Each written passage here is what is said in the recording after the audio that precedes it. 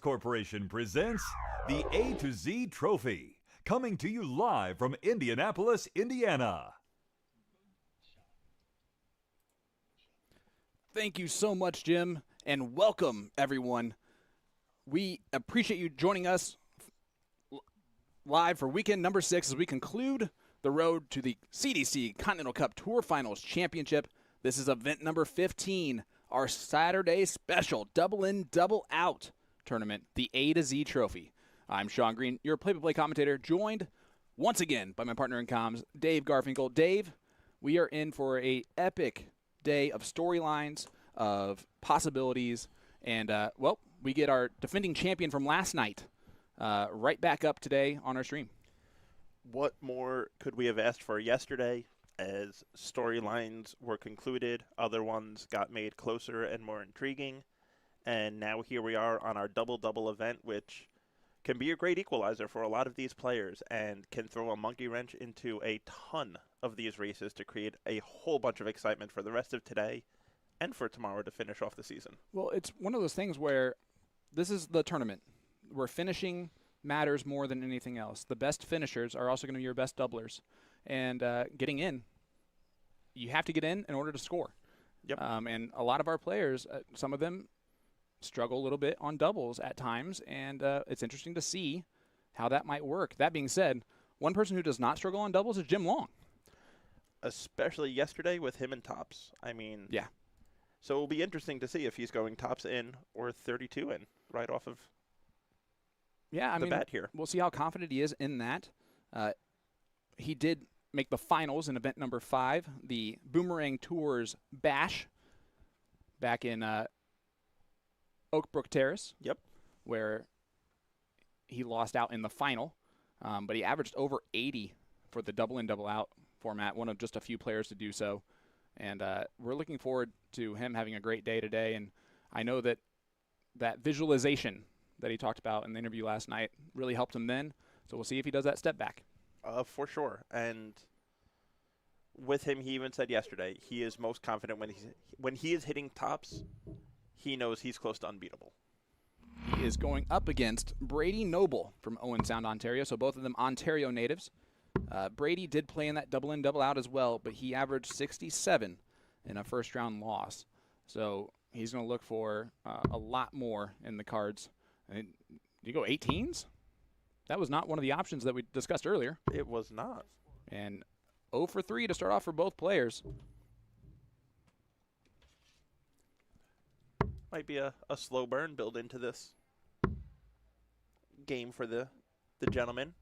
Yep. Well, so far, Brady's 6 out. And there, Jim gets in on the 4th dart. So he can off and score. Double in, double out. Got to double in one of the outside rings or the bullseye, which would be insane. It would be a bold move. It would be a bold move, Cotton. That one's right on the wire for Brady. It's always frustrating, too. If you're playing a double in, double out, getting in is so important, and it can be so frustrating so quickly. Absolutely. And when you're playing somebody like Jim, you're already having that pressure to come off to the quick start that you're putting extra pressure on. Make sure I get in on the first start. Absolutely. And, well, let's talk about, as Brady does get in, it took him 13 to do so. 105. Sorry, it took him 11 to do so. 10. Thank you. You can just say 10. You don't have to just show that to me to where I correct myself. But anyway, let's talk of storylines. Help me help you. I'm trying to make you look good here, Sean. It did not help. You could just tell me it was 10. Let's talk the storylines, right? Currently, there are 16 players that are qualified for the Continental Cup Tour Finals Championship. However, there are a few of them that are on the outside looking in and in difficult spots here. Chris Maharg, Jacob Taylor, Nick Limberg, Danny Young, Caden Newberry are all right there. They're only 8 points back of the 17th place in Joey Leno or closer. Yeah, and then, I mean, right on their tail, look at this list that you have. You got Joey Leno, Larry Butler, and John Part. Yeah. So you have a world match play champion and a 3-time world champion currently sitting at the 18-19 ready to grab those spots from them. And I believe this will be his 3rd Evolution Tour Finals appearance for Joey. Yes, I believe so. But, yeah, so, I mean, it's who's who behind him. And you got a couple of our newcomer Canadians, too, right behind them, and Tyler Reddy. And then Rory Hansen has had a fantastic year, which we assumed he was going to. We can talk about how pretty loose it was in the players' practice room today in the warm-up. They had a lot of fun with a skinny straw turning into a dart. With a bar stir. Yep. And turned it into a dart, a very lightweight dart, and had a lot of fun trying to hit the triple 20 doing so. Yeah, and eventually they turned the 1 dart into a set of 3 darts. Yep. And no one's going to throw them. If anyone would, it'd be Kylie Edmonds, who was fantastic with those darts. Gentlemen? I think the only CDC Tour card holder that would have thrown them isn't here this weekend, which would have been Ram, because it's about the same weight as his darts. That's true. No, he would have killed that. So, gentlemen's on 40, which we saw yesterday, how clinical he was on tops. And we'll see how clinical he's going to be here. Clinical. Yep. And now you start to really wonder, why are you not getting in on tops? He's still going 18s. Back to 18s. 32. He does get in on the 3rd. Brady, an opportunity, though, if he can get on one of the first 2. He does get in on the 2nd dart. And hits that treble 20, too. So a little bit of a lead early for Noble against the throw. Absolutely. And I kind of like that switch from Brady by switching down to the 10s. It's that natural transition. But Jim looking to run away. A nice 2 treble visit. Which we saw a lot of that, too, yesterday. Of Absolutely. course, when you win the title, you have to do both those things pretty well. And I just like how he's just here to play some darts this weekend and have some success. He's been struggling a little bit overseas for the last couple months. And so just to get in here and just continue to play darts continuously. Absolutely. And Jim is someone that just loves the game of darts. He loves playing it. He loves watching it. He loves supporting it. He is a fan through and through as much as he is a player. And that's why it's also really easy to become a fan of his.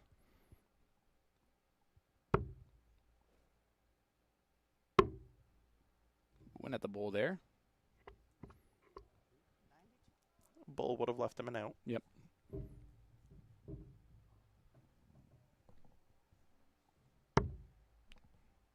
Would have left the 167. Brady's going to switch down. Needs to hit the treble 19. Did not. He could have gone back up if he wanted to as well. But Jim now 6 darts from 177. A much better leg from both players. Helps when you get in earlier. Yes. But we'll see what Noble can do to put some pressure on this 57. Again, the A to Z Darts Trophy. Brought to you by Magic Dart Inc. here. Continental Cup, October 17th and 18th. Get your tickets now. champdarts.com. For sure. Make sure you are there. It is going to be a party with some talented players. Yeah, with some of our CDC staples and a lot of newcomers. Right now we have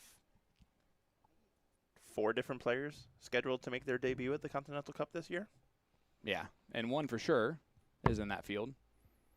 And Daryl Christie. Yep. Tops. Ooh, Noble had the opportunity.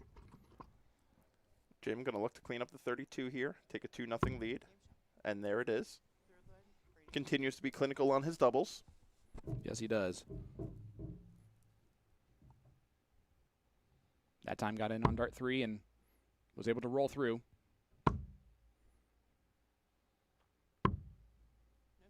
Brady unable to get in, and that's tough on the throw. Absolutely. And, of course, we were talking about the tight races that are coming up all weekend long.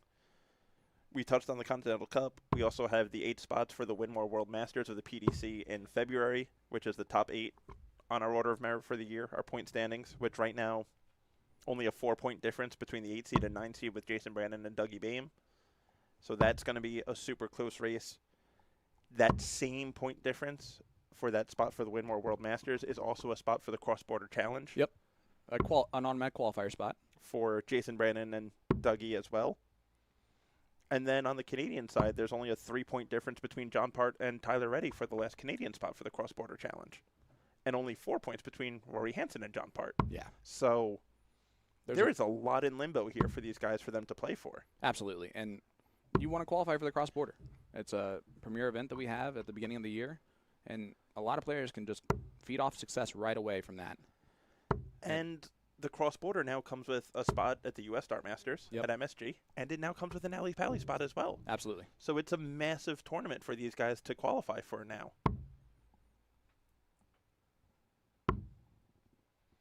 Rory gets in on the 11th dart that time. And when you're on your own throw and it takes you 10 darts, 11 darts to get in, it's not your throw anymore. And No. And it not even going to be close to your throw. No, and this is unfortunately the second straight leg for Brady with on throw that he has struggled to get in. And when you're down 240 points through the first 4 visits, you're going to be in trouble against most people. Against Jim Long, you're scrapping at the bits. Yeah, it's going to be very hard to expect him to miss enough darts for you to get back into the leg. And again, he continues to show this consistency, continues to raise the average up after that first leg. Yep.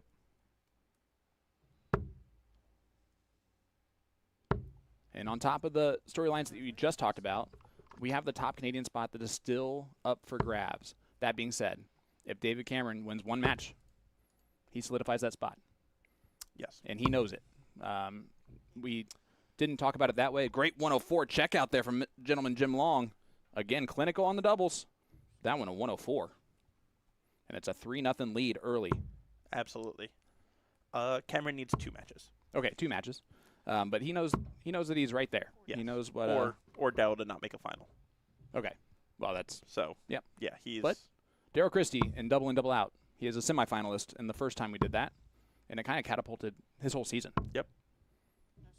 Not kind of. It did catapult his whole season. It 100% did. He was unbelievable on it as far as getting in for a start and just running away. But here is Jim Long running away with our first 180 on the stream for the day. Big 180 from Jim Long. And you can see the side profile view of both players. And there's nothing unimpressive there from Noble. But that's another 180 from Jim Long, back to back in this 4th leg. His third 180 overall of the match. I guess we missed one in there. 75. Yeah, I guess so. Oh, I like this route. And wonderful, knowledgeable Anthony Eugenia brings up a great point of maybe Jim's not going at tops to get in because it's been so reliable on a finish that if he struggles to get in on it, it will falter with his finishing, and he doesn't want to mess with that. So go elsewhere for the in and lean on that double 20 for your finish because you know it's been so reliable for you. Well, that was a 13 darter from Jim Long, and he had an opportunity at the 12. But, he's raised that average back up to right where he was. It was an 80.1 at the end of the tournament for the Boomerang Tours Bash when this last double in, double out happened. And on the outer boards, David Cameron has picked up one of those 2 victories that he needs to solidify his return to the Alley Pally. And that average, an 85.7 from Cameron. Gentleman gets in on dart 2. Brady again unable to get in on the first round. It's just been killer. He's in on 4, though. 105. You can see he scores fine once he's in. Yep. It's just that's the difference in this format. It is extremely difficult just to get in. 119. And when you got another player that can get in and then score like Jim Long can, You're in trouble. you're absolutely in trouble.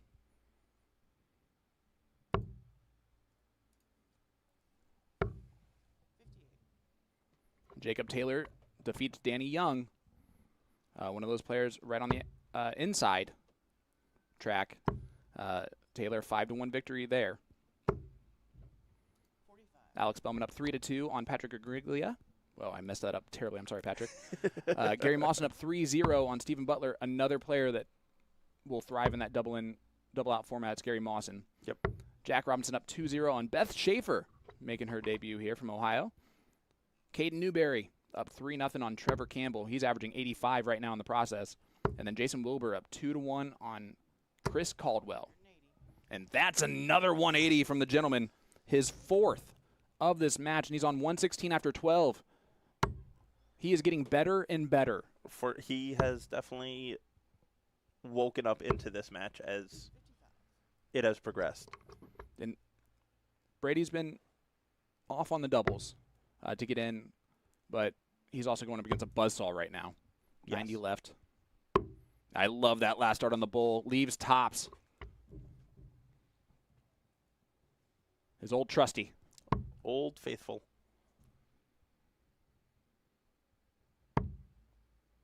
And Brady's last 3 darts might be an 11. He's going to visualize the middle in that red bit. He's hit that same And there mark. it is. Jim Long, ladies and gentlemen. He just shrugs his shoulders. 82.5 average from the gentleman. 4 180s. 5 of 7 on his doubles going out.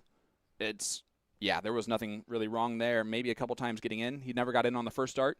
Would be the only one thing that I would say that he needs to improve on. But other than that. Yeah, and I mean, you eliminate that first leg, and he's in the 90s. Yeah, it was an absolute epic performance there from the gentleman, Jim Long. Again, he was the finalist in this event number 5, when we played it earlier. But, yeah, excited to see how that goes. We also have the Jay Tomlinson Trophy, the battle there between the top 2 Americans who are already qualified. Yep. For the World Darts Championship in 2026. That, of course, Adam Savada and Stowe Buntz. And they are 21 points separated, so Savada to the better there. Again, the main achievement of that is you automatically move to Stage 2 of Q School, avoiding the 500 players that you would have to play in Stage 1. Yep. Yeah, you get to play in a field of 128 instead of a field of 500 and change. And we made that argument yesterday. Mm-hmm. If the gentleman, Jim Long, did not get that opportunity to skip Stage 1, he might not have his tour card. No, talent will always prevail, but Q School Stage 1 is one of those things where it is such a draw-dependent thing that sometimes your best players aren't making it out of the stage. Right. I mean, for 3 years running, Danny Lauby was the highest average in Q School. And didn't make it. And didn't get a tour card. Yep. It's insanity, honestly. When you really think about it, the luck that goes into that is something else. But we got that going on. The Canadian spot is 1 match away for David Cameron from getting it done. So he's going to be looking to do that. And we also want to talk about the fact that we have some tour card holders that are in trouble of losing that tour card this year. For sure. And we're going to be checking in on that as well. Do you have some of those names that are here? I mean, not here right now is you have Dustin Holt, who is on the bubble. Mm-hmm. Currently tied for 63rd. Ed Pope is here currently in the 64 spot. Which is good news that he's here. But he's also actually only on year 1 of his card. But he's able to just build those points and give himself a good shot of staying there. And, of course... Actually, I don't think Ed Pope is a tour card holder. I think he's an associate. Well, he's in 64th spot So right he now, might be playing himself into a tour card. which would be really awesome. But you have the likes of Shane Meeks, Rob Donnelly, who we've seen in He's danger here. of losing their cards. Bill Anderson from Connecticut. We're going to see Rob Donnelly in our 4th match today. We are. Jules Van Dongen Yep. will probably be losing his card this year. Yep. Of course, he has his PDC tour card still. Clayana Brandon currently. So there are people here that have that ability to play. Jacob Schaefer, who's here Yep. now today, Yeah, was not absolutely. here yesterday, who, he's currently sitting at 12 points and 64 is at 19. So it is possible with a decent run. Well, we don't know what happened right there, but you can see the freeze frame.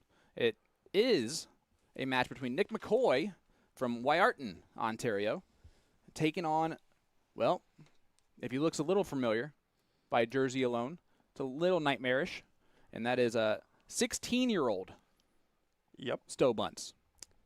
The youngest ever CDC player.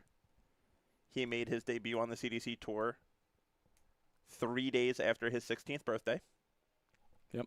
And just like the PDC on the CDC Tour, you must be 16 to be able to play. Yep. So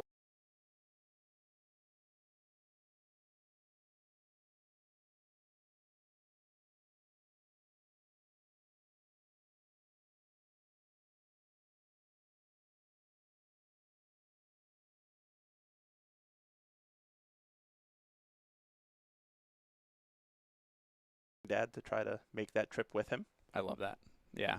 I'm thinking we're trying to get that all figured out in the background. And by we, I mean our great production team behind the scenes. So you can see we are on the slide here, I believe.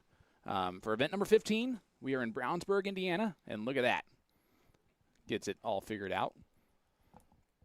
It looks like they're still shooting for that bowl. So we didn't really miss a whole lot. Nope. So here we go. It'll be Nick McCoy, Stowe A. Buntz. Or as he likes to refer to himself as the Stowe Buntz. He is actually the Stowe Buntz, as Dad uses his middle name. Correct. But And we will just leave it at that. Oh, of course. Otherwise, Dad will kill us. yeah, for sure, and we don't want to be killed by Dad. Stowe played in the double in, double out back in event number 5. He averaged 55.5 Yep. in that tournament. Did lose in the top 64. Nick McCoy didn't play in this event back in event number 5. His overall CDC average is a 69, but he's 1-9 in his last 10 matches here in the CDC, whereas Stowe's 2-8. Yeah. So a little bit better form maybe going into it. We'll see what happens, but the 16-year-old has won a couple matches in the CDC already this year. And Nick is one of those players off of the associates list that has been invited on coming. He is actually the current number 1 ranking on the associates list. So as long as we are pulling those names from the associates list, he is automatically getting an invite to come play. Yep. And he loves playing the CDC. Yeah. He wants to be here. So it's another thing to go to show you on why to come out to those Q schools, why to come out to those summer series, because they all add those points to your associates list as well, that even if you don't necessarily get your tour card, the opportunity is still there to come and play the tour. Absolutely. And you play the tour, you do well, you can play yourself into a tour card without even needing to go to Q school. Yeah, as Eddie Pope is right now on that bubble spot for getting his tour card as an associates player. Yep. So looks like we're going to get off and rolling. Nick McCoy will get the start against the Stowe Buntz. And the Buntz family also has another talented Layla Buntz, Yes. who has been tearing it up. The Pastel Princess. Look at that. Perfect start there from Nick McCoy. In with 160. That'll help. That will definitely help you feel comfortable and help make your opponent feel very uncomfortable very quickly. Absolutely. Well, he got 3 perfect into it. I don't know how often we're going to see that today, so we're going to just take it. And Nick is someone that can play. He has some big wins under his belt. He knocked out Stowe, I believe, back in Niagara. So, little redemption for for Sun here? Yep. Maybe it was last year in Niagara? Last year in Niagara, Okay. in a top 32 match. And not only did he beat Stowe, he beat Stowe throwing a 95 average. Yeah, and Stowe throwing a 95 average. which is So, Yep. That's exactly what you're looking for. Buntz gets in on dart 2, and then he goes at the bowl. But he does get in. Unfortunately, McCoy is already under 200. And Nick looks focused today. he does. He does. And, I mean, when you're leaving yourself 78 after 12 in a double-double, it is a phenomenal opening leg. But, I mean, Bubba answers with a 140. He's going Yeah. to try to just – maybe this leg is a lost cause for him, but at least get yourself, find your range, feel comfortable, build that momentum for future legs. As, I mean, it's only leg number 1 in a best of 9. You have time. to settle Absolutely. in. And your opponent went in perfect at the start. Yep. So, all right, chalk this one up as just trying to get the scoring power down as much as you can and move on to leg number 2. Nick trying to close out this one. Bit awkward for him. And it goes below the wire. If Bubba can put in a 140 plus here, which he will not. Could have put a little pressure on that. So McCoy back, double 10. That's Just inside. always doing the mess around. And he busts it.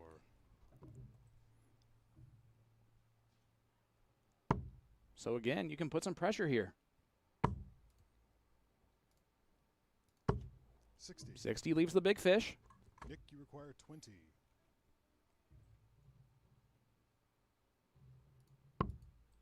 Oh, wow. A single 15. He's going to have to clean it up again. Double 2. 18. He is having some double trouble after getting in on dart 1 and throwing a 160 in.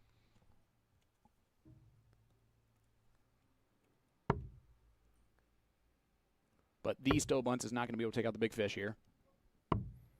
27. Portsmouth, Virginia, Nick, you require where he 2. resides. Yep. And again, Nick in the madhouse. That's And a he shot. does Leg, Nick find it. McCoy. Finally cleans it up. What could have been a 14 turns into a 27. Which is insane. But Yeah. a win is a win. And it's because it took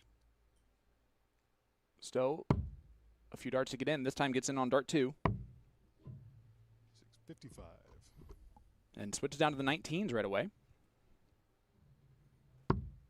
Nick again, perfect on that first dart. 80.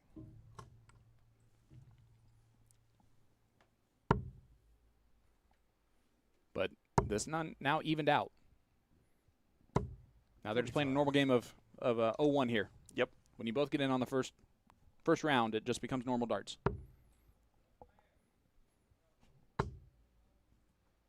And I have a feeling we're going to see that a lot more often than not. 100.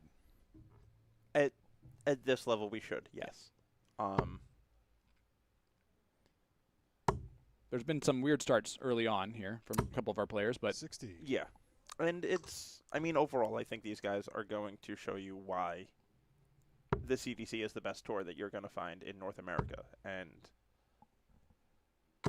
if you're looking to test yourself, you're looking to prove yourself, 121. you can't claim to be one of the best if you're not playing on this tour, if you're not competing on this tour, because this is where anyone who's anyone comes to play. 81. and I mean from the top down, the talent level is there. You have so many players in our top 25, 30 in 60. our tour this season who are just they're going to be the best in their area. Yeah. When they go back, we have 2 legends that are 18th and 19th, Correct. and the greatest American, most decorated American of all time, and Larry Butler, and 44. of course 3-time world champion Nick, John you Park. require Mhm. 140. 140 left here from McCoy. He does have 6 darts from here with Stowe unable to get down to a finish. 95. Great last dart. He'll come back with 45 remaining. Buntz had the 140 early on in leg number 1. Hasn't really found that scoring power yet again. 42. And that 42 is going to frustrate him. Nick, you require 45. Unable to leave a finish still.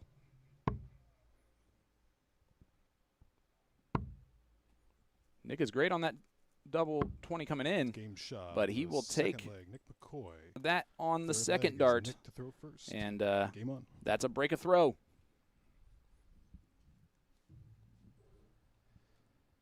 Yeah, I mean, Bubba hasn't really found his rhythm yet this match. Yes. Definitely shooting below where we've seen him a lot this 60. year. Yeah. But it's that double in, double out format can really do that to you. But he gets in on dart 1 there. 46. He's just trying to find that release point. Yeah, I mean, the way Nick has been scoring, the way Nick has been 60. getting in, it's going to put a lot of pressure on Bubba to score, to keep up, to put in some power scoring once he gets in. That's 140. There it is. going to create a little bit of uncomfortability for him. But there's that 140, his second one.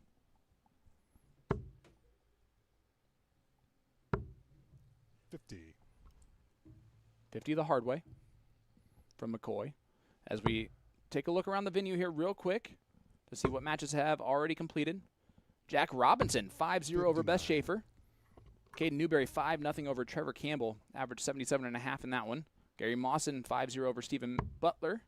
Alex Pellman, 5-2 over Patrick Griglia. I don't know why I keep messing that up. Jim Long, 5-0 over Brady Noble. We saw that one. And then the other ones we talked about, Jacob Taylor, 5-1 over Danny Young, and David Cameron, 5-1 over Nick McKinnon. David Cameron's 86 average 100. is the best so far on the day. And we look at the ones that are still playing. Yep, and right now on the outside boards, we got Chris Caldwell, who is up 4-3 over Jason Wilbur. Brad Farley, 3-0 up 42. over Ed Pope. Still Mike you require Scarborough, 2-1 up over 156. Gary Brooks, who is currently throwing an 87 average in that one. Nick McCoy, as we see right now, 2-0 up over Stowe Buntz. Brandon Goddard with a 34. 2-1 lead over Rory Hansen, who Rory is one of those people in a couple of those tight races. Yep. And Daryl Christie taking a 1-0 lead over Ricky Boudreau to 100. keep his Ali Pally hopes alive, hopefully. Still you require And again, 122. Daryl is going to be dangerous in this format. Semifinalist in event number 5 that really catapulted his entire year so far. 39. He has not looked back. Nick, you He is. require Him and I 131. think Caden Newberry is also a name to watch in this one because I believe Caden went on a run also in the double-double and looked really, really comfortable because that's kind of what's carried Caden this year also has been his finishing. Yeah, absolutely. You watch him play, and it is lights out on those doubles. So, 57. and you could see the 5-0 Still you victory require 83. tells you a lot about that. Well, Stowe leaves 80. Does he go tops? He He attempted went that. for it. 43. We'll see if he comes Nick, back. you require 74. If Nick pins a 74, it's deadly. 13 for the bull. Bullseye. 35. Just a bit outside. Yeah, Still that you was require 40. a long way away. Same thing that one. As was that. It hit a wire, but not the little thinny one. 20. Oh, and only 20. It's hard after that first start, right? Nick, you require 30. To really readjust. Yeah. McCoy, though, has to clean up now on the 39 left. And he doesn't do that yet. 23 remains. Ooh, does not 31. pin the Still you double require 8. 20.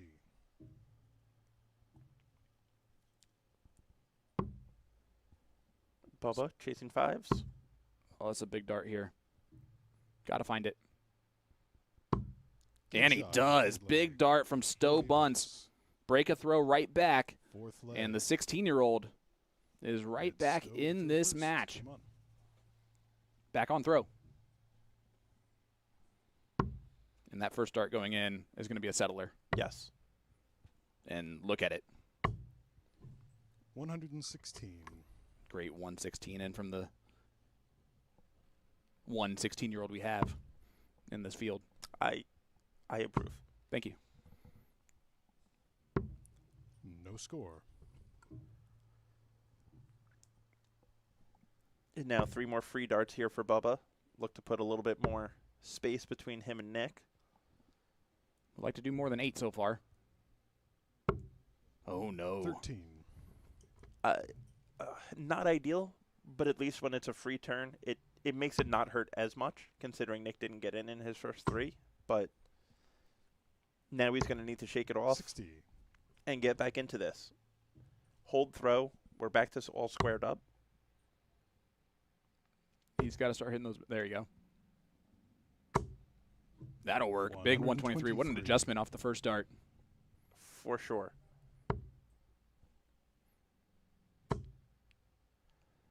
But Nick, right here, 140. Great with a 140. 2 triple visit of his own, 140, kind of keeps him in this leg now. Essentially 1 treble down of Bubba. 21. And the rounds of 13 and 21 are the ones that are killing him right now. And that's that, I think, inexperience of just not being as consistent 43. coming out right there. Yeah.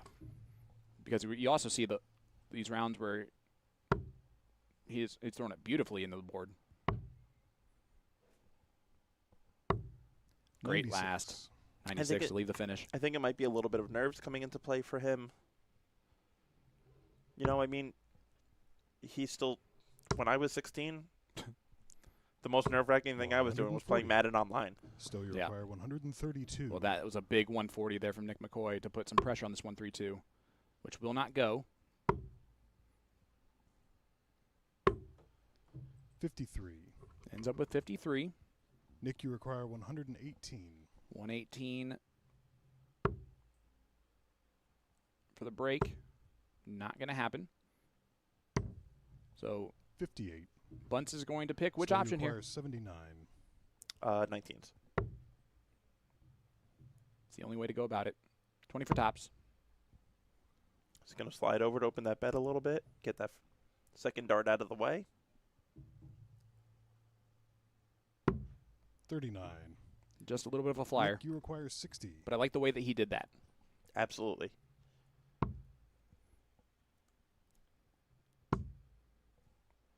Nick chasing down to 10s.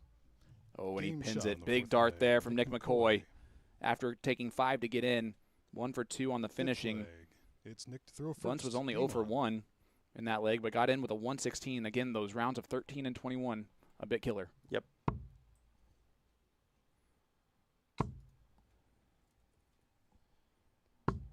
No score. But McCoy now, second round in a row, not getting in on dart 1.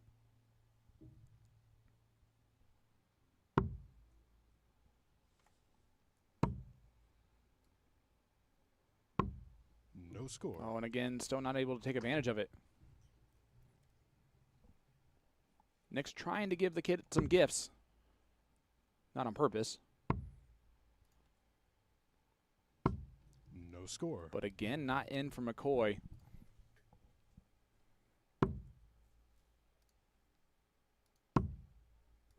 Yes.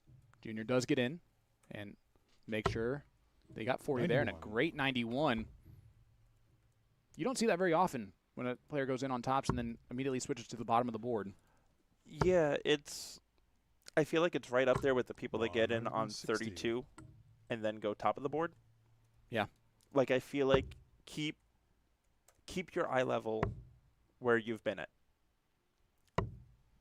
30. The 32 to 19 switch is such a natural switch. Right. The 18s or 20s to the trip 20 obviously is a natural switch. You're already up there. You don't have to move 60. your entire body. Well, McCoy took 7 darts to get in and, of course, hits a 160 in for the second time.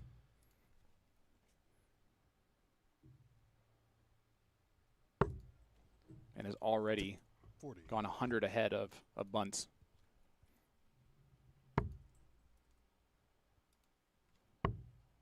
59. Yeah. 58.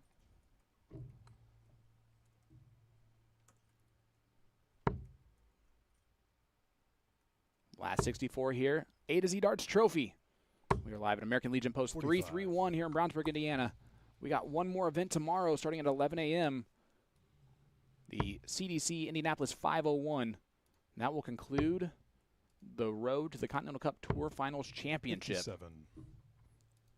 57 there from McCoy. Puts him on a bogey. So the math wasn't math in there. 55. Yeah. And those are those little things that you see the difference in these unseeded matches and the unseeded players versus 85. those higher ranked players is the leaving of the bogeys, the counting, even back at the 300 level. Right. You know, the leaving a 70. great counting there by Bubba. Nick, you require 81. I mean, Bubba has one of the best teachers out there. Yes, he does. I mean, Stowe is one of, if not the best counter we have in North America. I would agree with that. He had 74, then 27 scored. Yes. And he makes it even to 41. leave tops. Buntz So you set require up this 170. 170.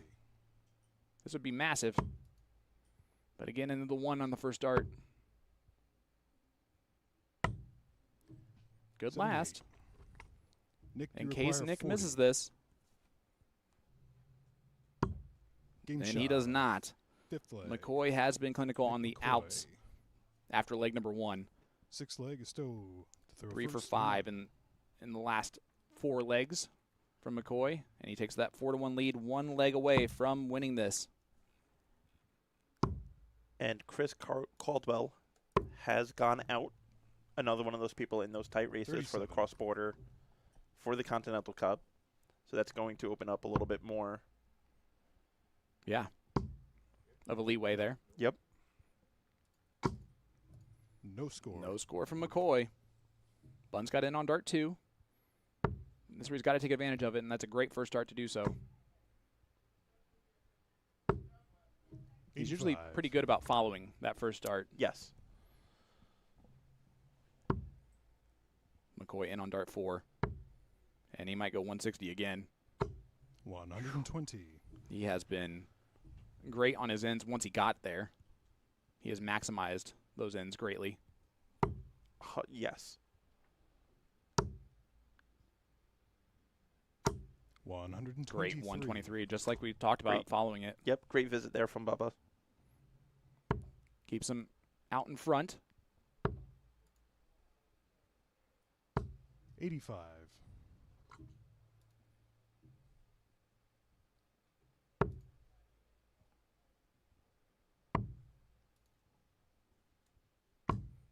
$34. Coming up after this, we will see the man from Queens, New York, Joey Leno, the 11 seed. He'll be taking on Chicago's Trevor Buboltz. 140. Should be a good battle in that third match. Following that one will be Rob Donnelly taking on Jeremiah Malar. 30.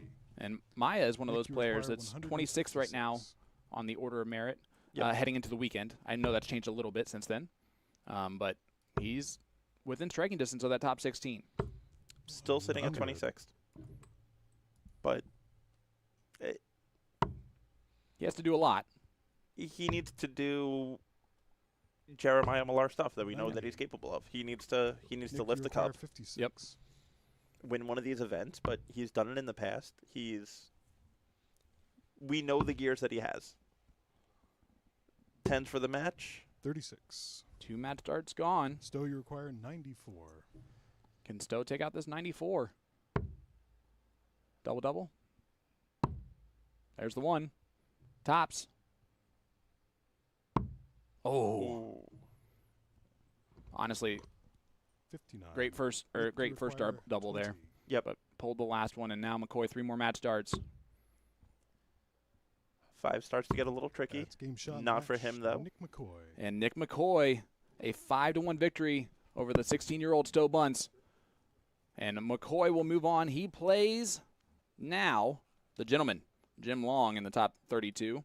So he's got a lot of work left to go. He's going to want to raise that 64.5 average up quite significantly, my friend. Yeah, I mean, if he gets the same Jim Long that we saw in the first match, he's going to need to get in the way that he was getting in, but his scoring is going to need to improve significantly after that point. Yeah, absolutely. Well, coming up next, like we said, we got Joey Leno taking on Trevor Buboltz. So don't go anywhere, folks. We'll be right back with more from the A to Z Darts Trophy right after this. Can't wait.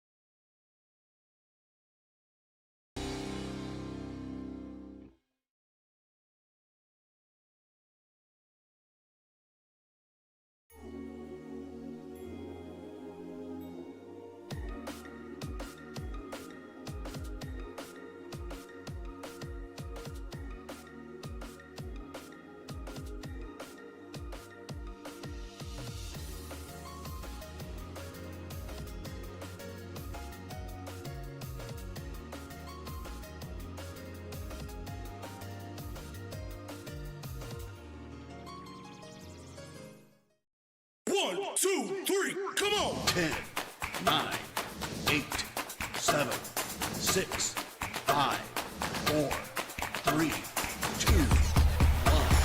Stop.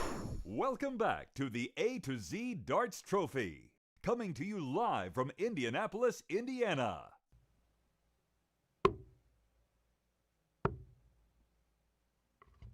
Thank you, Jim, and welcome back to event number 15 on the road to the Continental Cup here from Brownsburg, Indiana. William Stewart alongside me, Mr. David Garfinkel, as we've got a great matchup ahead of us in Joey Leno and Trevor Buboltz. Welcome to the party, Mr. Stewart. It has been an exciting weekend so far. Lots of storylines going on, lots of races for these players.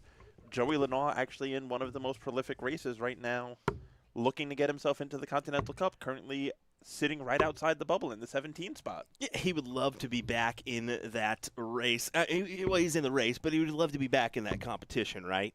It's got a little tough road ahead, but hey, no better chance than now to tackle this task and get it done. I mean, a Saturday double in, double out event, why not? Yep. 100%. And I mean, for him, he's already going to be in Philadelphia playing the Evolution Tour Finals that Saturday night of the Continental Cup. He wants to be there Friday night also. What? He wants to be there Friday and Saturday. Hasn't he done that before? Hasn't he won an Evolution Tour and then just made a run in the Continental Cup as well? Yeah, I mean, you know, he's finished as a semifinalist in the Continental Cup on his 21st birthday, with also, well, losing the Evolution Tour Finals to Gavin Nickel that year. Yep. Yeah. But still, he's got Gavin Nickel Oh, again. not Gavin Nickel. To Caden Anderson that year, that's I right. believe, That's actually. right. Yeah. Yeah, that is right. Caden did pull off that W that year. Yep. Caden, if you're out there, we're thinking of your brother. Hope you can get back to it here soon. But let's get underway. Joey to lead us off. Unfortunately, can't find his route in. Let's see if Trevor can find some success. He will with his first dart. 122, 112. Trevor, one of those unique individuals that gets to enjoy life a little bit more than some of us because he's retired already. Yeah. Yeah. He's living a good life. I would say so. Darts has probably become his number 2 passion. Darts next to and the golf. course. 81. Well, he makes his money on the tables and the gambling machine. Let's be right, but more power to him. I mean, if you ever want to tell if somebody's a golfer and retired, just look for the shade of skin color that Trevor has, and you see that little bit of 140. whiteness peek from under the sleeve. Also, the glasses give away as well. He's got a little bit of a hint there. It's what we refer to as the golfer's tan. Exactly. Well, he's out in front by a good chunk here at 168. He is putting together a great first leg here.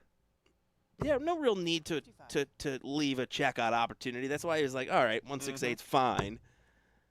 I'll come back with the look at a 113 check and possibly a couple looks at this. We'll see.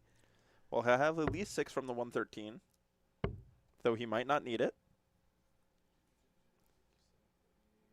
That's 105 scored, 8 left. Gonna look at the double 4. Just a bit outside there, but he will be back for it. Under what kind of pressure, though? 60. Not a lot, so. Under no pressure, because he now has 6 at this 8 if he needs it. He should rattle it in. Let's find out here. He will not. So I have to come back for that number. 100. In early stages here of our event number 15, but welcome to the show, ladies and gentlemen. Thanks for joining us. We appreciate it. Second game, Trevor to start. Some big stuff being played out over today and tomorrow's action, folks. Tour cards to be, kept. Yep. Continental Cup races to be had, and also, I mean, that World Championship run as well. I mean, those are kind of almost locked in, I think, from the top Canadian, top U.S. standpoint. But yes, for the most part, we're gonna know.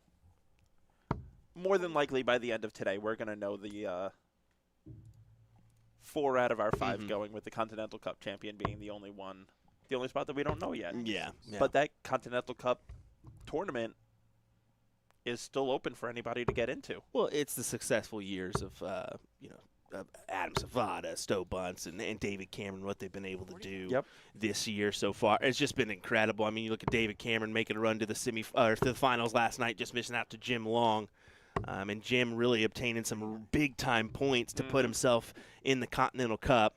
I assume he should be a lock. Yeah, and into the Cup, but not only that, for Jim, also into the cross-border. That's a big-time thing as well, especially for Team Canada.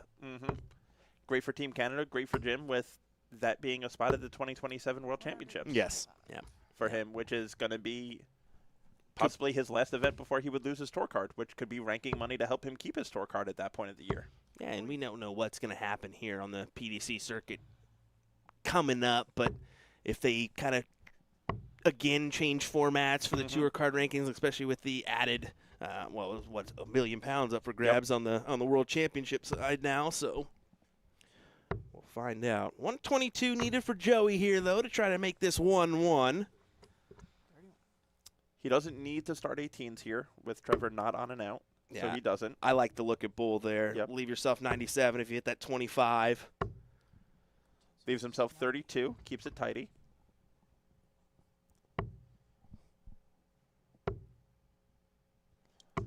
And that's one of those situations that you always talk about to new people is an out chart is a great thing, and the outs are there for a reason, but a lot of them are situational. Yes. As Joey pins the double 8 now, ties it up at 1-1, gets the break right back. But in that situation, you look at an out chart, 122, it'll always tell you to go 18s. If your opponent's not on an out, shoot to leave yourself something comfortable. Yes. And that's the tricky thing working the controls is you have your outs in your mind, but then when it comes to another person's outs and their situational plays, you don't ever know. So you really got to watch those eyes and focus on where they're going to attack because everybody's just a little bit different, right? Yep. Trevor does get in. He steals away the advantage from No score. Joey, and it could be a big-time advantage before he knows it. Yeah, I mean, Trevor getting in on his second dart. 85. Joey now 6 in without getting in. That's the tricky thing about double in, double out. And you mentioned it earlier with Jim Long, how he wasn't attacking the double 20. He was attacking a different wedge to open up just for confidence boost on the finishing checkout. Correct. Double in, double out is so tricky because, you want to go for that number one double to get yourself in, but if you're not collecting, it can really mentally break you down in the duration of a couple minutes, let alone a few legs. I mean, that could happen. It really could. Absolutely, and it's one of those things where you need your starting and finishing to both be on point. And if your starting isn't, it directly can affect your finishing. If your finishing isn't, it could directly affect your starting. And there's so many elements to it, which is why even on the professional level with the PDC for the World Grand Prix, we always see new major winners coming out of that event for the double-double. And new names making runs in that event because it's such a unique format. And it's so different to something as simple as having to start on a double is so different than everything else. Joey attacked the double 2 to try to open up his scoring options. As he pretty much feels that 40. he's out of the mix here on this leg, and you would assume so. Trevor could almost blindfold himself and attack this one and get the leg. Yeah. 59. This is what we're talking about. This is what we're going to have to the next few legs. Does this affect Joey? Correct. It will be interesting on the next leg to see how his doubles are, to see where he's at for the getting in. No score. As Trevor misses another 3 at the 20, but he does have time. He knows he has time.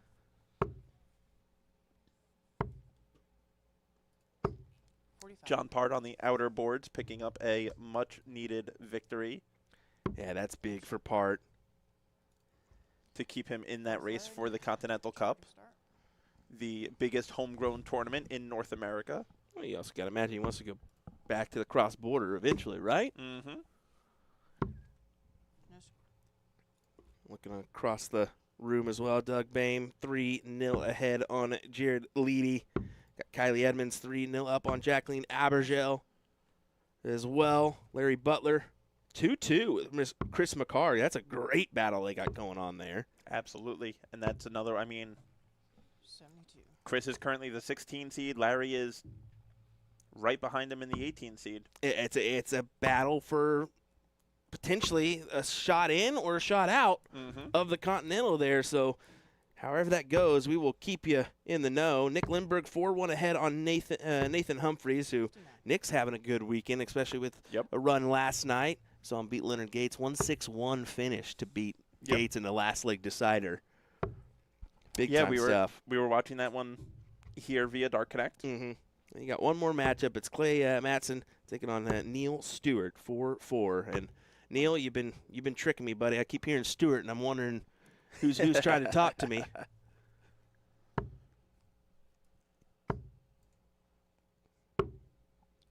And you can see Joey still struggling here. I mean, the scoring, it's just not there right now. You can see him trying to work it out in the background, doing a couple ghost throws, trying to figure out that movement, see what's going wrong. But it's so hard in a match to figure that out when things are going wrong. Correct. And he hasn't felt comfortable this weekend yet. He told me today warming up, he's like, nothing feels good right now. Well, you're the one that knows probably best because you do speak to a lot of these players. And Joey, I mean, he's right around the corner from you, essentially. I've known Joey now for 8 years. Yeah.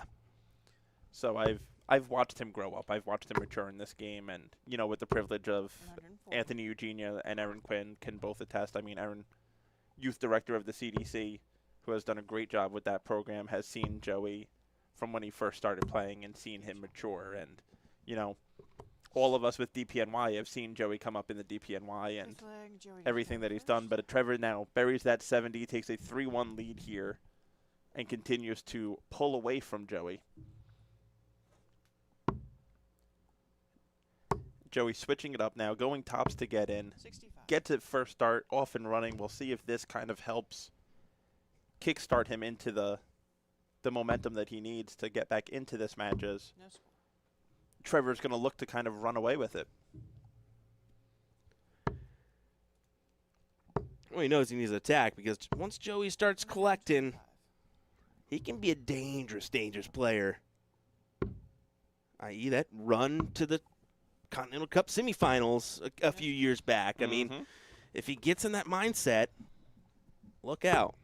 Yeah, I mean, that run, I remember top 16, he took out Larry Butler. Yeah. 58. Top 8, he took out Ryan Vanderwhite, which was a phenomenal match for that year that was in Queens, the Continental Cup. So you had two staples of DPNY going against each other in the Continental Cup for a spot in the semifinals. And then I believe he lost to Dougie in his semifinal match? Yeah, I believe so. Yeah, and it was a call-up for that, too. He wasn't actually in the field and got the call-up to be in the field, right? I believe so. No, that one I believe he earned outright. We'll have to find that information out. I got a pretty good memory, brother. 60. Now David's going to go on the hunt. All righty. Well, Trevor, try to hit the 180 here. Make it interesting, buddy. What do you say? 140. About does it. Big 140.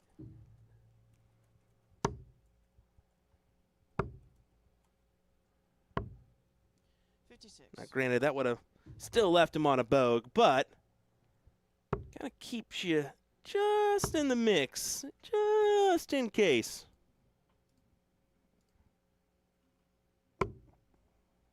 28.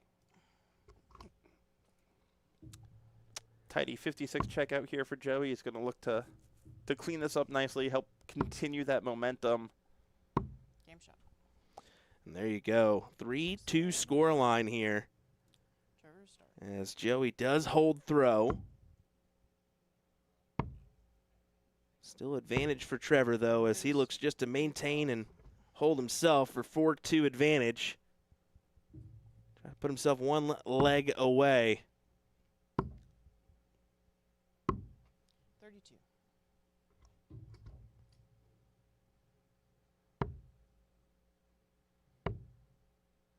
Trevor, one of those guys that really leans in on his throw, doesn't he? Yeah. Joey was the 14 seed. So I don't believe he was a call-up. 59. For what?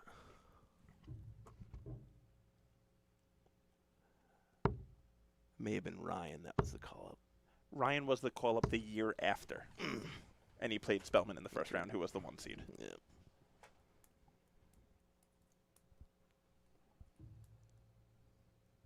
Either way, I'm going to go back to that actual match and find it and prove that you're wrong. That's fair. 92.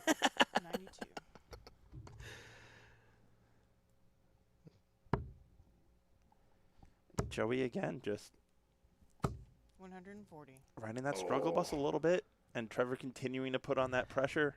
Yeah, I mean, 51 after 12. Come on now, that's going to be nice in a double in, double out format. So let's see if he can check this out in less than 15 or 15.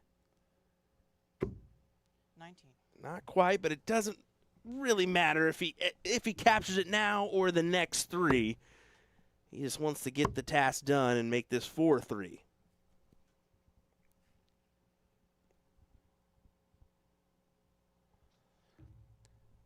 And Anthony Eugene, you're confirming with me, Ryan. Joey did earn it, 25. Gosh. and it was the year after that Ryan was the call-up. Okay. Game shot. 7th flag, Joey throw first. Well, good shot from The Trevor. only tournament you might be remembering that Joey got into was the first year of the cross-border. Okay. In Jersey City, he was a late call-out because of At the White Eagle. Correct. That's right. Okay. correct. As his father, Tom, messaged me that one as well. Mm. So the moral of the story is don't mess with the Queen Boys. Because they will 52. they will disprove your The New Yorkers. gibberish The quickly. New Yorkers. Well, one New Yorker and one Texan now, right? Or when does that actually hit the? It never hits. All righty. 97. Until Anthony develops the Texas Southern drawl instead of the New Howdy, Yorker. partner. Could you imagine? No. Oh my. 45. That's a 180.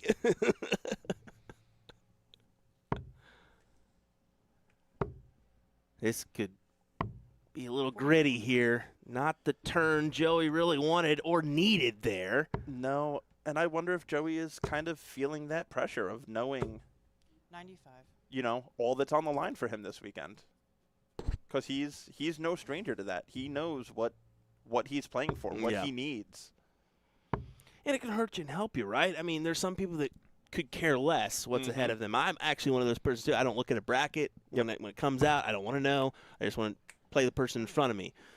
But you kind of know the stakes. Correct. Whether you know the bracket or not, you know that you're the 17th seed for the Continental Cup. Exactly. You know you need to do better than XYZ for you to get that spot. Mm-hmm. You know a couple events, you're a seeded player, which kind of makes it interesting. You know you're in the mix. Mhm. You know? Well, either way, this is a big round here from both of our players. Who can gain the 2 triples needed? 100. Joey cannot. Over to Trevor. Looking at 105 minimum, and he's going to capture more than that. Pending fallout, but yeah, shouldn't happen. That's a good shot for Trevor. Yep. Gets himself down to a 150. Joey going to look to leave himself tops. 95. Goes a little left. Yeah, 19s for Trevor here. Wants to keep it in the same wedge when possible. 98. What do you say, Joey? 85 to keep you in the mix. Going down to double 7. Game shot. That's a big timeout for him to What- at least keep the hopes alive. 8th flag. Definitely would not be my ideal route on that one, but it definitely works. Yep. It definitely works. Anytime you go inside on that double 14, it kind of gets tricky there, but he pinned it, and that's why he chose that route. And he remains in this matchup, No score. but needed to get in there. Especially with Trevor getting in on his 3rd dart. Well, it's escapable, but 100. when he comes back pounds a ton, then you almost have to hit a perfect opener here to be right in line. He may do that. He does do that. What a 1.56 in for Joey. Gets himself right back into this leg now. 125. But Trevor just continuing with the 2 treble visits. He's not making it easy. 140. At this point, neither competitor are making it easy for their opponent.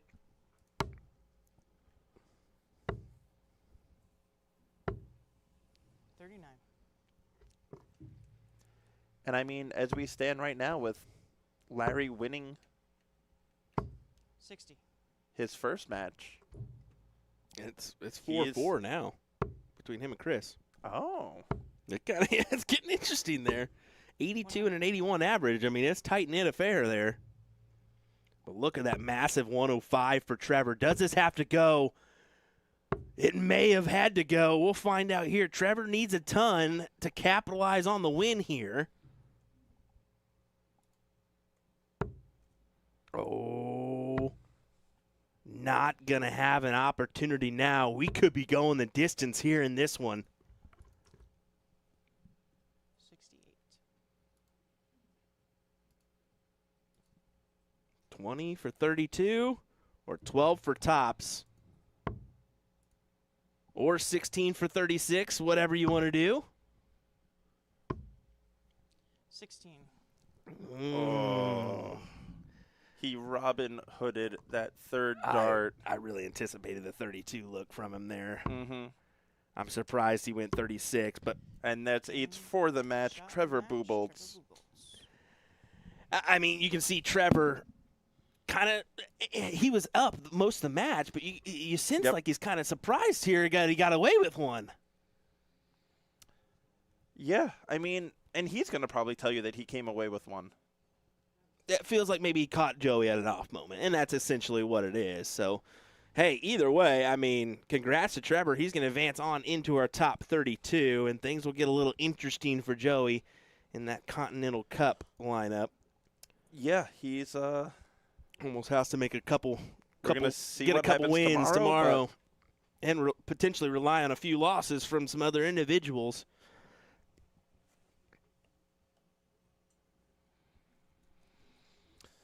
Yeah, but coming up next, we're going to have Rob Donnelly going against Jeremiah Malar,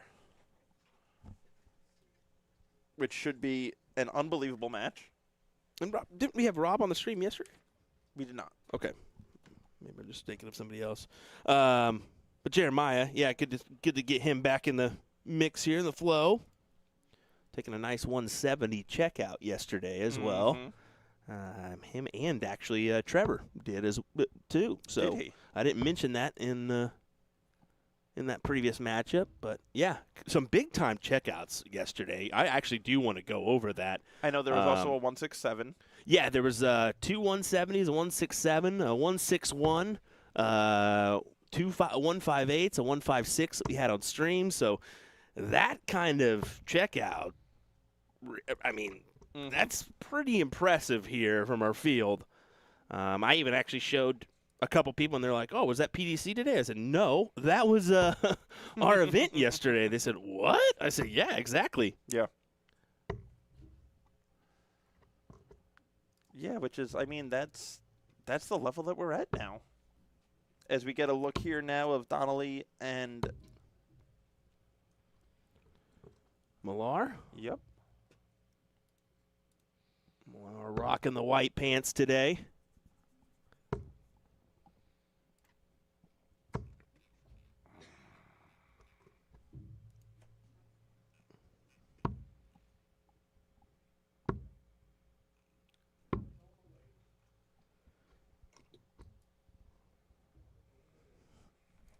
Rob, what a jersey he's got going on. With the Punisher on the back. Definitely a great looking shirt by him, I will say. Throwing in the Canadian theme as you see the maple leaf in there. No no imagination needed on knowing the nationality of Rob Donnelly. I'd say American, right? Nah, definitely not. Them's may be fighting words. Going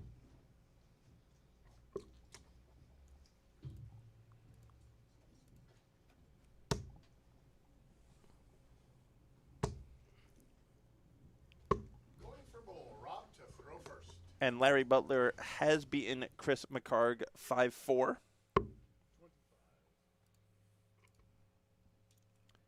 Which helps put Larry back in that race to make yet another Continental Cup, something that he has not missed.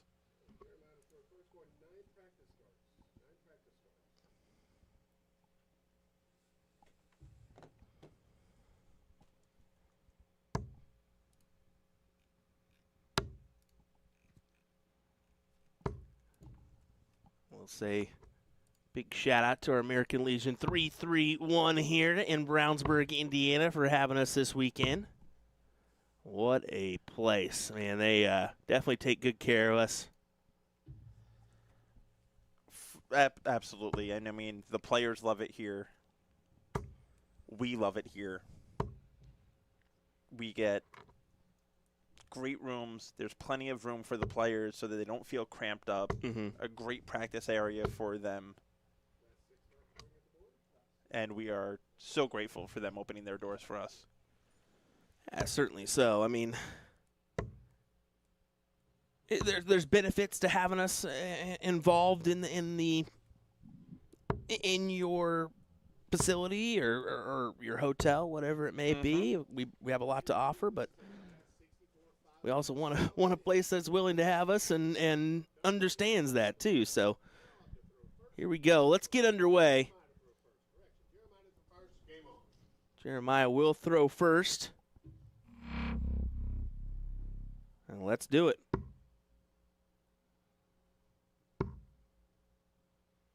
Back in the double top before switching down to 32. And he does get in. Rob, though, first start, going to look to run away a little bit, put a little bit of distance. 120. Which he does with the wonderful 120 in. Gives him that little bit of edge, but, I mean, I'm going to say it. Next year, if Malar is on the tour, he's going to win an event.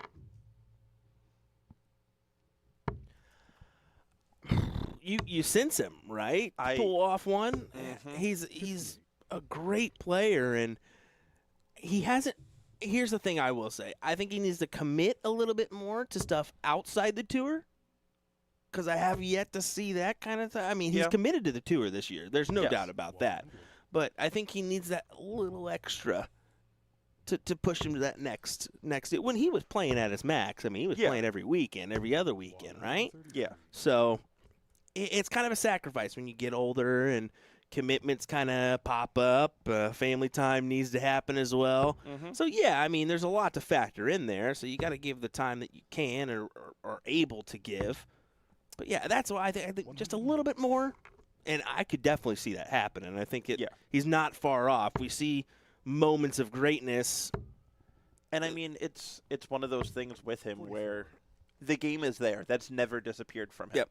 I think what's faltered with him a lot has been the confidence and that knowing that you belong, and that knowing that you can win. And every week, week in and week out, I see that starting to build a little bit more and more in him of knowing, like, hey, I do still belong here. I am still one of the top elite players here. Yeah. And I will say this. 53. You can always take time off, right? But I hate when people say retirement. It's like, no, you are never retired. You can always pick up a dart and find it. I mean, yeah, it might take a little bit longer than it used to, but how about this? Double for the win in leg number 1 for Jeremiah Malar. First. Game on. Yeah, I hate that. I've seen it a few times from players. I'm going to name one, Danny Baggage, who always uses the retirement thing. Get out of here, Danny. You can pick up 2 darts and beat some people, even with a year or 2 off alone. Yep. Yeah, so, yeah, I just – that's my 120. little part there, I'll say. Big 120 opener. you know, some people just want to make sure that you still remember them.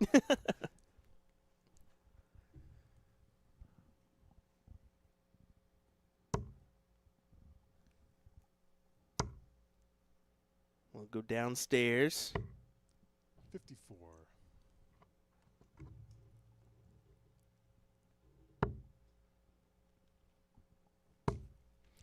Rob's dart lands 47. pretty flat. Yep, as we see in that side profile, almost even a little bit to the negative side. But Malar also lands a pretty flat dart for the most part, doesn't he? Yeah, I mean, I think so. Yeah.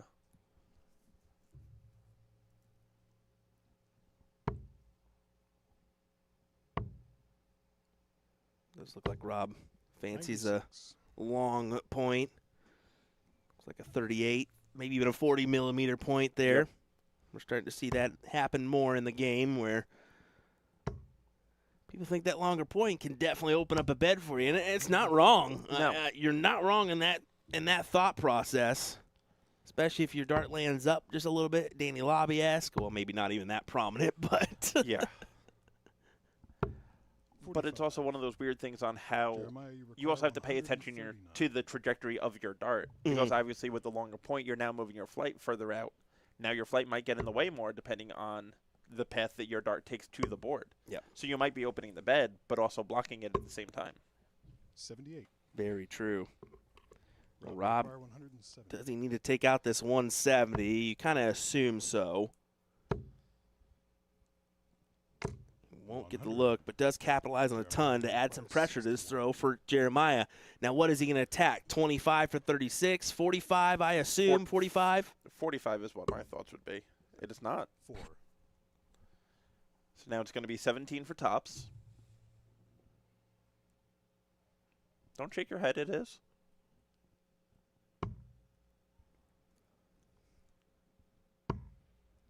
$41. Can't quite Rob produce. requires Nope. 70. And that's one of those darts that you do see more often than not when players are going bottom of the board to set up tops. 30. They tend to come low on it because they don't give their body enough time to fully raise to attack the tops. A tricky 15 here. Going to have to scramble for double two. Game shot on Double the two he second leg, gets. Jeremiah Malar. Way to hold his composure there. As you saw, he leg, did not show Jeremiah any for the frustration first. with that single 15 and kind of just stayed right with it, which was great to see. Larry Butler comes out on top of Chris McCarg, a 5-4. Yep. Just wanted to update you on that one as that has some implications for the Continental Cup.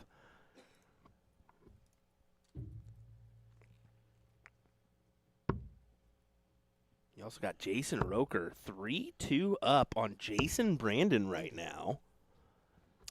I mean, we were talking about it yesterday when we saw Jason Roker that he is a player. Another big one. Justin Fawcett, 4-0 ahead on Tyler Reddy. No And that's big because Tyler Reddy's outside looking in on the Continental Cup. On the Continental Cup and on the cross border. I mean, he's one shot out of cross border right now in our 6 guaranteed spots. He's 4 outside of the Continental Cup, so really needed to make a run today. Still can do it, but needs to rattle off 5 on the spin. Yep. Yeah, I mean, Tyler right now 4 points behind John Part score. for that 6th spot, for the guaranteed spot for the cross border. And Part already won his match. Wow. Tough spot to be in, 140. especially going into your potential last day tomorrow. Yep. Rob, what a good shot at the 140. Yep. Having a great leg right here to break Malar. Get the break back, put himself right back into contention 40. in this match. As Malar finally sneaks one over the top to get in, get involved.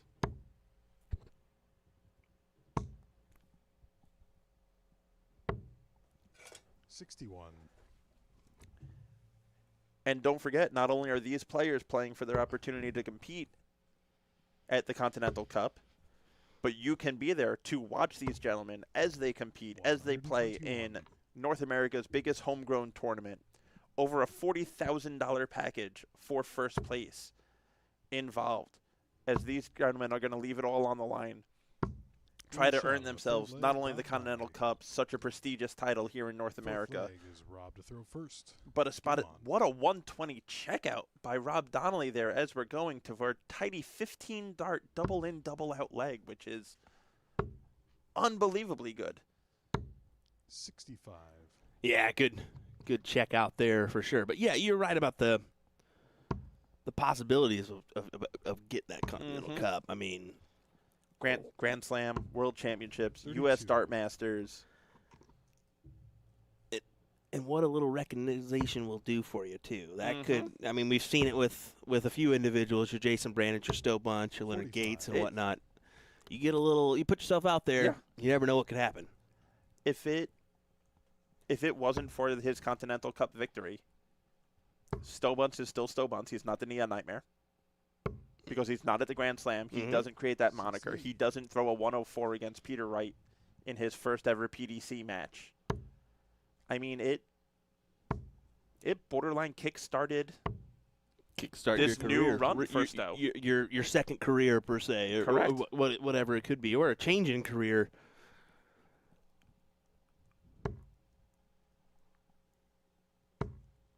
The CDC has certainly blossomed over its 11 years of existence.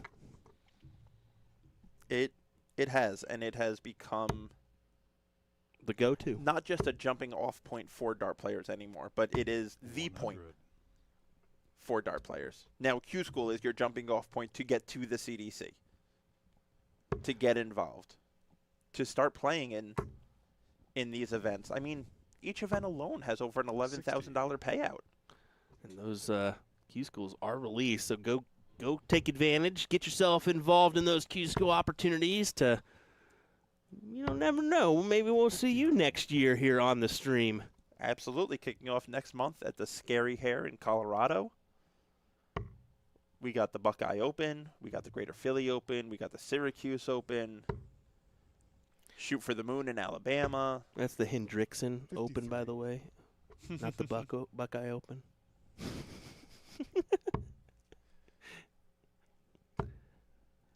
Rob, going to look to set this up. 104. Great 140 to leave 48 after 18 to get us all square in this matchup. Yeah, clutch turn there for him. You can see Jeremiah fumbling a little bit here as he looks to scramble to a checkout. 45. Ouch. Not the ideal Rob look, require 48. as Rob has no pressure on him for this 16 for 32. Well, when they tell you to throw the wire, that is the definition of what they 32. refer to. Yeah, exactly. You just got to be okay with either outcome.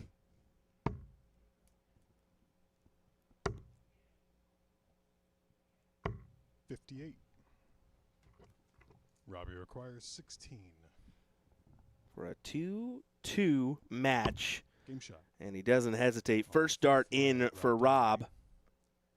Fifth leg is Jeremiah to throw first. Game on. Yes. And there we see Jeremiah's throw again. Another gentleman 6. a little bit on the vertically challenged side, throwing up at the triple 20, up at tops. You just had to mention it, didn't you, Garfinkel? You just had to mention it from the tall 7'2" gentleman next to me. The giant that is David Garfinkel. But you know what? It's those types of things that really play is such a big factor into the game of,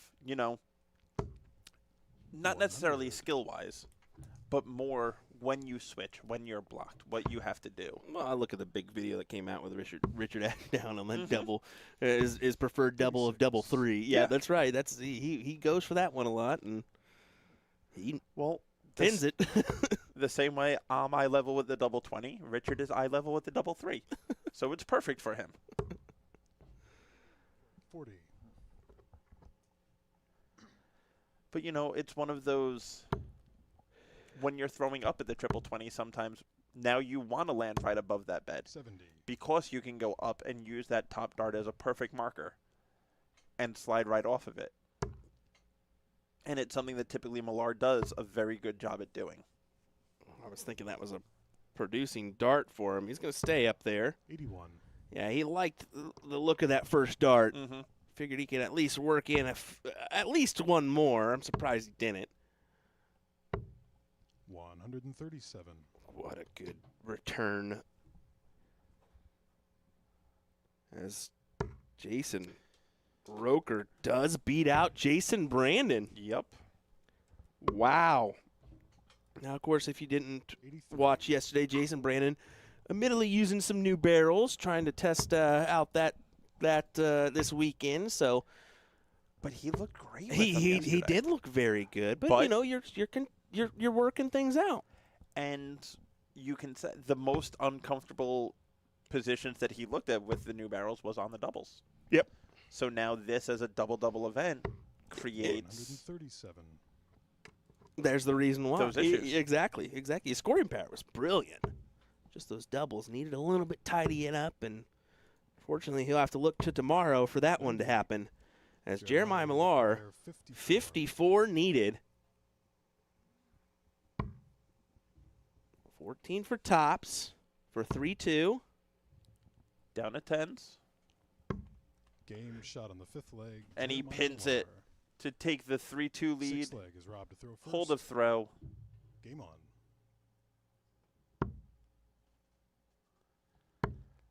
But yeah, I mean, right now, Jason Roker's biggest fan 52. is Dougie Boehm. Dougie only 3 points back of Jason for that last spot for the top 8 for the Winmore World Masters. Only 3 points back of Jason for the cross-border spot. 80.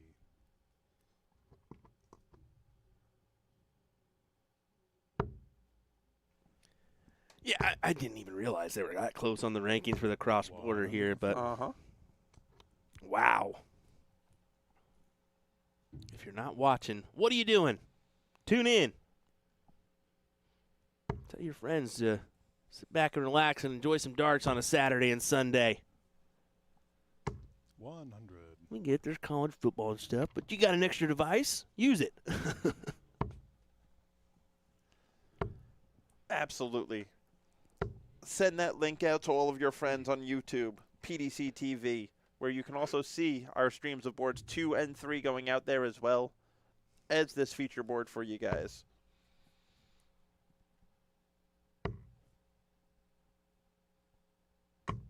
$58.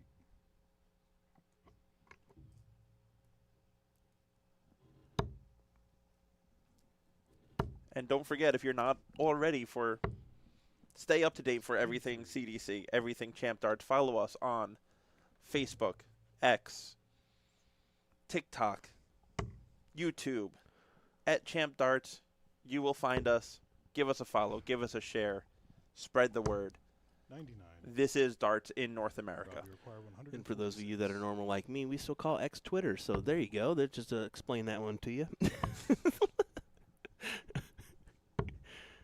Oh, what a turn. 130. What a turn for Rob. Forces the hand of Jeremiah on this 1-6-4. It needs to go. And it will not. It's looking more likely to be tied up once again here. And turn this into a best-of-3 shootout. You require 16. Chasing it to 4s now, though. 8. Well, Jeremiah, you require And this is where 100. Jeremiah wishes the 164 had a little bit of a better setup. He left it a little bit handier than the 109.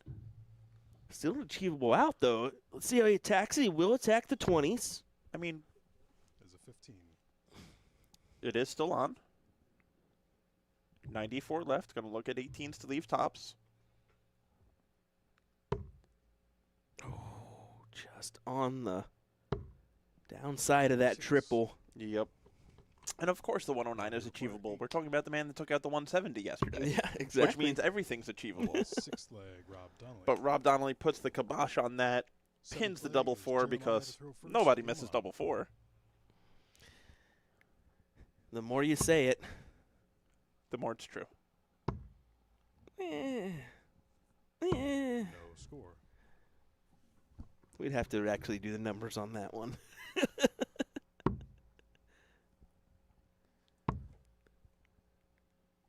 Rob scrambling 32. and finds the 32 for an in.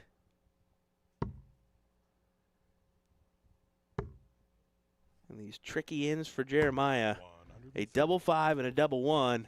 Those neighboring beds, but as long as it's in, you don't care. You're going right to the scoring segment. And you know what? When you follow it up with 2 triple 20s, 45. You'll take it. A You'll take it. a 130 in is pretty nice.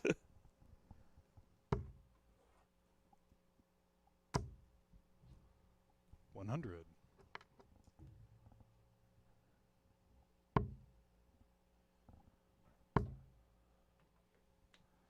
Oh, bummer. 30. Bummer turn for Rob. And I mean, for what it's worth, Jason Brandon losing 5-3 to Roker, yes. Jason Brandon threw an 80 average.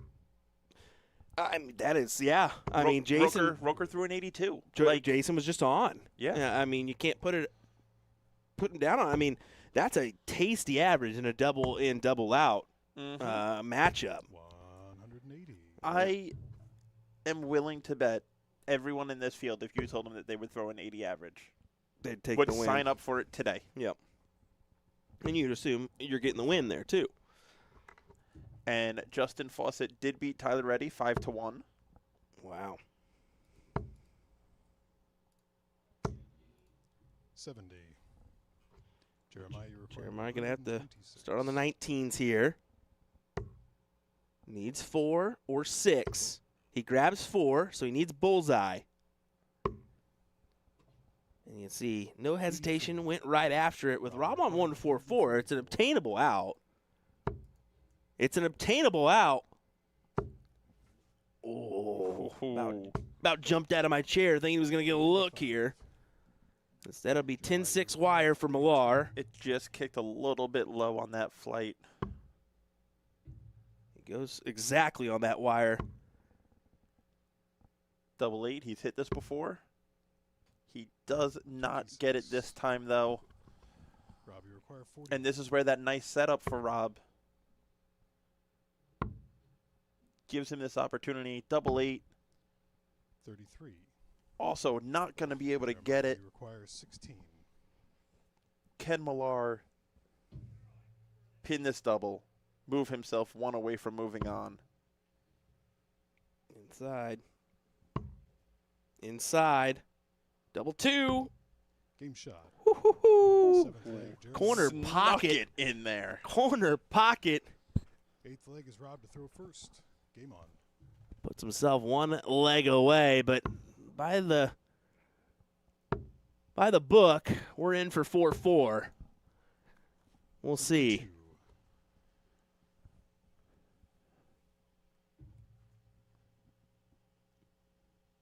Been a real true back and forth battle here in this one, despite the average discrepancy. Yeah, I mean, a lot of that average discrepancy comes from that one leg Yep. that Jeremiah just struggled to get in on. I'm 100. just going to show you that the average isn't a true tell of the match. I mean, it can be in certain aspects, yes, but Correct. I mean, that third leg, 35. Jeremiah had a 32 average. yeah, that'll really take a hit. He scored a total of 161 points in 5 visits because it took him 4 to get in. And these double-double events, even more so, you'll see that discrepancy in averages because that one bad leg where the player struggles to get in will just derail everything. 59.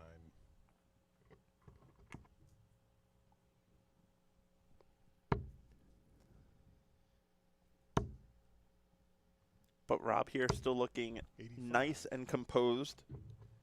Another 85. Just continuing to move down the board, trying to force this last leg decider against Malar, where he will need to come up with a break. But he's already done it. Yeah. 98. Also, we will be remiss if we did not give a shout-out to Mo Maloney, one of the new scorers for the CDC. Yeah, doing a great job. 22. It's nice to have those people involved. I mean, chalkers are it's a tricky task, man. You won't catch me up there doing a chalking like that. I don't have the confidence that some people do with that number. And I can count with the best of them when I'm playing, but when it comes to that sign, no. What a 64 checkout into there from Rob. We are going the distance. Ninth leg is Jeremiah to throw first. Game on. Couldn't have it any other way here. Now getting in is a big thing here in this one. And Malar gets in on that third. Yeah. Kind of a wipe of the brow. Mm-hmm. One of the happiest people to see 40. Mo here joining us today is me, because it relieves me from having to Do the chalking muster up duties. the nerves and be up there and get that brain functioning. Because he initially 95. said he was not available today, but enjoyed it so much yesterday that he actually bailed on his two partners for a dart tournament today and said, 45. I'm staying. Sorry, guys. Sorry, not sorry. I'm available now. I'll be there tomorrow for you guys. I love it. I love it. 60. Oh, can't quite find the triple there. I would have spread this wide open in favor of Jeremiah Malar. It would have, but it keeps Rob in. But he does need to find a treble here, which he is unable to. So it keeps that little bit of a gap for Malar, a little bit of comfortability.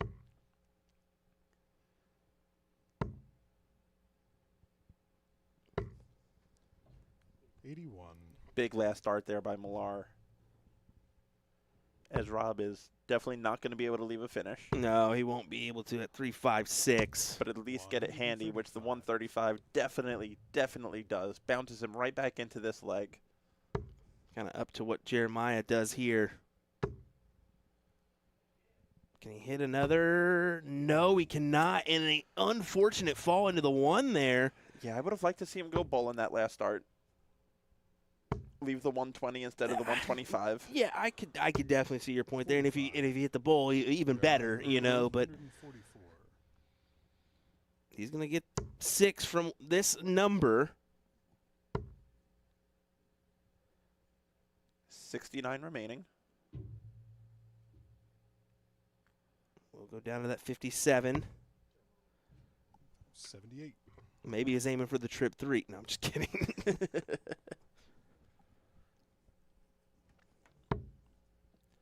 And we will see what kind of pressure Rob could put on him. Not much. Yeah, so Jeremiah requires 66. to continue on into the top 32 in our double in, double out event, the A to Z Darts Trophy. Jeremiah Malar tops. Cannot 86. get it. Rob, you require 118. This can go. This would be huge. Start on 20s. This would be huge. Single 18. Tops for the match. Game. What a shot. checkout by Rob Donnelly. Donnelly. He takes out Jeremiah Malar in a last leg decider, a 118 checkout. My goodness. Books a place in the second round against Trevor Buboltz. What a turner there. You can see Jeremiah almost stunned there as he unfortunately can't get it to go here and will bid adieu in the top 64. Well, folks, we got more action coming your way here in just a moment's time. Do not go anywhere. We got the rest of your A to Z Darts Trophy coming up next. We will be right back with Jim Long and Nick McCoy.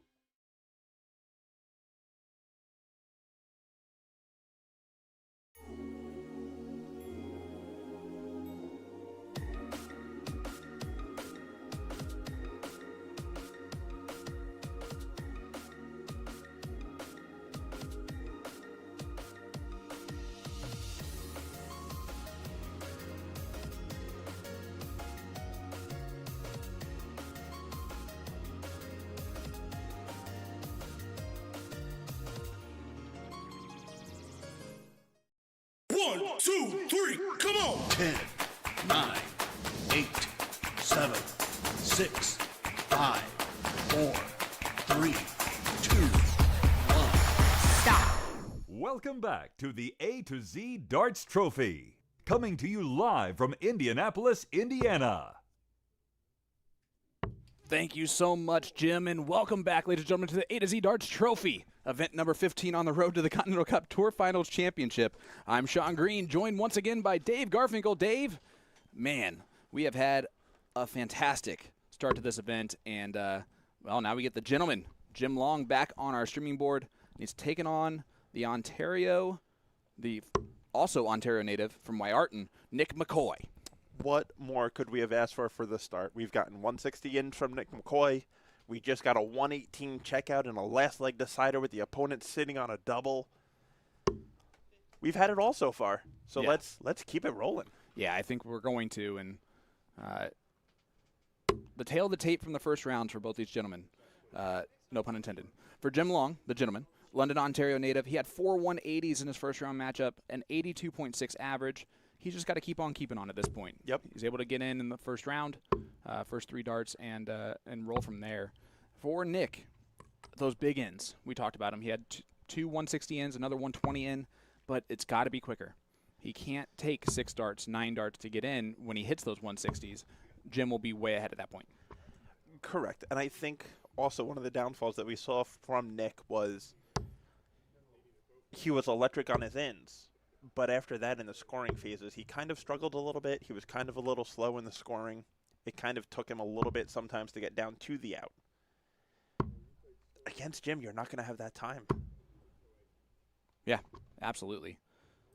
You're not wrong there. And, man, we've had some upset alerts happening around the venue since I've been gone, but I know you've been updating everybody. Absolutely. Big ones. As Tyler Reddy losing to Justin Fawcett 5-1. Mm-hmm. Jason Brandon losing to Jason Roker. Yeah. Danny Young lost to Jacob Taylor. Match call, ladies and gentlemen. This is a last. Of course, Joey Leno losing to Trevor Buboltz. Yep. Between Jim Long and Nick McCoy. Nick to throw first. Game on. That is a match call from the great Jeff Good. What a call to hear again after we have not seen him in a couple of events. So 55. welcome back, Mr. Good. Yes. Great to have him back with us. And speaking of back with us, we got Sarah Stelinas doing our chalking for this one. Both men in on 2. Great cover shot on the 19s. Like you mentioned earlier, the 32-19 shot, much more easier on the eyes. Natural. I'm going to use the term natural. 79. I like that. That'll work. And Savada has kicked off his campaign with a W over Caden Newberry. And Cameron 85. continues to cruise, which we will Yeah, that means it. work right? on updating that, but I believe that might have clinched him for the Alexandra 45. Palace and that top Canadian spot. So we will make sure that we confirm that for you with the updates, which luckily we have the stat man himself right here sitting next to us to update that and 119. let us know. Big 119 from Jim Long, but unless we're missing something, the Ali Pally Wasp will have his friend back. 58. And I'm sure he is very excited for it. I know I am. Absolutely. Jim looking down, trying to even it out here in the first leg. After 12, sitting on a finish. He's not going to Simon Whitlock it probably, I do especially not now. No. Oh. 121. And that's going to be a annoying last start from McCoy. He had the wide open bed to hit that 180 with how his starts were laying on the bottom wire. Jim's going to look down. Yep. 80 left. And he will leave double 10. McCoy back on 143 is a big ask. technically not locked yet. Okay. 62. So therefore, we're waiting for the next match then. Now, theoretically, Oh, that's a bust. that is too much. And so Can McCoy, opportunity. And these are the opportunities he's going to need to take. 62 left, so 12 for the bull. bull. Going for the bull. Pops it. Pops the balloon. Insane.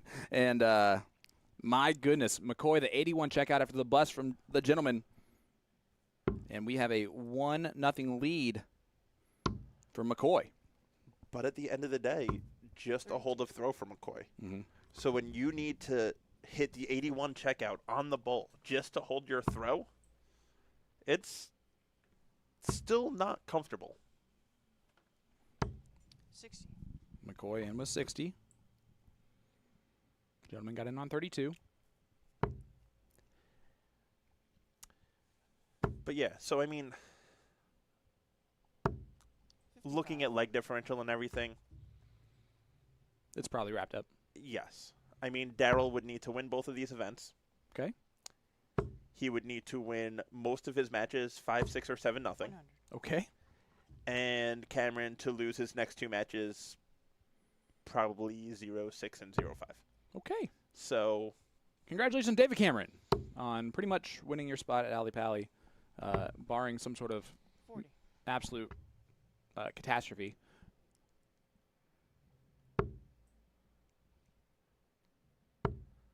So it'll be great to see him back on the Ali Pally stage. yeah. And that's one thing that I just want to shout out and talk about is, you know, obviously our tiebreaker in points goes to the leg differential and the plus minus. Yep. I just want to, I mean, 100. Savada and Buntz right now is the 1-2. Yep. Their plus minus right now is 166 and 156. It's gross.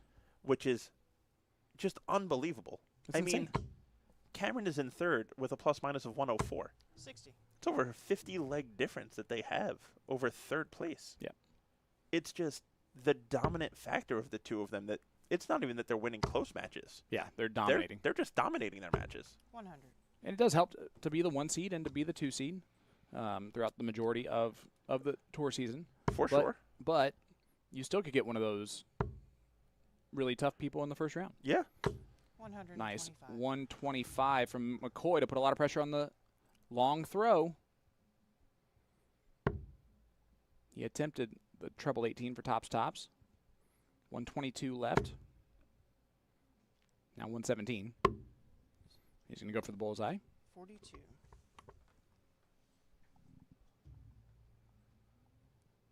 I was wrong in the math, but that's all right. 75 left for McCoy. 18 for tops. I can do that math. Oh, big drop there from McCoy on the last. 36. Yeah.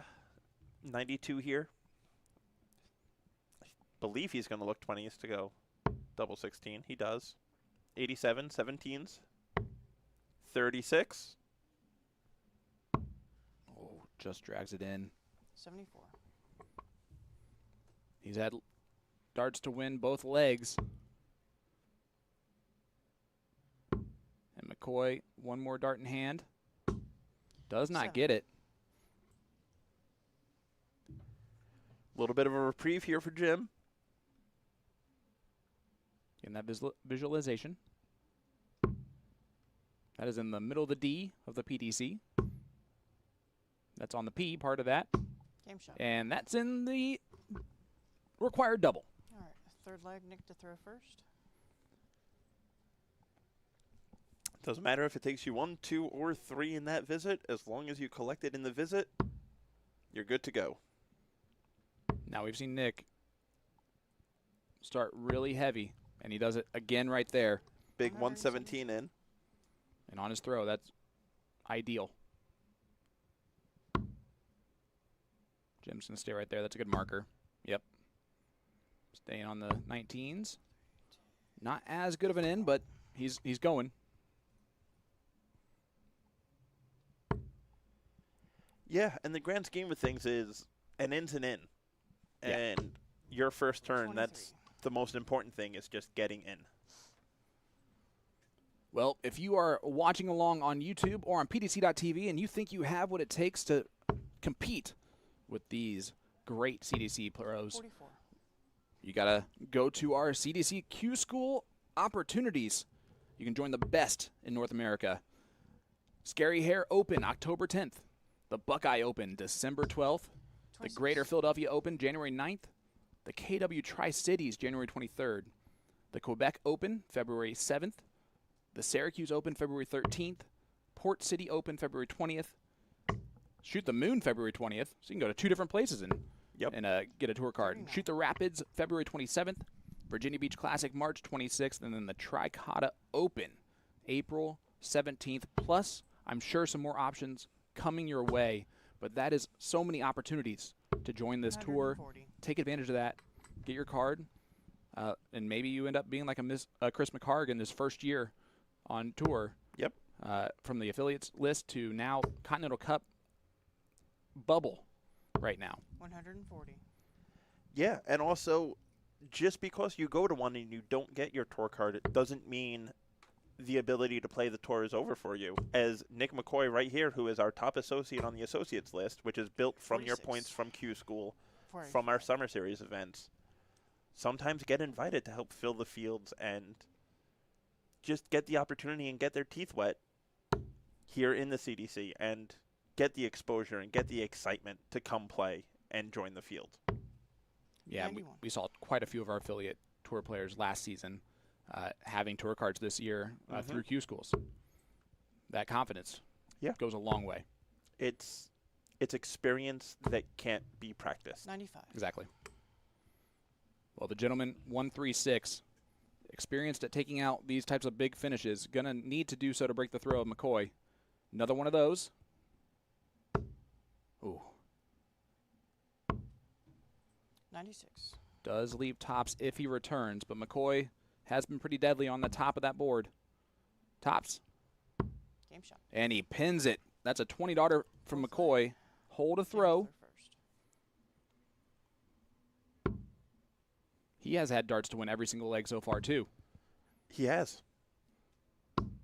No score. And no score there from gentleman. So, This is the opportunity that Nick needs. and he has given away his throw. Giving away a lot of it. 160. A there was 160 in. Another maximum start for Nick McCoy. That is his third in these 2 matches. 60. Jim goes back to that bread and butter. He needed to get in, so made sure to do so. 83. Adam Savada comes through. Caden Newberry, 5-1, averaging 85 in the process. David Cameron, 5-1 over Brad Farley, an 86 overall there. And Leonard Gates, a 71.5, defeats Jason 85. Wilbur 5-1. And out on the floor, we have quite a few battles going on. That we do. How about that top one? In that round of top 32 right now, Mike Scarborough with a 2-1 lead over Alex 140. Spellman. We got Kylie Edmonds 3-1 up over Curtis Martin. Rory Hansen 4-1 up over Jacob Taylor, which is a Wow. massive match for the races we got going on currently. 80. Stowe Buntz 4-1 up over Jack Robinson. And Daryl Christie with currently up. Buntz just beat Jack Robinson 5-1 as that went final as the words were leaving my mouth. And then Daryl Christie, you were just going to mention it, 4-2 up on Michael Wynn. But let's talk about that Mike Scarborough, Alex Spellman, both of them ESPN athletes They this are. year. Yep. And soft tip, and now battling it out in steel. And look at Scarborough, an 88.4 140. average right now through those 3 legs. He is sneaky good at both soft and steel, and Yep. most people know him for his soft tip game, but he can definitely hammer that dartboard in steel too. And he is another player that is here 35. off of the associates list. Yep. So again, get involved. Go to Q Schools. 11 options so far, with more to come. 78. McCoy's going to have to clean up aisle 5.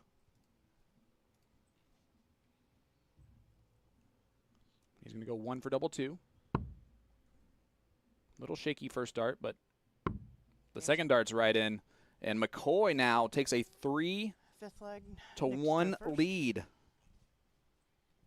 And that is another break a throw for Nick McCoy.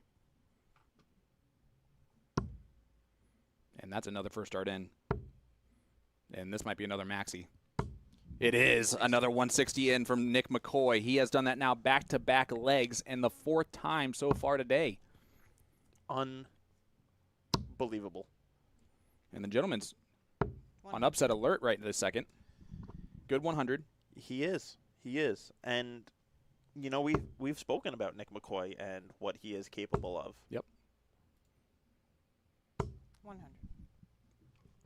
We have seen Jim get better as the match goes on. He did that in the last match. Started off a little slow and then picked it up.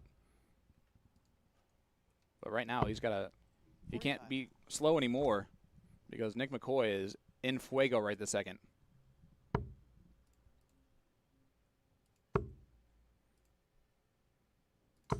$60. Yeah, and those are right on those trebles. 181 after 9. And heading into this, McCoy was averaging 65. Yeah. He has raised it up 13 percentage points, and he's done exactly what we talked about, those big ins, but he's quickened that pace. He's gone in on the first dart the last 3 legs. And he's also been 58. more solid on the scoring phases as well with finding trebles and visits, having less trebleless visits during those scoring phases where you need to come through with them. He's done less marching. Yes. Left and right on those trebles. 96. Good 96. Does leave the 160 opportunity if he gets that opportunity. Treble 18 will leave the bowl. And he's going to step back and see if he wants to shoot that shot. Yeah. I was going to say, you have Jim Long that you're playing against. If he's on a finish, you got to shoot that. Yeah. 5. You got to take your shot when you got it. Not the quite setup play that he was looking for there. And Jim can put a lot of pressure on. Even one big treble does that job. Oh, no, that does not. So 68 left for McCoy. 67 left for McCoy. Bullseye. Did not pop the balloon that time.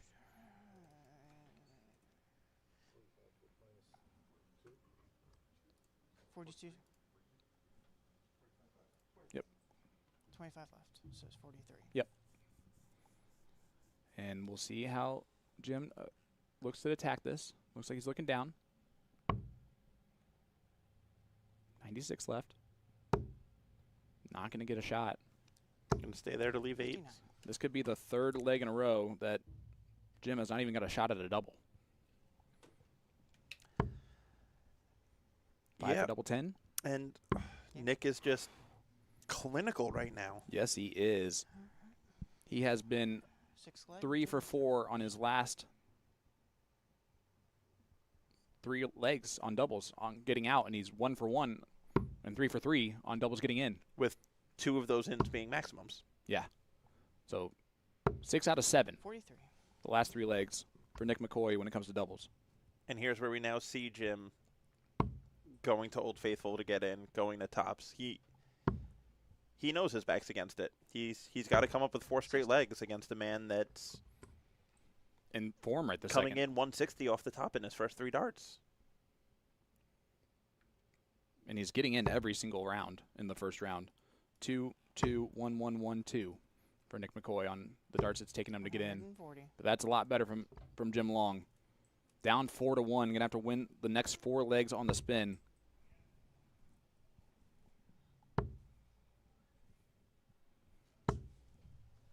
$81. Jim's still 1 for 7 on his doubles on the outs. And he hasn't had a look at one. Hasn't had a look at one since leg 2. Nope. 57. But he knows he's not out of this. Mhm. I mean, he's going to believe. 100. He's going to visualize this 261 and just get rid of this leg. Take it one leg at a time. If there's the type of player equipped for a comeback like this, it probably is Jim Long. But he's got to start throwing 44. more Jim Long type darts, because this 73 average is 72.5 average is definitely below par for him. 55. Scarborough takes a 4-1 lead on Alex Spellman, still averaging 82.5. Mawson getting started, 1-0 lead on Neil Stewart. 4-4, Jacob Taylor, Rory Hansen. So Jacob Taylor's climbed all the way back to tie it up and send it to a last leg decider. And is currently in a great position to win said last leg decider, as he kicked it off with a 160 on. Currently sitting on 141 after 9. 81. That was after Rory Hansen hit a 180 to leave 184. Yep. So the gentleman, 117 left. Trip 19 to leave tops. Not going to go. 18s to leave double 12. A little bit of a loose start there for him. And McCoy now 124. This is for the match. And a huge upset of the 6th seed. Bullseye. 74, 50, so 31 left. Just a little bit outside there. 9. And we'll see. Jim pretty slack on that 40 visit last round. To only leave 77. But he's going to get 2 darts at double 10. Game. And only needs one of them. So he 7th flag. gets a Nick to throw first. double, and he hits it. And it's not over yet.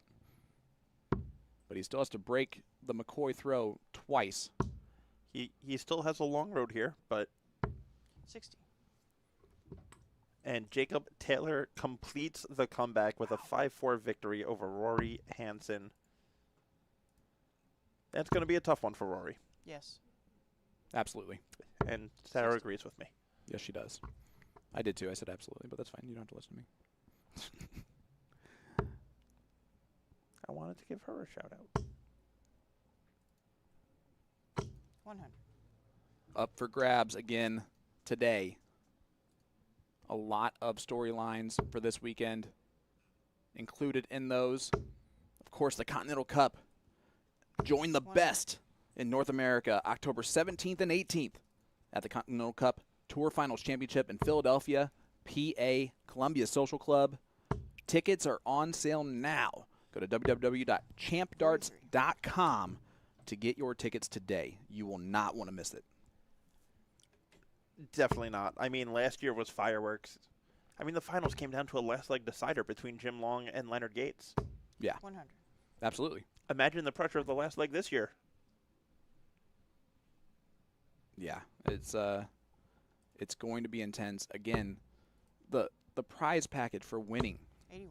the Continental Cup is upwards of $40,000. Guaranteed money. Guaranteed. Because you're going to qualify for the $5,000 first prize victory, of course. Yep. The PDC World Championship. Yep. The PDC Grand Slam of darts. Yup. And the PDC U.S. Darts Masters spot at Madison Square Garden, where 59. Saturday night sold out at the theater. Sold out the entire theater. The 300s, the 200s, all the tables. It was electric. And once those tickets go on sale, folks, you're going to want to get them. If you have not been to the U.S. Darts Masters, you need to go. And you're going to want to get those tickets quickly, because all of those that sold out on that Saturday night know that they're going to try and return. And Mike Scarborough has beaten Alex Spellman 5-1. Scarborough has been on fire here recently. Spellman's not going to like the 75 average that he shot, but Scarborough got the job done and was very good very early. Long an opportunity. And he's going to get a dart here. And it's at his trusty tops. This to say in the match. And we know we love that step back. Oh, that one just above the wire for the first time.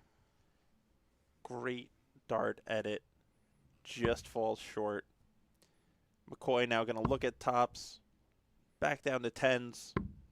And He pins it and Game, ends shot, Jim match. Long's Nick run McCoy. for the back-to-back titles this weekend. yeah, and McCoy in that match did exactly what he needed to do to defeat the gentleman. 5 for 10 on his doubles going out. 11 darts total to get in. Yep. For the entire 7 legs. That is impressive. So that one, the 6th seed is out, and we now have both of our seeded players out on this main board. Yeah, and this opens it up for anyone. And this is kind of what we've been talking about is we get these tournaments that go chalk with your seeds kind of just running through it. And then we get the events like this where we're going to have an unseeded person guaranteed in the top 8. Yeah, absolutely. And one of those two people is going to be either Trevor Buboltz or Rob Donnelly. Rob in a spot here, I believe, in the tour card potential, trying to retain that bad boy. Yeah. Yeah, he is currently... Let's get this quickly updated a little bit. 1 point out. So there you go. 1 point away, so 1 match away. If he wins this match, he retains that tour card. So can the Toronto, Ontario native do that? Or will Trevor Buboltz of Chicago, Illinois get that victory? Let's talk about the top 16 that are already in. It's a surprising group for some. For others, it is chalk all the way through. You got the 2 surprises, Nick McCoy, Mike Scarborough, and then the rest of them are the who's who that's going to be at the Continental Cup, most likely. Jacob Taylor, Darryl Christie, Kylie Edmonds, Stowe Buntz, Leonard Gates, David Cameron, Adam Savada.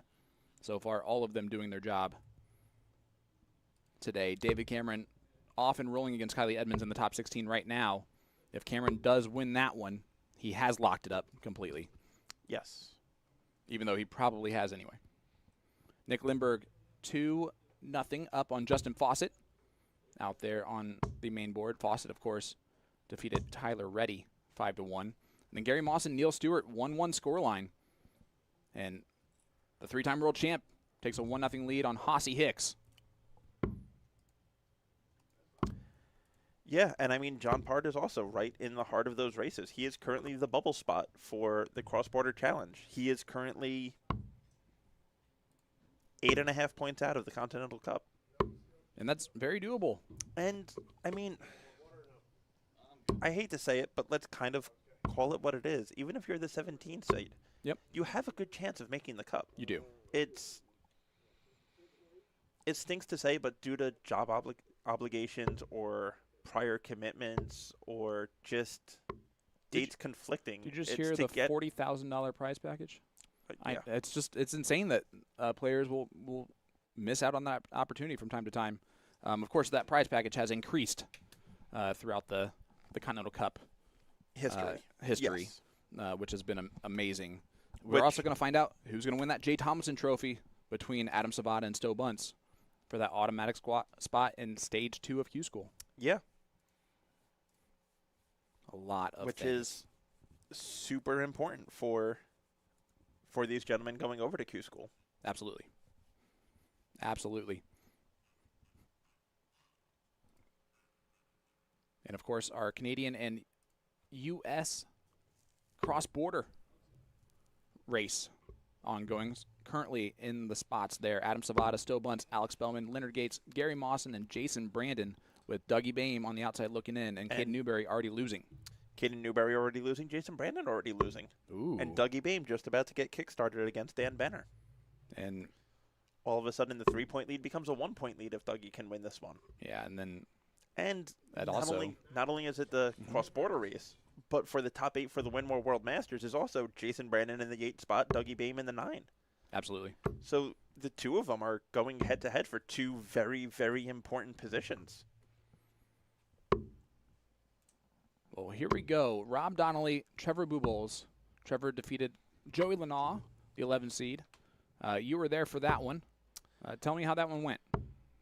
Trevor looked great at times and then ran into a little bit of double trouble at times, but held his composure, got over the finish line. His scoring was great. When he was getting in early, he was running away with it. And then, you know, we watched Rob come out with a 118 checkout in the last leg decider to hold it together to come over Jeremiah Malar, who's not a slouch, not a no name to come over. I mean, Malar might not be seeded anymore, but we all know who he is and we all know the game that he has. Absolutely. Rob averaged 76 in the process. Buboltz just below 70. 53. But if Trevor's hitting these doubles in, he's dangerous. No score. And Trevor did get in on dart 2. And yeah, the scoring power, when he's feeling it, 140. it's right there. Good 140. Yeah, I mean, it's one of those things with Trevor's game that the scoring has never been the issue. 120. It's his doubling that sometimes lets him down. Yes.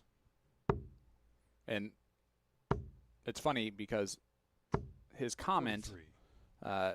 to Jeremiah, actually, before it started, is we were talking about Trevor and you know, the fact they're on the same board and the potential to play each 97. other. And he goes, yeah, when Trevor found out it was double in, he goes, oh, man, I should have just stayed in bed. So he's here just free rolling. 95. And you know he's a poker player. Yep. He's a gambler. And when you're free rolling, the pressure's off of you. Correct. 60. You just get to play your Trevor, you cards require and do 170. your job. But 170 left for Buboltz, who has already hit that this weekend. And, you know, talking about the whole 60. free rolling, I mean, Jim Long will tell you that's one of the reasons why he got his tour card, because he didn't go to Q school last year to get a tour card. He just said, at some point in my life, I want to experience Q school. 58. This was the year that it made the most sense for me. Trevor, you require 110. I'll go, I'll play the challenge tour. Next thing you know, tour card holder. And Tops for the 110. 90. He'll be back because of the bad counting from Rob Donnelly. The 166 was not what he wanted to do there. 140. But the 140 is nice Trevor, you require to leave 20. the Leonard Gates. Game show But of the first Trevor leg. Trevor has Buboltz. been solid so far on Second these leg is doubles. Rob to throw first. If he can keep that up, I'm telling you, he can be a very dangerous person. He is a DP Chicago finalist many times. He is he can do some great stuff, 120. but I've been really impressed with Donnelly. Absolutely. He has been calm. He has held his 32. composure, as we saw with the 118 checkout. Mhm. I mean, he's hit big scores when he's needed. He's hit big ins when he's needed. 96. And as someone who was trying to spot his last match, his eyes barely move. 100. Stoic. The 86 right now from Donnelly. And that's where averages matter and sometimes don't matter. 137. Because right now, Buboltz still has that 1-0 lead. Yep. But Donnelly doing everything he needs to do with his throw. 60. And I'm just going to say it. Every time Rob, you I talk require about Rob, 140. I just think of the movie Black Sheep. Because Yep. Chris Farley's character was Mike Donnelly. Mm-hmm. 41. Trevor going to look downstairs at 309. Back up to the 20s. Another one of those. Does leave the big 130. fish once again. But Donnelly Rob, you down require at 107 after 12. Treble 17.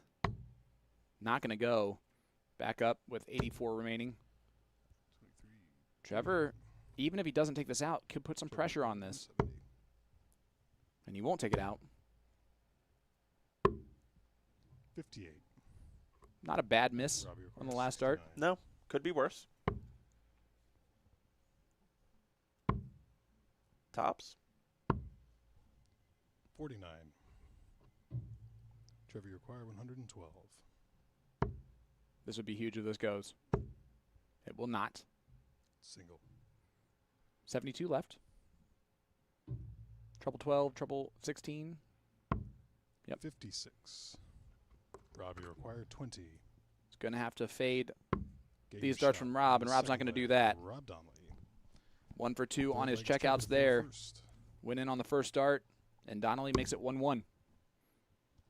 Trevor instantly in yet again. 72. He has gotten in on the first round each time. Took him 2 darts, then 3 darts, then 1. That's going to be hard to like adjust to, but he does it because it's Donnelly. 100. Great 100 from Rob. Absolutely. Anytime you could start with 100 plus in a double in, double out, you're putting yourself in a great position to be competitive in the leg. Well, his ends have been 120, 120, and 100. Yeah. Now, the 120 happened after the first 3 darts 100. missed. But when he's hitting that tops, he's able to find at least one treble with it. 60. I don't like Trevor trying to force those Yeah. 20s in there. He throws the darts really hard. But, yeah, you're right. He shouldn't really be 85. I mean, the first one was a blocker. After it blocked the second one, you got a wide open triple 19. But obviously he can hit. 133. Great 133 from Trevor. Does not leave a, or he Leave does leave himself. the 158. Yep. 100. One Rob of with the a one of better. the trickier Trevor, you require finishes. 158. Treble 20.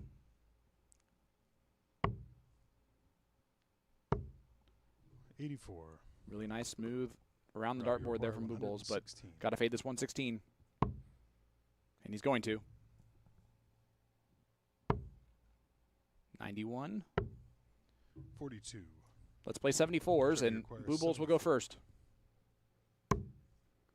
Double 16. Double 8. 66. Rob, you require 74. Is that going to hurt? Donnelly going to try to say anything you can do, I could do better. Same first dart. Game Better shot on the second dart. third He leg. collects on the Rob 74. Donnelly. And Steals the leg in a 2-1 lead. Fourth leg break of is throw. Rob to throw first. Do-si-dos. that one's going to set off a T-bomb or 2. He's going to be a little bit frustrated with that. No score. And again, that first dart from Donnelly, it's almost like he forgets that it's double in. That's the Well, first dart, like how close it is to the It's to the kind treble. of like we discussed how quickly he collected his darts, went back to the line, and started instead of staying in the pace of the game. Yep.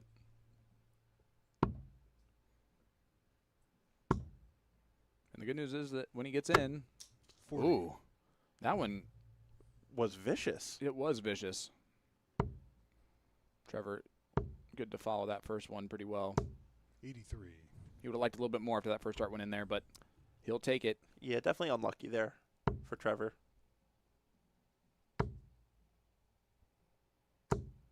80. And already, they are very even on that score line. But Trevor, 140. big 140. Attacking the throw of Donnelly.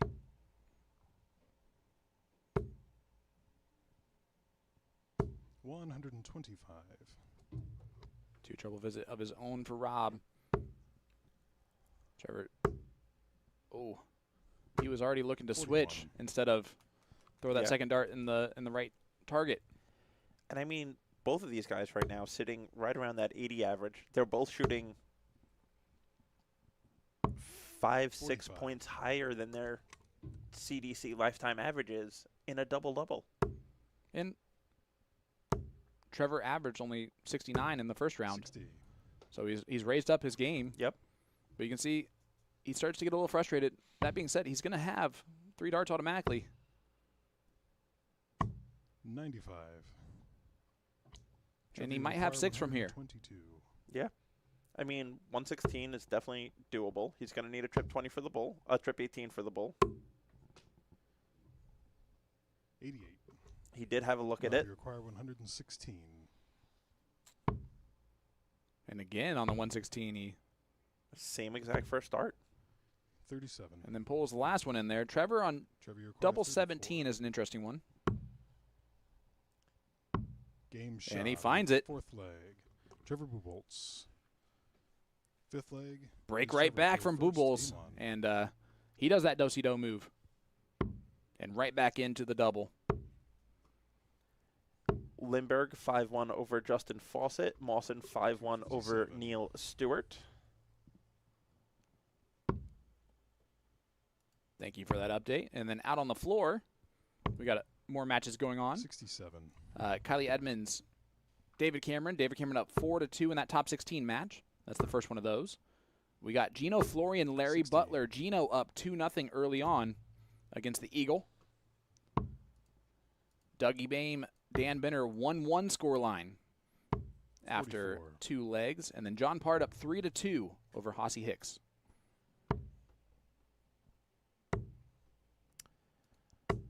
$134.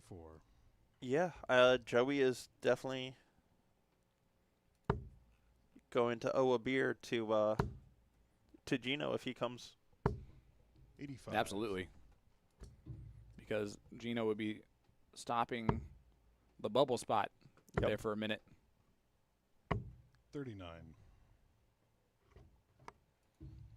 Even John Part will be a big fan of Gino. Yeah. 140. Nice 140 there from Donnelly. Does not leave a finish, though, on the 165. So Trevor does have 6 from 211.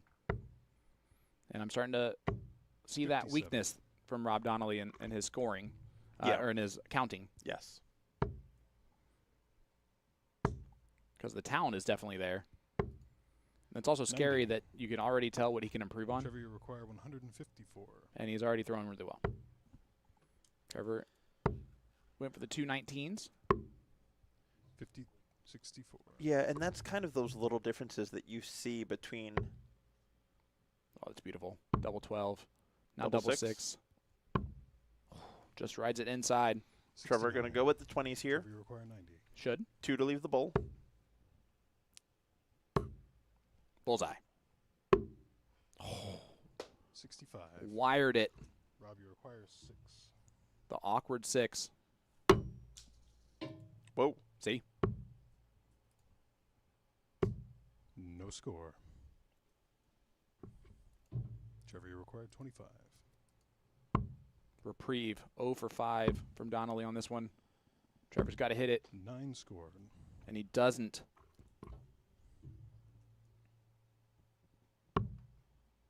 That's a good marker.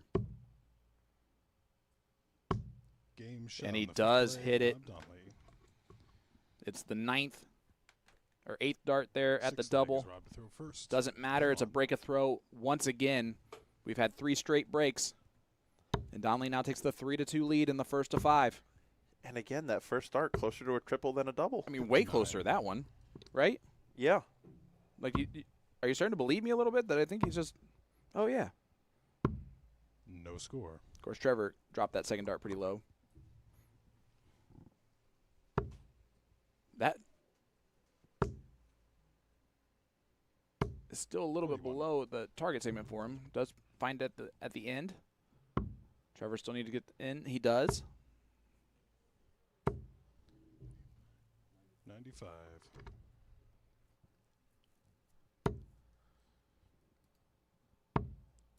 Rob starting to march 95. around. Reminder, tomorrow at 11 a.m., we will conclude that road to the Continental Cup Tour 60. Finals Championship with our final event, tour event of the season. That is the CDC Indianapolis 501, one of my favorite named tournaments. 55. And why is that? Well, it's because it's my home city. I'm an Indy native, and Indy 500 is fantastic, so I love the little play on that. 140. Big 140 there from Buboltz. But again, that starts at 11 a.m. You can find all the coverage where you're currently turning in. PDC.TV, YouTube, at Champ Darts. 59. And it's going to be a epic day of some stories. There's definitely going to be some battles. Joey the Gnaw, Larry Butler, 100. John Part on the outside looking in on Chris Maharg, Danny Young, Jacob Taylor. who is going to qualify for the Continental Cup Tour Finals Championship. 82. Trevor, you require Yeah, 106. and I mean, we also have the Jason Brandon, Dougie Beam, Nick Lindberg right now is playing himself Tops. into this race. Game shut Oh, Big what a- 106 from Trevor. Buboltz. What a checkout by Trevor to break Seventh right leg is back Trevor again. throw That's now first. 4 straight Game on. breaks of throw we have seen in this match. And it took Trevor 4 darts to get in that time. No score. And he still was able to win the leg with that 106 checkout. And it's going to take him at least 4 yet again. Rob in on the first dart. 80.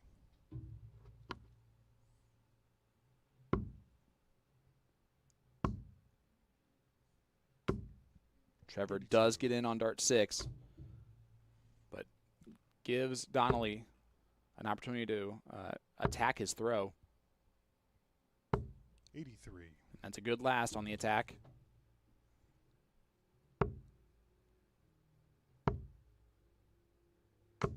$45.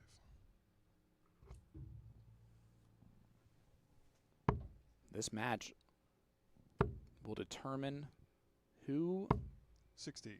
faces off with Nick McCoy in the last 16.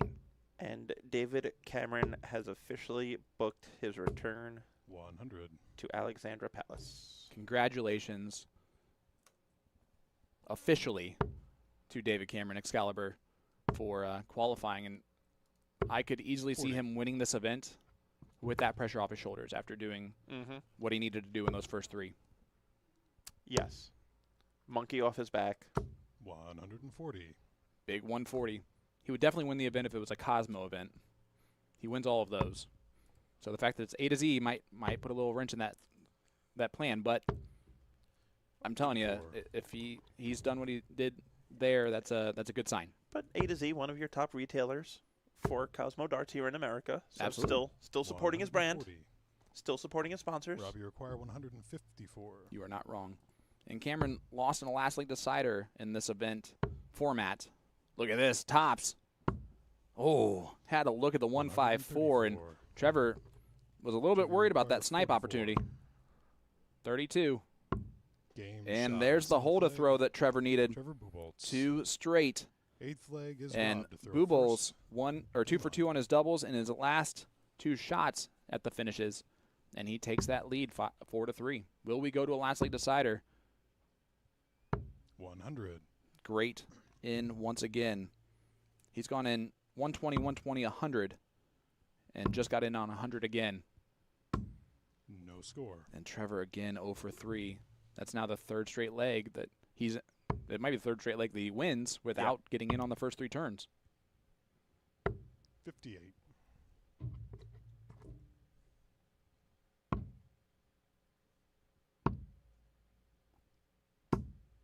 No score. Only this time it's the first 2 turns, and that's a advantage that you do not want to give to your opponent at any point in time. No, and Rob has already had 6 darts at this, so you don't want to give a 9-dart head start to your 60. opponent ever. No, you do not. Yeah, this event format, the double in, double out, score. was the catalyst to the Adam Savada 5 straight, Yes. or 4 straight, excuse me. Tournament wins in a row, defeated Jim Long in the last league decider. David Cameron lost to Adam Savada in the last league decider, 6-5 in the quarterfinals. So this No format score. also fitting for David Cameron. Absolutely. And I mean, He had the highest 3-dart average in the event.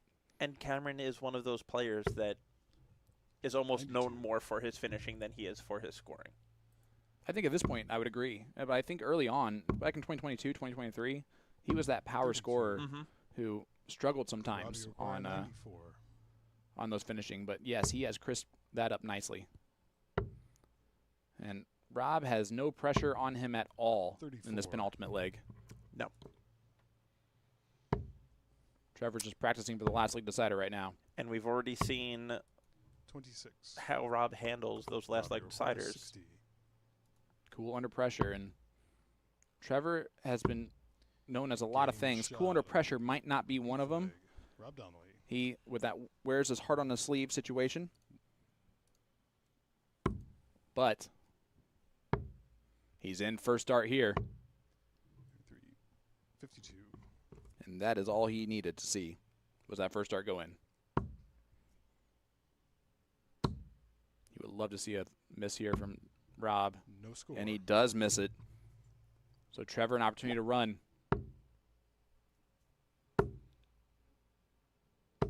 100. I say not cool under pressure, but right now he is showing it. And Rob getting a little squirrely. 2. Well, that'll work. Hey, an in's an in. And Trevor laughed at it just because it was kissed off and still in the double, which is perfect. 97.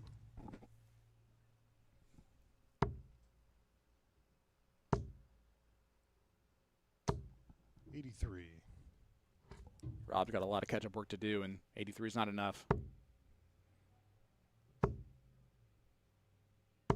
60. And you mentioned the forceful darts there from Yep. Buboltz instead of switching.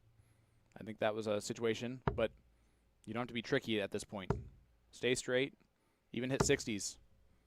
Yeah. 43. You have time. Yeah, just stay straight, stay solid, and you'll get at least 2 visits at a double right now with the way that it's looking. 140. And that's a huge 140 on 52 after 15 in the last leg decider for Trevor Buboltz. And Rob's going to Scored. throw Trevor, away you those require 52. last 3, maybe. Double 16. 20. Not yet.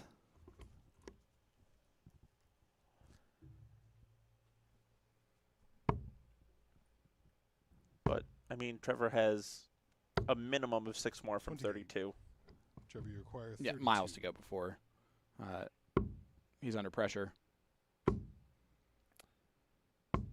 But he doesn't want to start doing this. No, and I mean, sometimes you need that pressure. Yep. Sometimes you can have too big of a lead and just get a little lackadaisical on those darts.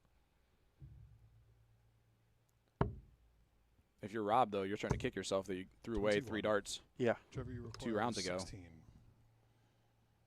Game But shot. Trevor And does get it done. Trevor It doesn't matter how many Buboltz. match starts you get as long as you hit one of them.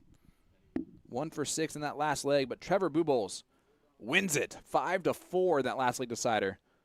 So Donnelly wins the last leg decider, loses the last leg decider. And we have our board final ready and set up. It will be a battle for the top 16 spot between Trevor Buboltz and Nick McCoy, which at the start of this day, you would have. You didn't have that on your bingo card? I did not have that on my bingo card. I don't think Trevor would have had that on his bingo card, being honest with you. So I'm going to say Trevor had a tee time already set up for 2:30 that he missed. he definitely missed that. But, guys, a lot more action, including the top 16 match that we just mentioned, right after our break. So don't go anywhere, folks. We'll be right back with more from the A to Z Darts Trophy right after this. Can't wait.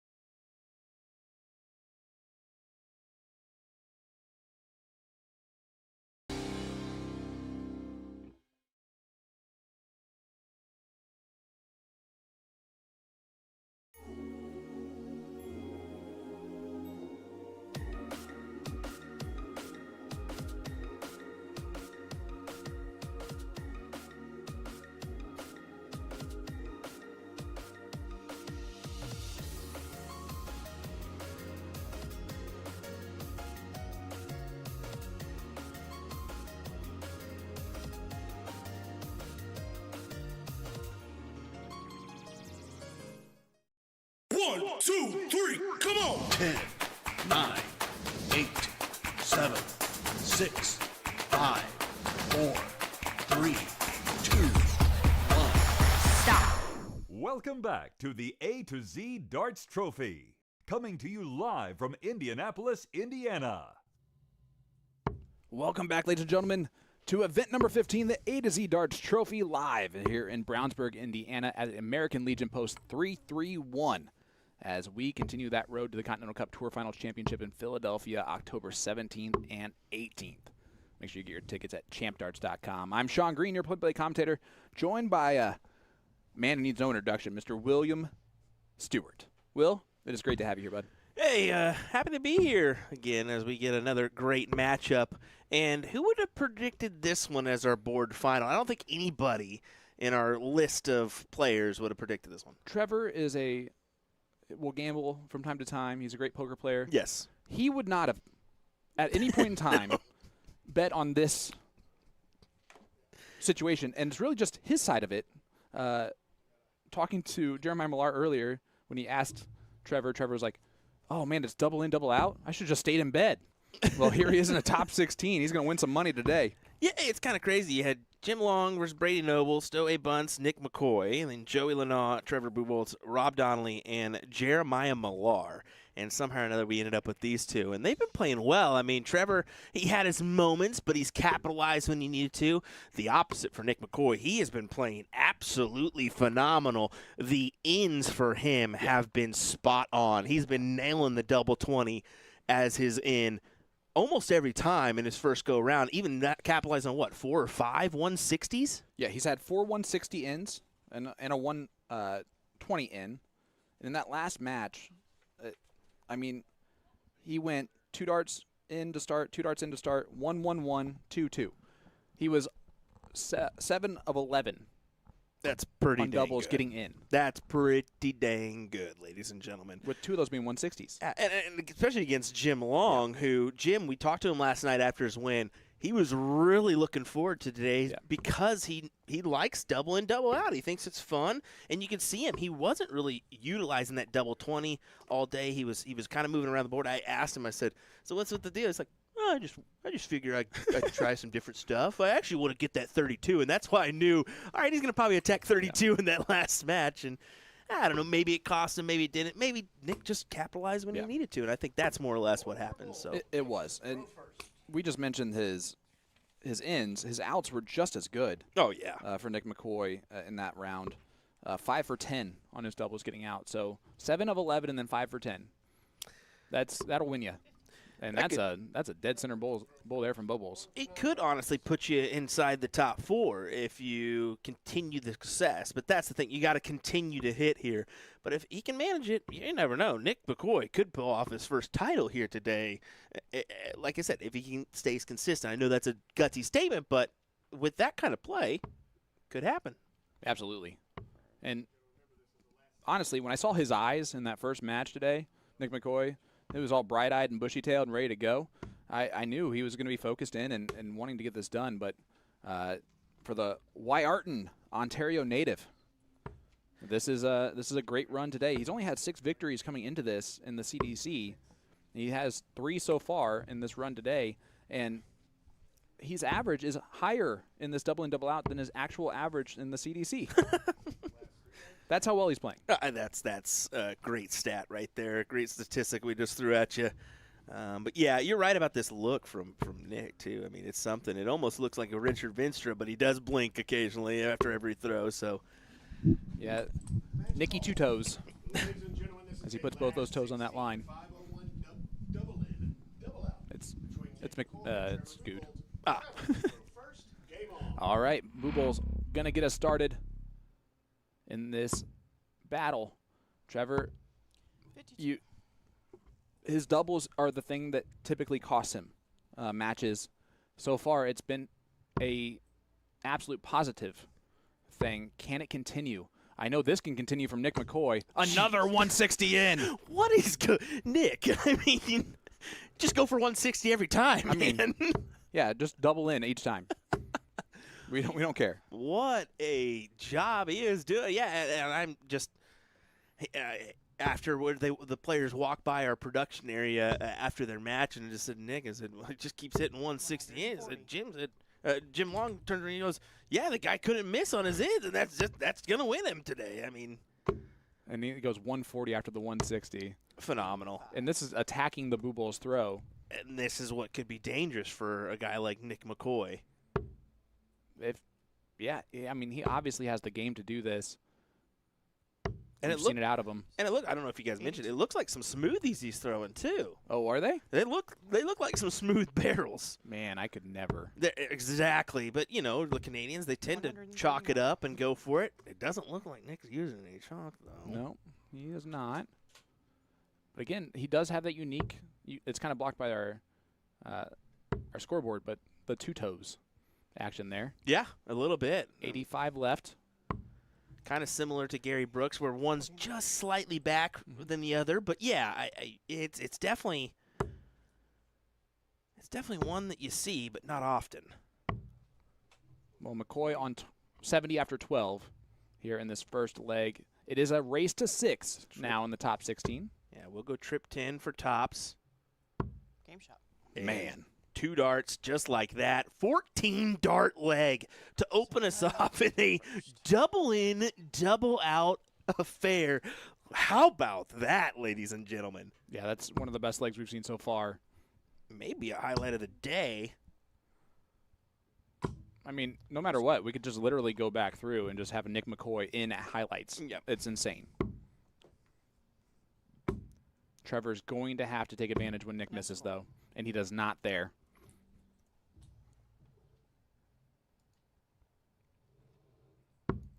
And Trevor's been able to not necessarily be in control of his matches that he's played so far. Obviously, the last one went to a last league decider, but he's been ahead enough to where he hasn't really pressed very much. Hasn't had to really turn into the T-bomb 40. at any point in time yet. And you're wondering if the frustration, when it kind of comes in, which it might not, but with the way Nick is throwing right now, he goes 160 in, and then now No score. he's 0 for 9. What just happened? Oh. But we'll see if it kind of plays a role or a toll in this matchup, if that continues to happen or not. Because just that little, even 3-4 times at a check that you miss, it could very well mess with you mentally. 100%. And 69. it took him 10 darts to get in. However, he's still right there now. They are almost identical in the score. 43. And it's because Trevor is not hitting these trebles to jump out in front. He is letting McCoy stay in this leg, and it's going to hurt right now. If he grabs another, 81. not necessarily, but yeah, it adds pressure to Trevor's throw. Trevor's averaged 68 in his first 2 matches. 59. Well below that right now.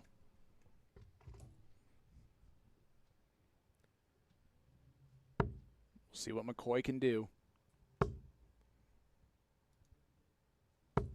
81. Not bad from McCoy. As we look around the venue here, we got Jacob Taylor currently up 1-0 on Doug Boehm. That match, 100. when it comes to all of the stuff that's important here, is a big one. Stowe Buntz down 2-0 to John Part. Another huge match. And 45. if John wins that, he jumps more into the Continental Cup race. Very big match there for John. And then you look right below it, Leonard Gates actually pulling off the win over. No, he's got one leg to go, doesn't he? Getting the advantage over Nick Lindbergh. Nick actually put him out with a 161 checkout in yesterday's event. So trying to get some redemption there is the soldier. 96. Yeah, absolutely. And then Adam Savada, Daryl Christie, 2 winners this year on tour. And, of course, Savada's won many, but he's up 4-3 on Daryl Christie. Still, how about the play of Daryl Christie this year so far? Needs to find a little bit of a spark here, at least today or tomorrow, to make it a little confidence boost for the Continental Cup. Keep that confidence going into it, but we'll see. Yeah, solidified in the top 6. He is he's most likely going to earn a U.S. Master, or I'm sorry, not a U.S. Masters, the PDC World Masters spot as well. The top 8 on our Order of Merit get invited to that, which is where the Jason Brandon, Doug Boehm border is really looking at. Double 5, not going to go for McCoy, so reprieve here for Buboltz. Needs to take it. 9 for double 8, and he misses the big number to start. Now you're scrambling. Oh, no. 21. T-Bomb, you can't do that, buddy. Clean up on aisle 5 here for McCoy. There's the 1. And there's the 2. McCoy took him 4 darts in that leg, but he now solidifies that break of throw. It's a 2-0 lead. Saw that little grimace from Trevor of coulda, shoulda, woulda. Oh, absolutely. Well, now you got to regain and try to grab the upper hand. You have to hold here if you're Trevor. You don't want this going to a 3-0 scoreline. But all kind of No score. that in is a big time advantage. It should be. It should have been the last leg. Yes, very well. And he's doing the same thing and kind of did there. McCoy can hit a 160 in and be way out in front right now. Yep. Even a 120 puts him in the driver's seat again. You're right. Yep. Even the 120 is just fine there, but he'll settle for 80, and it's right behind. Yep. 57. And again, a trebleless visit for Trevor. That was tough to say. That's just a little caught up on that one. I almost said a Trevorless visit. No, Trevor was there. He was there. He was present. Yep. Just like when you didn't present. Present. Back in kindergarten. 22. Gotta love it. Reminder, folks, the storylines are abound. The one storyline that has been concluded. Who is going to earn those 3 spots in the PDC World Championship? The top American is either going to be Buntz or Adam Savada, and the wild card will be the other of those two, as they are way out in front in the point standings. But David Cameron officially solidifies his spot as the top Canadian. Therefore, the Alley Pally Wasp has his friend back at the Palace. Yep. It's, kudos to those 3 gentlemen on their season. Just phenomenal runs from everyone. Of those guys. You look at Adam Savada doing what he did. Winning them, 4 events in a row, 4 correct? events in a row, 28 matches in a row. That's something, man. Wow. He only had to fade 3 match darts in those 28 matches. And I think that's great because I actually heard from a few UKers from last year that were seeing Adam for the first time. What does this guy do? And I said, oh, you might want to hold on. He can definitely do some damage, and proven it this year on the circuit. Yeah, absolutely. He started off with the 6th seed at the beginning of the year, finishes as the 1 in the 2-year Order of Merit. Yep. So he had to gain a lot of points there because he was a new tour card holder again last year. Yeah.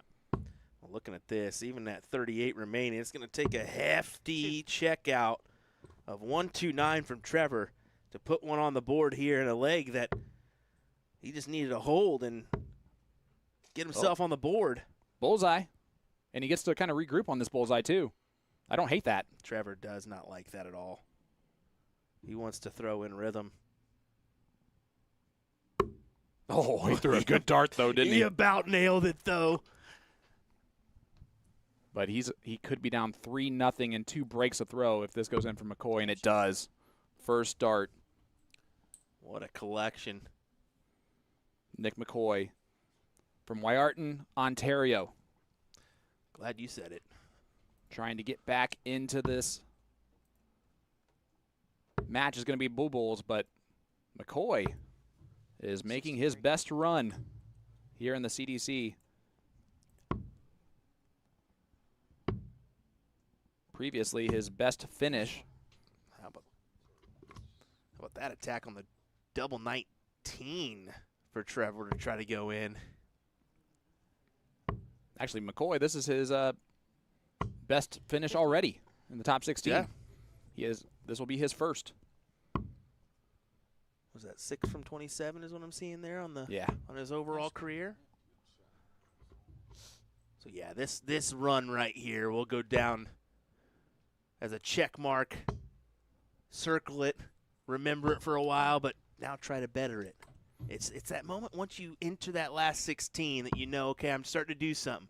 Now it's the next step, quarterfinal, then the next step, semifinal, then maybe a final. You just you hope to get there, don't you?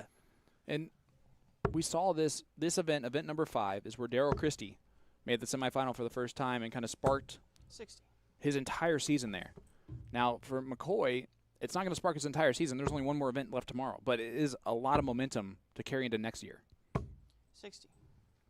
For the number 1 on the affiliates tour list. Yeah. And Nick McCoy. He's not even a tour card Not holder. even a tour card holder. So, yeah, you've got to grab that one at a Q school. Because as far as I know, the affiliates, there is no option for them to gain a tour card, right? If they end up in the top 64 on the 2-year order of merit, then they get that the automatically card. get. So just like the PDC, Yep. where okay, I like that. I actually really think that's a thing that they need to do. So there's the first one of the 160. We've seen him take it out the reverse way. This was for the checkout way, and he hits another one.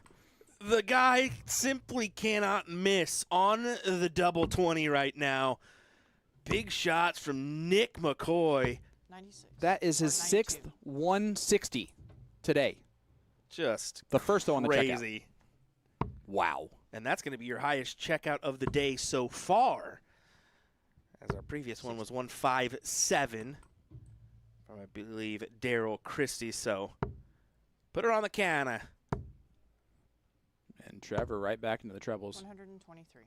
He's going to count that up on a 1, 2, 3, but McCoy in this, in control of this, is what I'm trying to say. And those are pretty smooth. You're right. Those barrels. They have some shine to them for sure.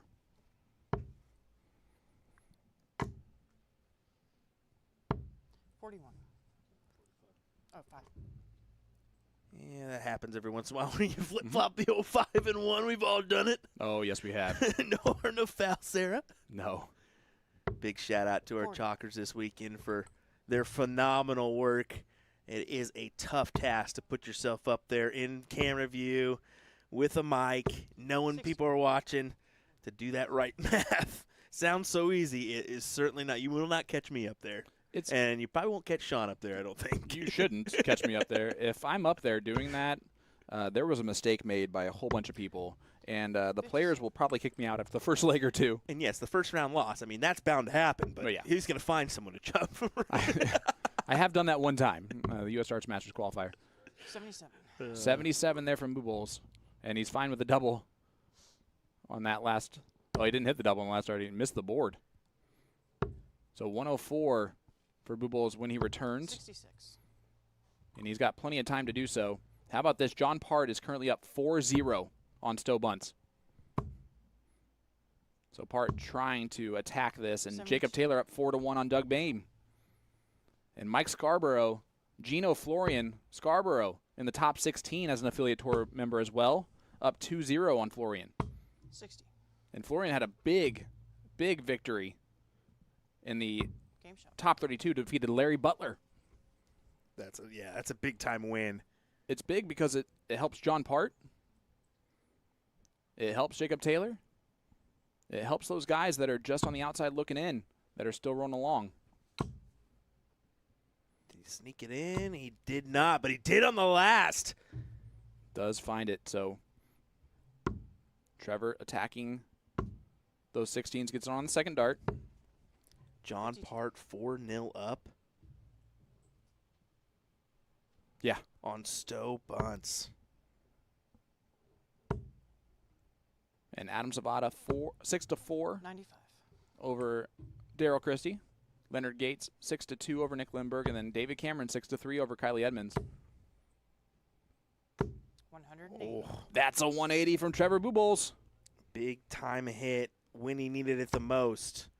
Because now he's going to come up 99 in mind to try to set up the 170. 100. Which he hit yesterday. Switching down on dart 2. I'm surprised he switched there, to be fair. But he converted. Yep. I figured he'd stay, try to use that dart as a marker dart. But, hey, kudos to him. Gets the task done that he needed. He's got the 170 look. He needs to take a shot at it.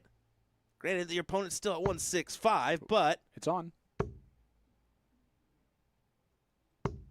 You think he would have shot at it? God, Trevor's hard to tell. I think in this instance, he knows I probably don't think with the 4-1 down, he's probably going to lay it up. But 57. Trevor's the kind of player, he will attack that. And he has been on the wire of the bowl a couple times. And knowing that he hit it yesterday, too, licking his chops, all right? 32. Oh, is that the moment Trevor exits this turn? Well, not yet. First to 6. I gotta remember our bounce up in the last 16. It's going to be 1 dart at tops where McCoy has lived. Drags it low, though. So reprieve for Buboltz. And this is a break a throw. Potential. He's got to chase the 5s. 35. Oh, no. That is going to frustrate him. Oh, yeah, definitely so, as we see a little whoopsies on the screen there. So, hello, ring, ring, ring, ring. Probably coming your way, Trevor. Nah, maybe. No. It's just a little T-bomb. To 6. Nick thought it was over, so that could be a moment. It could. You're not wrong there. But it's a 5-1 lead now for McCoy. Buboltz has to win the last 5 legs in order to do this. Tough task. Especially, I mean, you're not throwing. 53. Yes, you're below on the average front. You're about 5 down on the average, but you can definitely rattle off a few with that deficit. You just gotta find some consistency, and right now 100. he can't buy consistency because Nick is tackling every in and every out. He's pressuring him hard. Yes. And Trevor knows if he misses, probably the likelihood of him taking it out is pretty good. I mean, on the 108, let's just give this. Once he hits the first start, you probably think he's going to 75% he's going to hit that. Yep. Just with the success he's had, right? Yeah, I mean, you almost nod as his opponent in the Yes. background that's going in. Yep. And that type of pressure is hard to overcome. 85. Even if it's manufactured by your opponent's mind, Nick's doing the job that he needs to do to be consistent and put that pressure on. Let's talk about 66. how important this John Part-Stowe Buntz match is. 4-2 lead now for Part over Stowe, with Adam Savada already moving on. I believe Savada's going to be in the driver's seat to get that Jay Tomlinson trophy at that point. Yeah, And you that- would assume so. That Jay Tomlinson trophy is huge. Automatically into Stage 2 of Q School, you avoid 500 players of a crapshoot, and now you're playing only 128 players. It's why Jim Long got his tour card, arguably. This may be bad to say, but I'm going to say it anyways. You did say it, crapshoot. It pretty much is in Q School anymore. Everybody's talented. Yep. It's just about what kind of draw and what kind of doubles you're hitting on that day. It's just like in golf. If you're putting good, probably going to have a good chance of winning that tournament because everybody hits the ball well. Yeah, exactly. So yeah, you've got to kind of have that 110. thought process on it. Speaking of thought process, this is must go for Trevor. Simply has to. Need the triple and cannot find it. 60. Second or third dart guaranteed for Nick, and we'll see. I'm going second. He does it in the first. Almost cussed there, but Nick McCoy, a 6-1 win over Trevor Buboltz. So he continues his best run in the CDC. Nick McCoy, a quarterfinalist as an affiliate tour member, and he might be the second affiliate tour member to make the quarterfinal today. Mike Scarborough currently up 4-0 on Gino Florian. John Part has let Stowe back into it 4-3. So a lot of action still coming your way, folks. Don't go anywhere. We'll be back with more from the A to Z Darts Trophy right after this.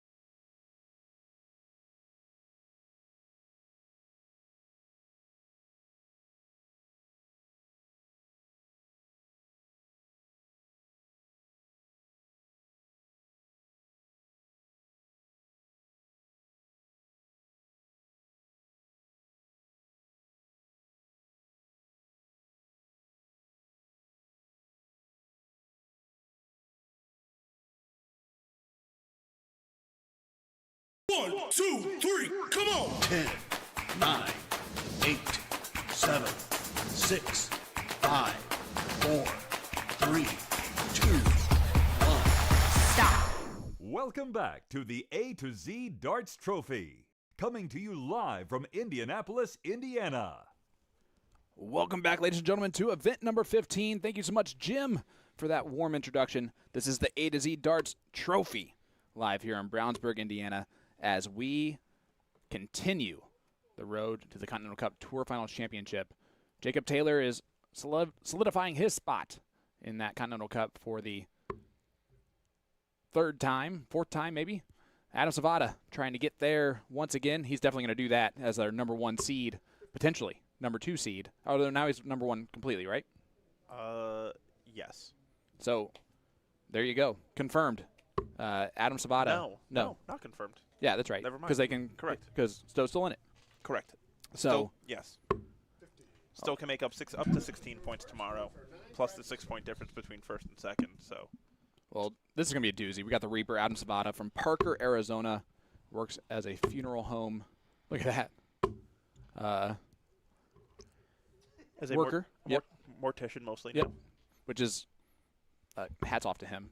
He loves the fact that he gets to work with families in difficult times and be a soothing person to them. It's fantastic. But the Reaper aspect of him is on this dartboard. He has reaped all the competition all year long. He has 5 titles. What else can you say for his year? He's won events 3, 4, 5, 6, and 13 this year. 2 in Cambridge, 3 in Oak Brook, and then he won events 12 and 14 in Brownsburg, Indiana last year.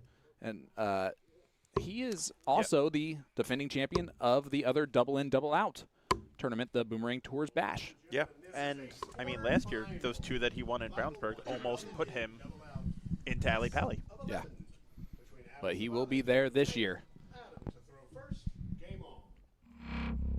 Alexander Palace awaits Adam Savada. Loves double 18, and he loves the wire of the double 18 too. As we are off and rolling, these two have some history between each other. 2-2 in the overall. It's been 1 semifinal and then a top 64 because of Adam Savada last year. Yep, unseeded. Unseeded, so he defeated Jacob Taylor 6-5 or 5-4 in that one. But they have been close bouts. Savada with the slight advantage overall, but they play each other extremely well too. As expected, and I mean Jacob Taylor this year being down as the 13 seed is not the norm. He due to commitments at the beginning of this year, he missed half the season. Yeah, and still is the 13 seed right now. So in half a year, he got himself up to the 13 seed for the Continental Cup, and is still 96. going up. I mean, he started today as the 15. He moved up 2 spots already just today. And he's the truth. That's what he does. He's going to continue to improve. And honestly, if you're in the top 8 right now in the Continental Cup, you don't want to see Jacob Taylor. No, you are not happy about that. That is a bad draw, as we would like to call that. That'd be like taking on Adam Savada in the first round last year because he was an unseeded player. Yep. And now he's the number 1 seed. He went from unseeded player last year to number 1 seed before this season even ended. Yeah, it has to be the most meteoric rise in seeding in the history of the CDC. Now, I have no facts to prove that, but just looking at the history and looking at event championships, I don't think anyone has won as many events as quickly as Adam Savada has. Well, I mean, his first victory was in 2021 in Philadelphia, and since then as a qualifier, right? And then he didn't win anything until 2024. He didn't come back until 2024, right? And in 2024, he won 2 events, event number 12 and 14, which I believe 14 is the last event of 2024. And then he won 3, 4, 5, 6, and 13 this year. So he has run 5 events this year. He has tops left here for a 1-0 lead, and he pins it. So Adam Savada 1-0 up on Jacob Taylor, just to hold a throw on the man from Newfoundland. And he's wearing the most gorgeous jersey that he owns. I am a No huge fan of score. this jersey. I love the color. I love the blue color of it. I think it pops a lot. Yeah, it is definitely a beautiful color. And then, of course, Adam Sabata. I love the pink and purple that he wears. It's a 56. signature that he continues to flaunt. I love it. And, of course, with the Reaper aspect of it. Yeah, which 80. it's incredible because if you know Adam and his personality, he is the furthest thing from a Reaper. Mhm. He's such a Just a genuine soul. like he should be Adam the Teddy Bear Sabata 100. because he is a very gentle soul Yes. and a really personable human being. Yeah, just always a good laugh. But I mean, to go back like what we were talking about on the media, I 100. mean, there's 4 people in CDC history that have 9 wins or more. Yep. Adam in almost in 2 83. years in an event of playing is knocking on the door of being the 5th person at that number. He has 8 total right Yeah. now. And 60. yeah, it's insane. It really is insane. The only one close would be Stowe, who's at 9 in 3 years. He's won 6 events. He's won 7 events in the last 75. 17. Yeah. So he is 7 and 10 on tournament wins. That's like Tiger 121. Woods-esque. I was just gonna say that's Tiger Woods numbers.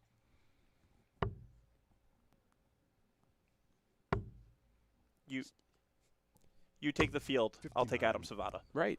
I mean, Jacob, you require he's at least guaranteed to 104. always win in the first round because he hasn't lost there. Mm-hmm. And he is mostly guaranteed to make semifinals. Yeah. Was he missed 2 this year? 3? It's insane. And with the talent that we have here, it's just it's honestly it's crazy. But Jacob Taylor's going to come back with 80 left here to tie this up 1 apiece. 92. And this was the exact situation that Savada was in last leg. Oh no, he misses the big number. That is 40. definitely not like Jacob Taylor. Adam, you If there's require one thing he usually 36. does is stay pretty straight, but Sabata on his double. He likes double 9 too. And he Game pins shot that in the one. Second leg. Adam So Savada. Sabata 2-0 Third leg lead, is and that's a Adam to throw break first. of throw. Game on. I know we haven't mentioned him very much today. Shout out to Mo Maloney and Sarah Stolinas. Both have been fantastic.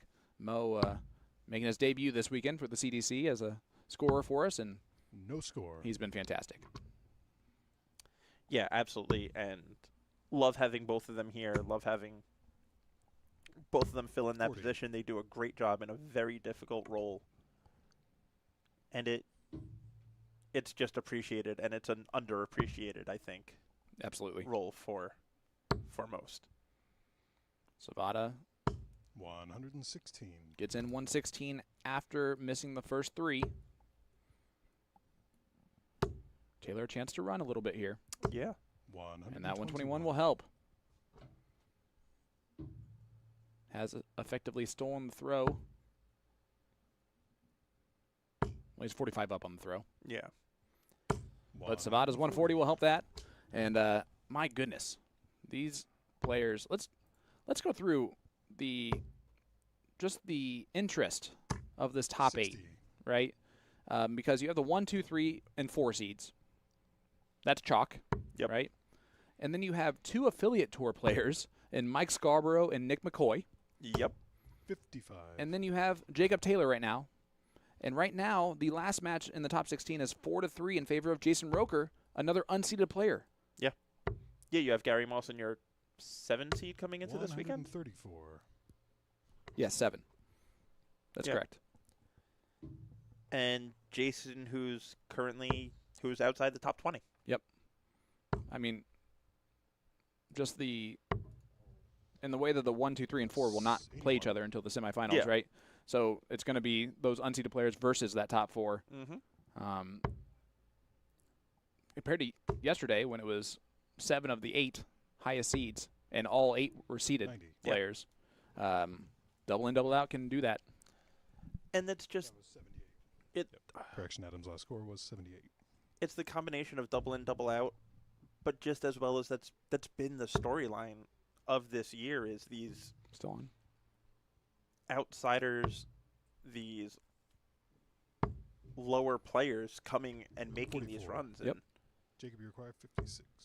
and going deep into these events and going top 8s and top 16s. Oh, 36. Jacob misses 2 darts to break right back. Adam, you require Will those 60. be costly as Savada looks at this 68? Now 67. 17 for bullseye. It's the treble for double 8.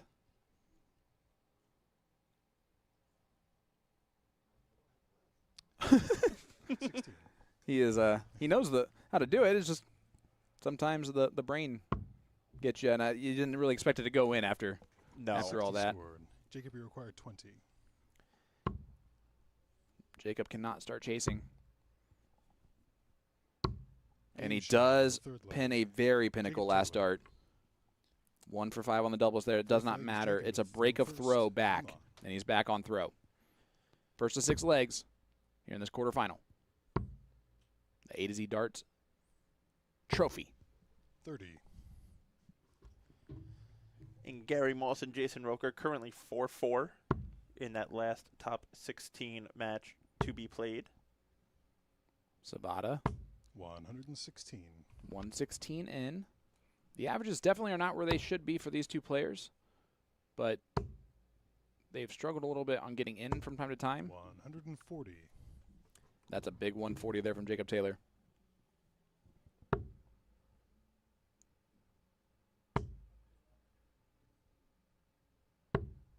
$58. And the troubleless visit from Savada evens it out. Yeah, it's been a little lackluster, I mean, just so far. but it's early. We're 100. up to the first to 6 now. Miles to go before we sleep in this one. And Adam Savada, a 180 will leave 147. Not going to do that. 140. The 187 will be just fine. Taylor, though, Will be first to a double. by a lot. By a whole heap. 180. By the maximum. That's a 180 from Jacob Taylor. On 51 after 12. 93. That's a good last from Savada to put a little Jacob, pressure on you it, but 51. 11 for tops. Or 7 for nothing yet. Yes. 44 left. So he misses a big number here. 1 dart at 32. And it might cost him this leg. 19. Adam, you require. It's the second time he's missed that 94. big number. And that's in. Tops. Slide it right under. Game shot. And that is exactly on what he fourth does. leg. Adam Adam Savada Savada. checks the 94 for a 3-1 lead over Jacob Fifth leg is Taylor, Adam to throw first. punishing the Game on. the missed fat number. Yep. And the 1 missed at the double. And that's the second time Taylor's done that, right? Where he's missed the big number and it's cost him. 156. But that's a 156 in from Adam Savada. So the maximum that he can get. Taylor trying to respond just the same. 80. The 80 will work. Half of the Savada score, but Savada staying in it. If only he didn't start on double 18. 100. Took the words right out of my mouth. Yeah. I was going to say, somebody needs to tell him that you can't throw a 9 starting on 18s. But 60. unless your opponent does that, that doesn't matter. Nope.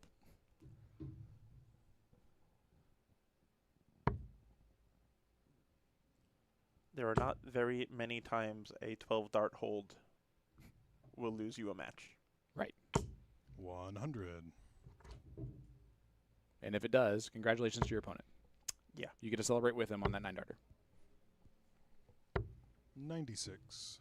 But Savada way out in front. Adam, you require 145. At least 6 from 145. He'll need more than 3. 65. Come back with 80. Jacob Taylor going to look down to the 19s most likely. And that is a difference in Jacob Taylor's game is Adam, the you counting. require 80. When he first joined the tour in 2022, 2021, he was just peppering the treble 20. Did not matter about the scoring or anything like that or the math. And then he has now really made that change. Adam's not even going to get a look here after 40. having 80. So, again, misses a big number. Jacob, you require 132. Going to look at the bowl. Ideally, missed it. 44. But, yeah, Adam, the you require truth has just 40. he's gotten better at the Game shot. the on idiosyncrasies that are needed to Adam be Savada. at the top of this level. 6 leg is Jacob to throw first. Game and- on. I think if we saw him more this year, he'd probably have a title under his belt this year. Absolutely. I mean, Jacob Taylor's always a title threat. Always will be a title threat. 100. He hasn't won a title since 2022, which is surprising. It is. But he has finals appearances, deep runs in Continental Cups and 57. cross borders. He was a Modus Week finalist and a Modus Champion Week finalist. Yeah. 100. Yeah, that was fun to follow. And I know that we talked to a PDC Pro at Worlds a couple years ago who was like, "Oh, the CDC, I hate the CDC. Stop bringing better players over here. Yep. Stop making the players better." And then he specifically mentioned Jacob Taylor and said the fact that he is not a megastar over here is insane because the talent that he has 135. is enough to be at that level. Yeah, absolutely. And I mean, you know, that Champions Week, you remember who he lost to in that final? I do not. You know, a little 100. kid that went by the name of Luke Littler. Well, that'll happen So, from time to time. you know, Yeah, we have 16-year-old Stowe Buntz here, 98. but 16-year-old Luke Littler was doing a whole different stuff, and 15 and 14-year-old Luke Littler. yeah. I think he might have a future in the game. I think so too, just barely. Maybe. He might have the future as a farm animal in that game, 99. in this game. Jacob, you require 68. I like the 12 look from Taylor. Tops. Game Pins shot the 6 leg. tops. Jacob Taylor. Taylor hits that in one. 7th leg is Adam to throw first. Game on. And we're starting to get cooking here now, as both of these men have raised their averages up to that 80 range, which is kind of where we expect from them. Yes. No score. And Savada had gotten in on one dart the last 3 rounds. Taylor now starting to find his range. 120. That's a good 120 opening. And Savada has given away his throw already.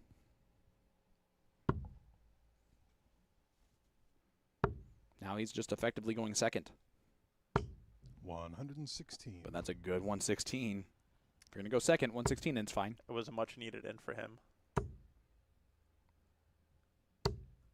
95. But this is what Taylor can do, right? If he starts to heat up, if he starts to find his range on the treble 20s, he is more than capable of consistently just staying there for legs and 100. legs and legs. Absolutely. He can be one of the power scorers. He could keep up with the scoring power of Savada. Of anyone. 81. I mean, realistically, him at the top of his game can keep up with the scoring power of anyone. 100%. And our last quarterfinalist has been booked. It is Jason Roker Wow. with a 6-5 victory over Gary Mawson in a 49. last leg decider. That's a huge shout out to Jason Roker. I believe that's his second quarterfinals run. Yeah. Really impressive for him. 139. Been a tour card holder for not a whole lot of time. I mean, a couple years now. Third quarterfinal. Third quarterfinal experience for Jason Roker. So 140. great 140 from Jacob, Savada to you put some require pressure on the 66, but Jacob Taylor tops away from back on throw. Oh, 46. will he return? Adam, you require 96. Adam with the treble 20 will leave his favorite double. And he does exactly that. 2 darts at his favorite double. That's awkward for him because his darts land a little bit to the left.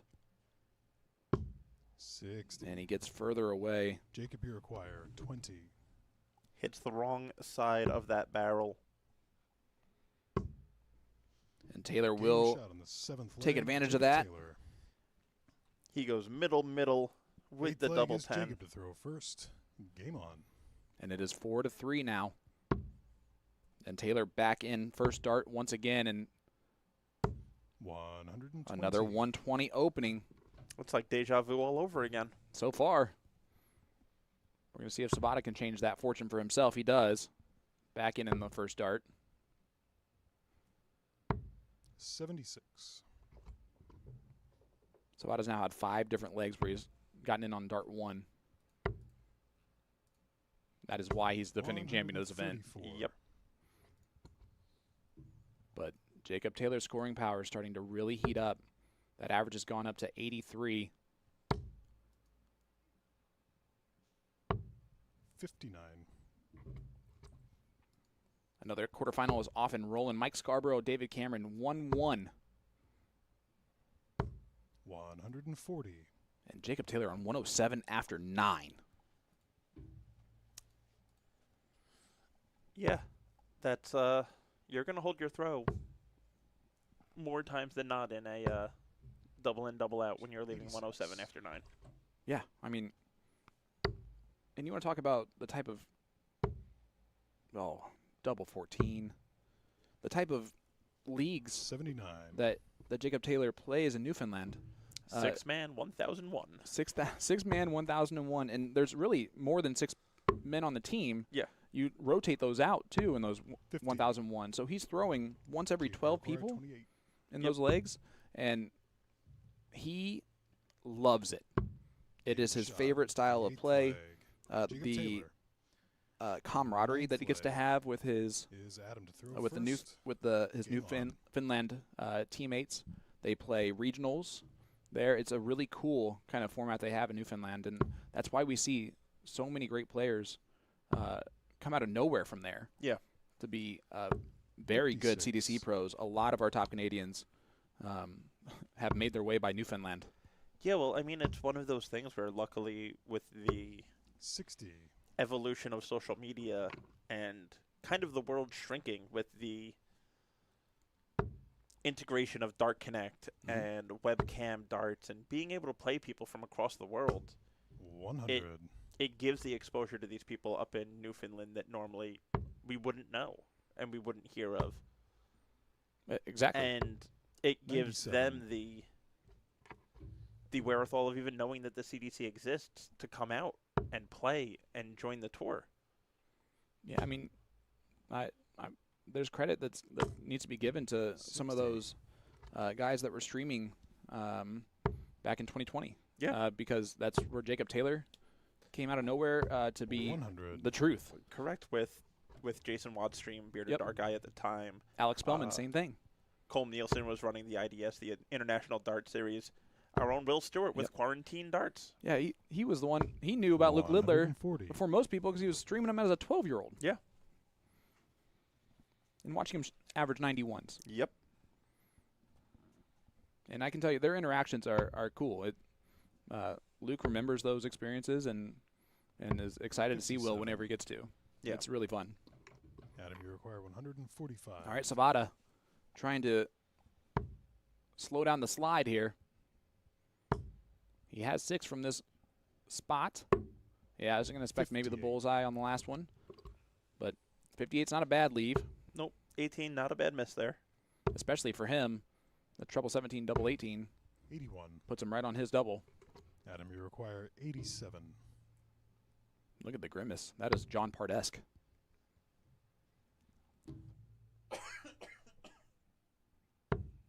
$78 left, now 60. So Jacob Taylor's going to get a shot at this 106. 47.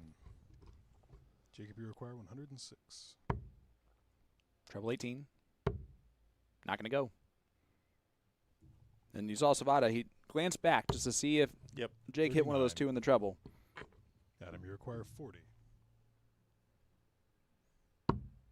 Oh, that's in the wrong. Double 15. Speaking of Luke Littler. Speaking of Luke Lidler. Yeah, and he drags it inside. 25. Jacob, you require. And now this is a 67. big moment in this match. It's going to be only one dart, but it's at his number, 32. Oh, and he flies it a little bit. 35. Adam, you require 15. That could have been a huge moment.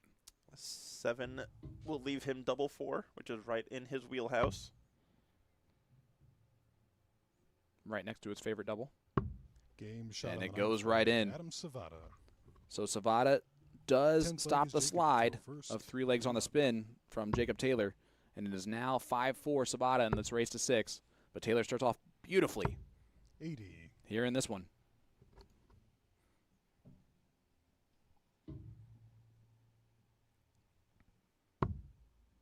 Leonard Gates, Nick McCoy about to get started there in the quarterfinal. David Cameron up 2-1 on Mike Scarborough. 36. And a reminder, folks, if you are watching along here at home 85. and you're like, I can do this. I should be playing against these guys. This is the 8 seed and the 1 seed. Pfft, I can do that. Well, you have 11 current opportunities to go to a CDCQ school. 11. And that is only going to grow in a number. 140. And it doesn't matter where you live either. Colorado, Ohio, Pennsylvania, Ontario, Quebec, New York, Maine, Alabama, 96. Michigan, Virginia, and Maryland. And there's going to be something out on the West Coast. You know that there is Absolutely. at some point. So it doesn't matter where you live 100. in North America, you have an opportunity to travel not as far of a distance to get your CDC tour card. 100.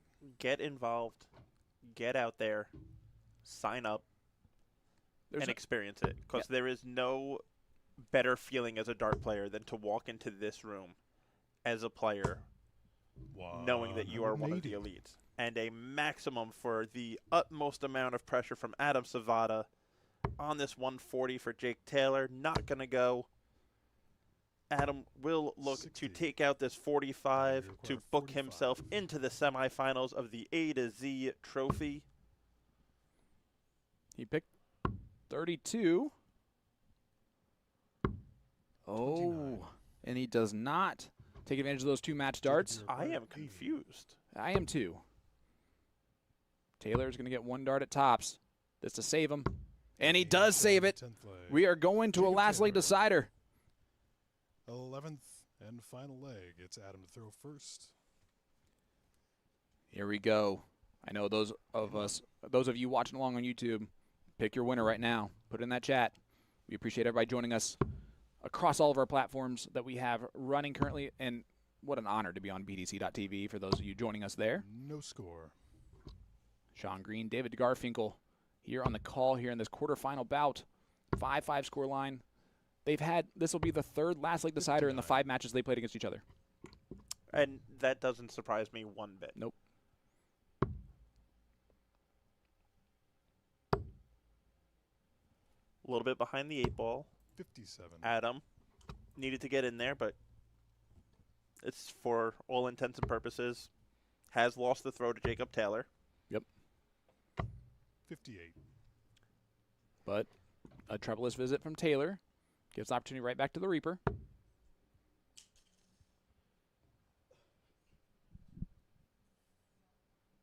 Going to have to reset there. Yeah, and it's a shame because that first dart is such a nice marker for him, and now it's kind of just there. 60. Yeah, and he only ends up with 60 out of it. A little tight early on here for Savata in this last leg decider. 42.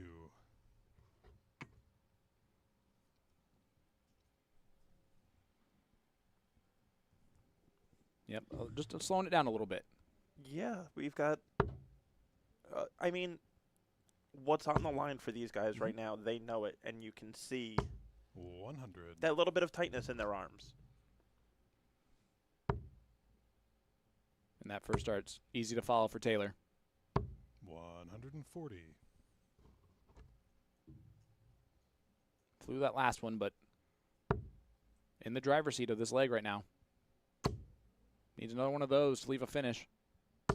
100. He does not. So Jacob Taylor, 6 starts from 202. Oh, and he's going to leave it I spoke a little bit too soon there. Yeah, that second dart into the 5 does change things a little bit. And Savada's going to put on some pressure. 100. He'll come back with 84 if he returns, but Taylor, 117. Trip 19. Tops. Game shot. Wow. And Jacob Taylor books Jacob his Taylor. place into the semifinals with a 117 checkout in the last leg decider. The truth wins the last 2 legs on the spin to get the job done. You see Savada just shakes. I mean, there's nothing you can do about that 117 checkout from Jacob Taylor. We have now seen 2 last leg deciders tonight where a 118 checkout was hit and a 117 checkout. Both of them, I believe, against the throw, if I'm not mistaken. So, wow. Guys, the A to Z Darts Trophy has been fantastic so far in this double in, double out format, and there's so much left to go. Will one of our 3 unseeded players left in this thing make the semifinals? Or will it be a chalk 1 through 4? We're going to find out shortly, guys, so don't go anywhere. We'll be right back with that and more from the A to Z Darts Trophy right after this. Can't wait.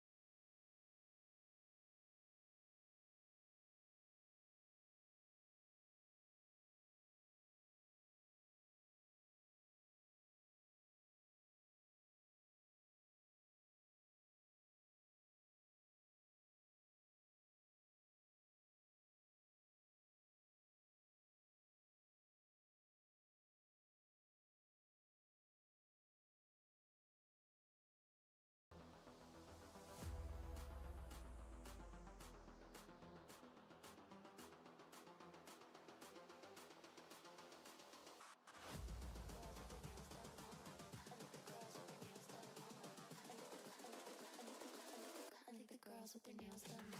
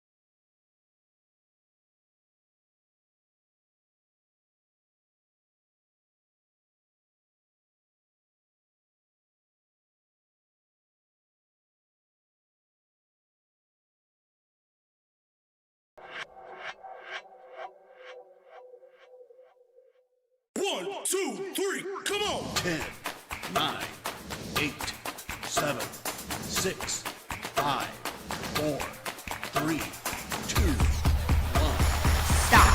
1. Welcome back to the A to Z Darts Trophy. Coming to you live from Indianapolis, Indiana. Thank you so much, Jim, and welcome back, ladies and gentlemen, to event number 15, the A to Z Darts Trophy. Live here from Brownsburg, Indiana, as we continue the road to the Continental Cup Tour Finals Championship. And boy, do we have a doozy for our semifinal bout. First of all, it's a best of 13 race to 7 here in our top 4 matchup. And it features two guys that we're going to see on the Alley Pally stage already. Buntz, the number 2 seed heading into this, takes on the number 3 seed in Leonard Gates, who secured his spot with a cross-border championship and a Continental Cup championship last year. Yeah, I mean, this is going to be a great matchup. Always fireworks when these two men play each other. No surprise that both of these men are here. Two staples of North American darts. both at Alley Pally last year. Both will be back at Alley Pally this year. And both will be difficult draws for a seeded player. You know what, though, with this new format, this might be an Alley Pally matchup. Ooh, I don't like that. Boo. No, I'm just kidding. Would like it if it was different than that, but it looks like they are off and rolling.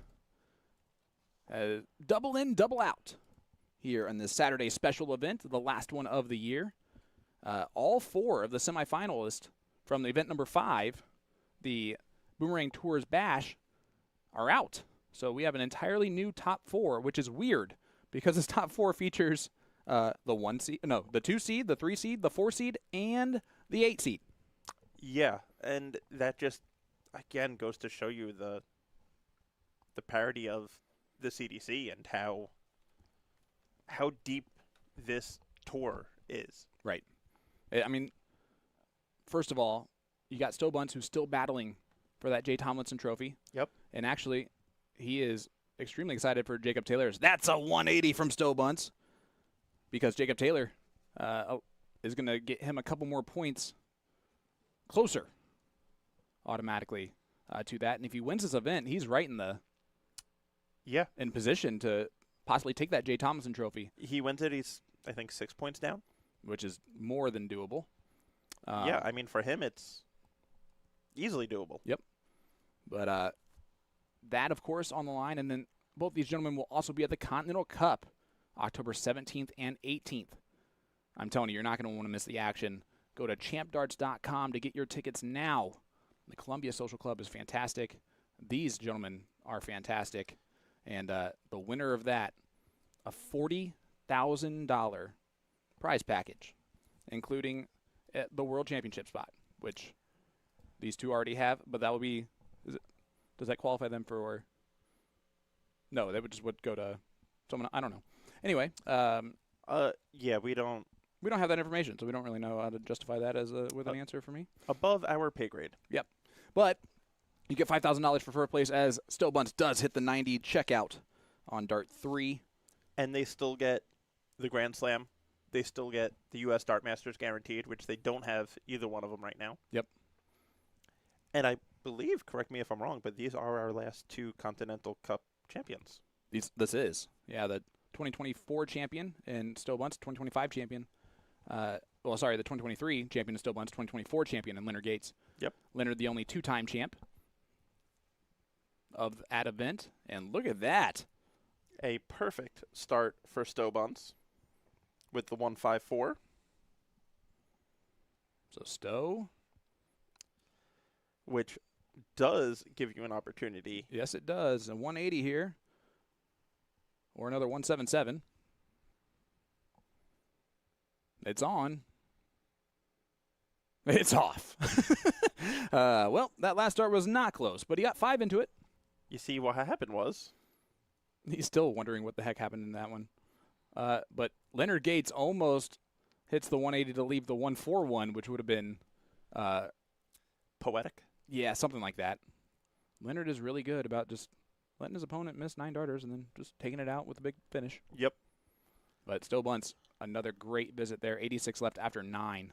These gentlemen are firing on all cylinders early on in this. Yes, and the two of them, no strangers to each other. Doubles partners forever back in the day. Still doubles partners sometimes today. Good friends. But they battle. 9th time meeting on the CDC Tour. Stowe, by far, has Gates' number. 7-2 overall against him. Only 1 match so far this year in the semifinals in event number 12 in Oak Brook, which was the match play format. Yep. Still got him 7-1. Jeez. And, I mean, that's a perfect start from Leonard Gates now. That's not the first 160 we've seen. Thanks a lot, Nick McCoy, with his 6 of them. Yeah. But that's the first we've seen from Leonard. Maybe not totally, but in this match, obviously. The first we personally have seen. Yes. And he did not throw a good fourth dart. Well, but a good recovery. They can't all be winners. Right. These two are a lot of these. They can all be winners. Yeah, they have 21 titles, tour event titles. Yeah. To their names between the two of them. 12, the leader in the clubhouse, Leonard Gates. 9 for Stowe Buntz. He's looking for double digits. Will he get that done today? And become only the second person ever, next to Gates. Yep, to get to 10. David Cameron also sitting on 9. Yep. Can get to 10. Yep. And the other semifinal, he is doing battle with fellow Canadian and Jacob Taylor, looking for his first title of the season. Leonard Gates, 100 scored. Stowe not on a finish. That is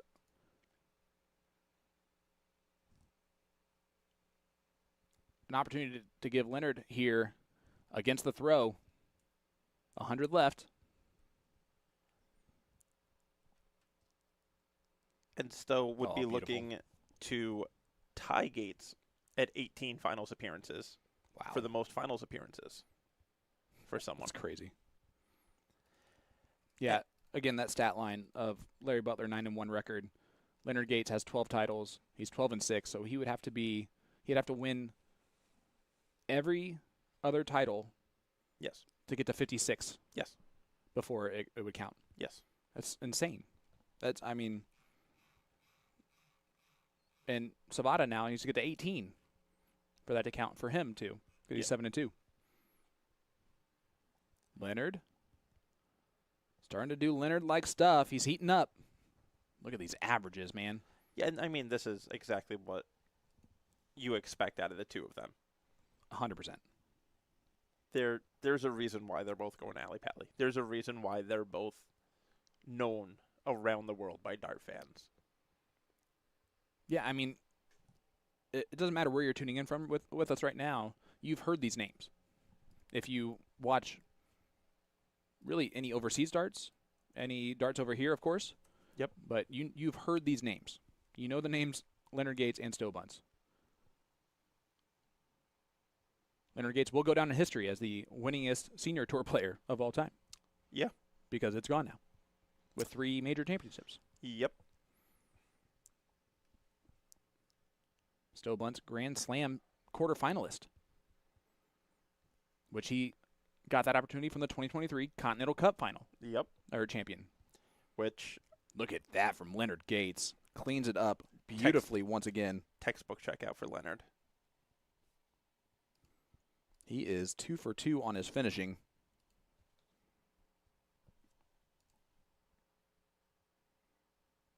But both guys are getting in relatively with ease.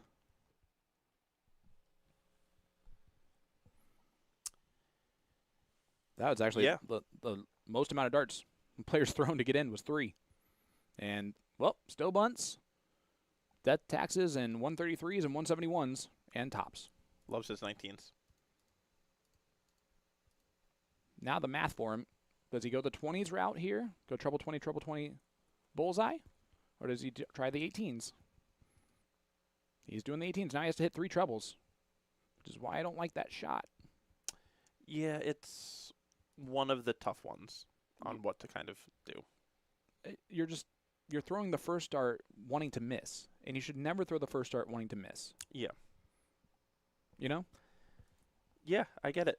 But it's kind of the same way on the 129 checkout. Yeah, kind of. That's fair. 129 checkout, if you miss the trip on the first, you only need 1 trip for the combination. If you hit it, you need 2. Yeah. But that's kind of the math that you have to do there. That's a 180 from Leonard Gates. Puts all of the pressure on this 73 now for Stowe. He'll get 1 dart. Tops. Oh, and he drags low his favorite double. And Soldier has been clean as a whistle on these doubles so far.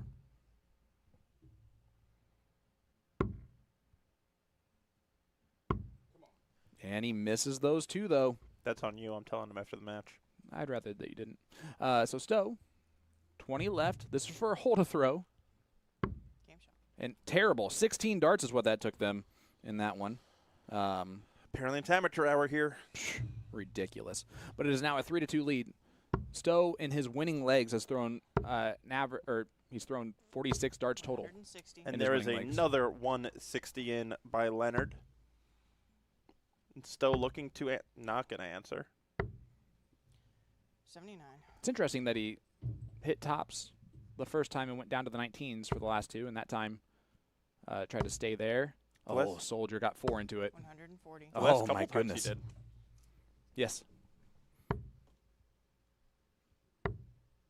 And 134. this is Stowe wanting to win.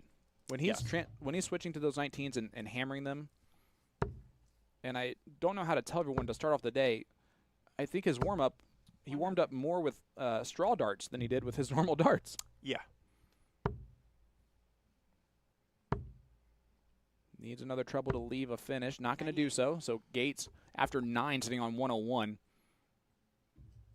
They're averaging 102 and 96 and double in, double out. 76.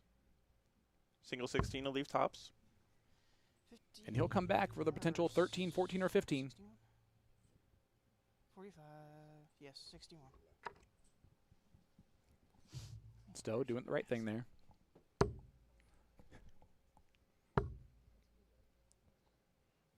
Sarah not doing the right thing there. Should ask Stowe. Just kidding. 123. No. Again, Soldier has gotten a lot better on his math. He needs to hit this. Oh, no. That could be a huge 3-dart miss. Stowe going to look for the steal here. 10 for tops. Peppers it. And there it is. He lets out a pow in typical Stowe Buntz fashion. And that's a break of throw, and now it's a 4-2 lead. Leonard Gates was sitting on a 13-darter. Stowe takes it out in 15, and Stowe caught that one in his hand and almost hit 119. the treble 19 to stay perfect here.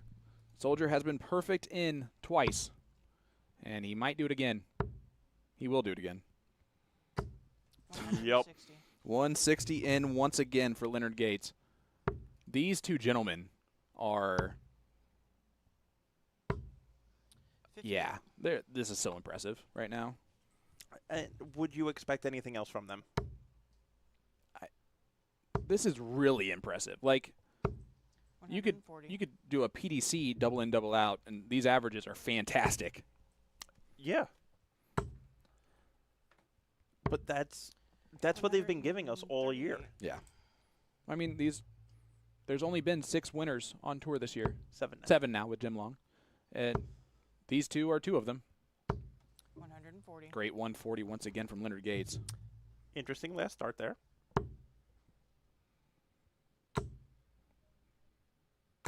I knew he was going to do that. 180. Yep, he's going to leave 6.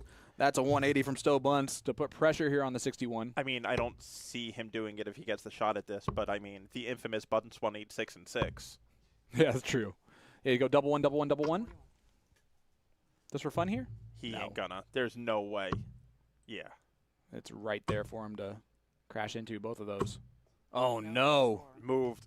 Maybe he should have gone double one, He double should one, not double have. one. He should have done double one, double one, double one. Or actually, he should not have had a 180 to leave 6. That was his mistake. But is it going to cost him?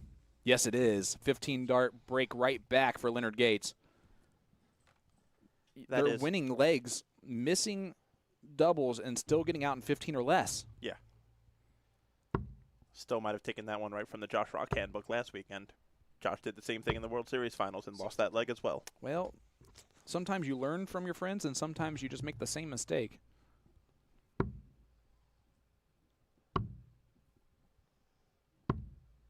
Good last to get in on 36.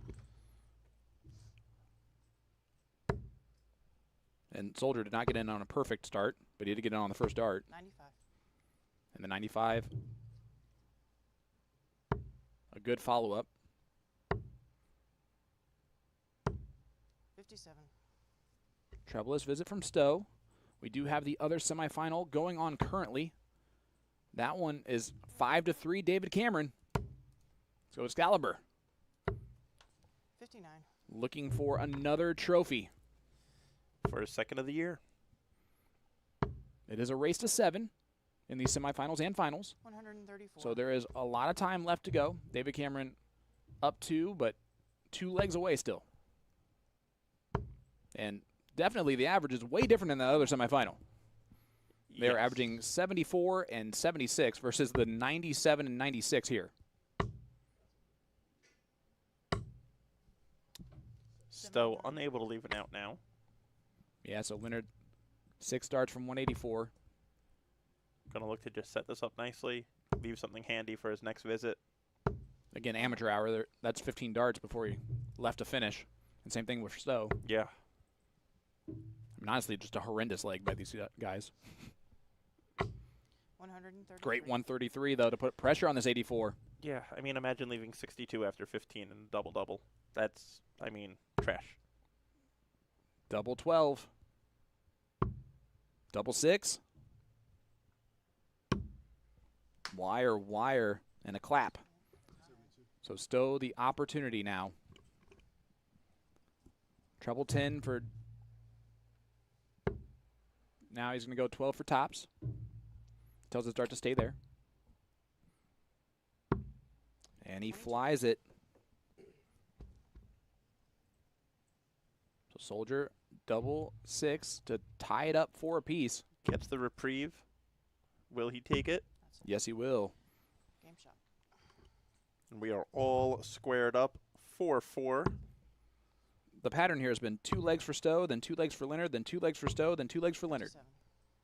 So what you're saying is it's going to be 6-4 Stowe? That's the pattern. It's up to Leonard to break that pattern. I want to know 60. your insight. How do you see this one going? I want nothing more than a last leg decider between these two gentlemen. But I think that Stowe going first and being able to pepper the double on the first 1 or 2 darts is going to help him significantly have the advantage here. But Soldier also can go 160 in. Yeah, and I think we've seen this story before with Gates and the way that he's throwing right now. And right now we're seeing the best version of Gates. That triple 20 looks like it's the size of the entire dartboard for him right now. And a 180 here leaves a finish. Not going to do that. 100. But yeah, both gentlemen are just playing so well. Oh, I love this from Stowe.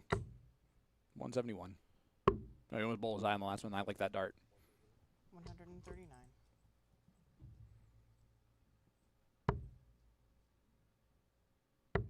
Does that, so he only has to hit a 1 treble visit. Yep. Great smart counting, and he's got time here in this one to take the 5-4 lead. 419s will leave him tops. And typically he hits a treble in the first 2 darts when he's shooting at 19s, that's for sure. But leaves it handy.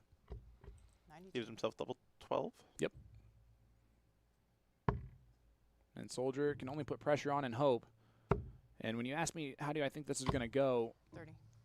again, Stowe's had Leonard's number, 7-2 against him, which is honestly kind of an extreme parity when you look at these two gentlemen and their talent. Game shot. Yes, 100%. But that's one of the crazy things with Stowe is his record against a lot of these top players. Yep. Is unbelievable. I mean, 7-2 against Gates, 9-3 against Spellman. 28. I got to look. No, now you got to look at Savada. That one's gonna be a I difference. think that's a little Yeah. bit more 3-2. 3-2 still.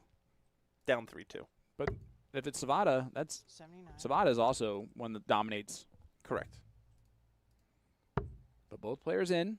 The only one that has his number, Dave Cameron, 6-3 against. 83. Well, we might be looking towards that type of a final as Dave Cameron is the first one to cement his spot in the semifinals. A 7-3 victory over Jacob Taylor. 98. So the truth gets out in the semifinals, but again does great work in cementing his spot into the the Continental Cup And the cross-border challenge. and the Cross Border Challenge. 82.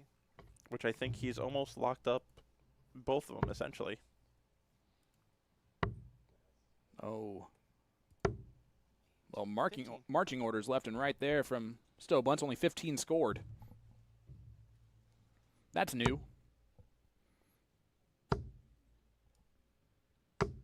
100. Yes, Jacob Taylor has locked up the cross border There you go. 99. and also locked up Continental Cup with his performance today.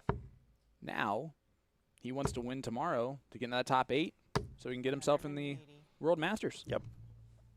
That's a 180 from Leonard Gates to leave 28 after 15. And 140. the 140, he waves it off.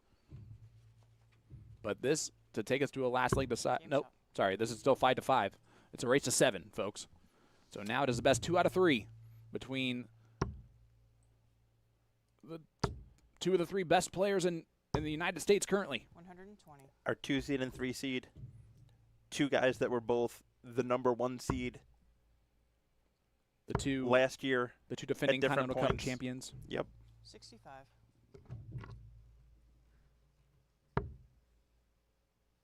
Soldier also the defending cross-border champion. 27. But I think Soldier would tell you that event-wise, he hasn't had his best year in events. He only has 1 victory, 85. Yeah, he has struggled this year. but I struggling mean- for him is still a lot of victories and a lot of semifinals and stuff. Yes. I mean, still a plus-minus of 94. 76 for the year. But compared to In the leg count. 171 from Adam Savada, which is just gross. Yeah. Let's talk about our affiliate tour player real quick, Mike Scarborough. Today, against 60. some of the toughest competition, he was 21-8 in legs. And that is against Alex Spellman, against Gary Brooks, who we saw yesterday, who was a formidable opponent, 85. against David Cameron. David Cameron, and against Gino Florian, Yep. who played brilliantly today. Gino did. Gino's played brilliant this weekend so far. Yes. It's great to see out of him. Their averages dropping just around that 90 mark now, but Stowe in the driver's seat here. He will be first to an out. How good of an out? It will be 80 left, which is perfect for him. Yep. He might even just go tops for fun. 100. He might be aggressive on that first one. Yeah. No. No. He went at the triple. He- Gonna climb the ladder. 60. Yeah, and I don't know if I like that out of him. Like most people, yep. Him, with how great he is on that tops, I think that first one just right below that wire, especially how his darts land, that's a better marker for him. Yeah, and stack right on top of it. Oh, 88. Soldier has options. You can go 48 or you can go treble 20. The way he's been hitting the trip 20, yep, that's the route all day. Double 14. That was a massive dart that was missed there from Leonard Gates here in leg number 11. Game shot. And the double 10 goes in for Stowe Buntz. Now up 6-5. Looking to book his place in the finals of the A to Z Darts Trophy. 40. Event number 15 here on the road to the Continental Cup Tour Finals Championship. $40,000 in prize package up for 97. grabs for the winner of that, including the Grand Slam spot that Stowe Buntz used so well in 2024 as a quarterfinalist. 85.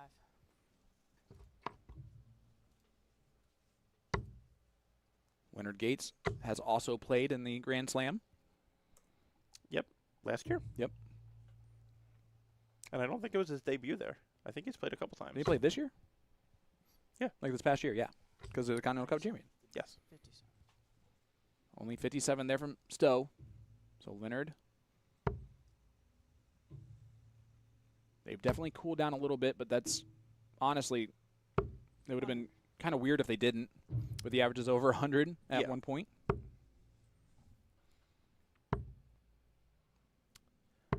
I mean, 94. it's kind of one of those early in the match, you're not thinking about the finish line, you're just flowing. Yeah. And then it's as you get deeper and deeper into the match, those nerves are naturally going to build a little bit more and more. You're going to get a little bit tighter and tighter. 40. Even players of this caliber. Like, they're calm, cool, and collected.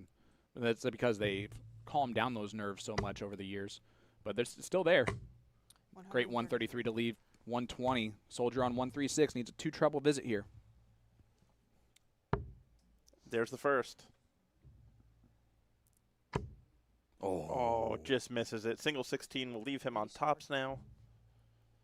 He's just going to hit a single 20. 100. Leave himself on 36. Stowe for the match. 120 left. That's a great marker for the treble. Tops.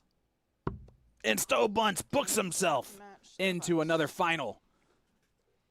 7-5 victory over Leonard Gates. A 91 average from Buntz. And yet another 3-figure checkout to win a match. That one 120. And Stowe Buntz. David Cameron will be the final of the A to Z Darts Trophy. You said it. The one person who has had Stowe's number is David Cameron. Do you think he cares about that at this point? No. No, he does not. I agree with that. Guys, this final is going to be incredible. You do not want to go anywhere.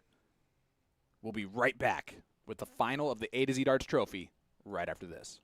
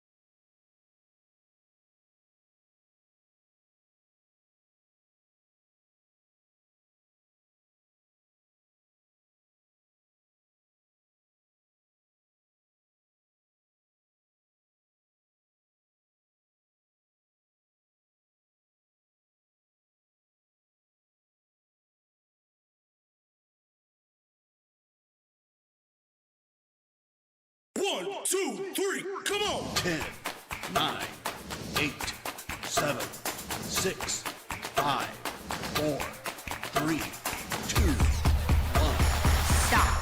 1. Welcome back to the A to Z Darts Trophy, coming to you live from Indianapolis, Indiana. Ladies and gentlemen, boys and girls, the moment we have been waiting for all day long, the final of the A to Z Darts Trophy. Event number 15 on the road to the Continental Cup Tour Finals Championship in Brownsburg, Indiana. We're going to have a 10-time event winner after this match. Who is it going to be? 9-time winner David Cameron or 9-time winner Stowe Buntz? It's going to be an epic battle, and we just talked about that semifinal bout was two players that are playing in the World Championship already. Yep. Now the final features two players that are now qualified for the World Championship already. Yeah, this should be an unbelievable matchup. Stowe has now officially tied Leonard Gates for the most finals appearances on the CDC Tour. Obviously, Dave Cameron or Stowe will become the second player in the history of the CDC with double-digit event wins. And if you look at the history here, the history says this is Dave Cameron's to lose. He has Stowe's number. So I actually did all the math, okay? Okay. And I added up all the legs between the two of them. Yep. In every event except for the first one was 2022. Okay. Those are two different people then. David Cameron does have the lead, but it's 50-46. That sounds about right. So it's about 36. even. Yeah. And I think that that's closer than the 6-3 advantage there. That being said, it also means that David Cameron is winning the close ones. Yes. And, I mean, No score. But not in what yet. goes to show you about the quality of these men, you look at when they've played each other. Semifinal, semifinal, semifinal, semifinal, semifinal, final, Yeah. semifinal, 84. final. Yeah, it's insane. I mean, They're 1-1 in finals against each other. out of their 9 matchups, 8 of them have been in the semifinals or the finals. 40. Cameron in on the 6th dart, but Stowe hasn't ran away with this one yet. And it is Stowe's throw. 100. If you're going to take 6 darts to get in, do it against the throw. At least to start off with. You got to do one with the throw. Yep. Or you got to do one against the throw where you're 100. in there early, but they are off and rolling. Fun fact from 60. production that just came in. Stowe Buntz threw the last 6 darts at the bullseye, and he hit all 6 in the bullseye. Oh, that sounds about right. 99. He's been feeling good today. He's been looking good today. He's been relaxed. I mean, I went out there after the semifinal 133. to talk to him, and his exact words, he looked at me and just went, that wasn't bad. Felt good. It should have. And momentum-wise, though, 120. I would say that the advantage is with Stowe. He averaged at 90 there in the semifinal. David Cameron's worst match was the semifinal, where he averaged 76 to 91 from Stowe Buntz. Yeah, but we all know with the double-double that could be one 94. bad leg Yep. that affected everything, and David Cameron is more than capable of throwing a 75 average and then a 95 average right behind it. Game shot on the first leg. But the Stowe first Buntz. leg, Stowe picks up the double 7, Second leg. It's a David throw first. 21 Game darter for him, which is Well, I mean, Probably compared more to what he than- was doing, yeah. yeah. 100. Good third dart after getting in on dart 2. Shout out again to Mo Maloney doing the chalking here in the final for us. And Stowe Buntz, 105. anything you can do, I can do better. And I just hope somebody here makes Maloney do his 180 call. Make it happen, Cameron. We need to Right hear here, that right again. now. 140. Ooh, the 140. You can almost see Cameron. Stowe's turn? 180. Nice 180 there from Stowe Buntz, his first of the match. And that one's set perfect for Cameron to follow it. 140. Unlucky third, but 140, 140. The last 2 turns from David Cameron puts him on 1-2-1 after 9. This is more like it from our players. 61. This is more the clip that we were expecting. David, you require Yes. 121. It's on. Bullseye. And yeah, we'll see. Yeah. That's a, 78. It's a Stowe, tough you one. require 155. but because it's Stowe and it's 95 now, it's going. It Game does go. shot The on the 155 second from leg. Stowe Buntz. Buntz. Arguably one of the toughest leg gets checkouts that stowed doesn't for involve the first. bull, and he does it with ease. And he goes 21 the first time. Let's reverse those numbers. A 12 darter. Which is 60. more what we expect out of Stowe Buntz in these situations in the finals. And that was also a break of throw on Cameron with him sitting on the checkout. 100. Both gentlemen get in that first round there. 129. The Neon Nightmare does like Indiana. Always. Brownsburg is a hot spot for finals for him. 99. He's clinched 2 appearances at Alley Pally here.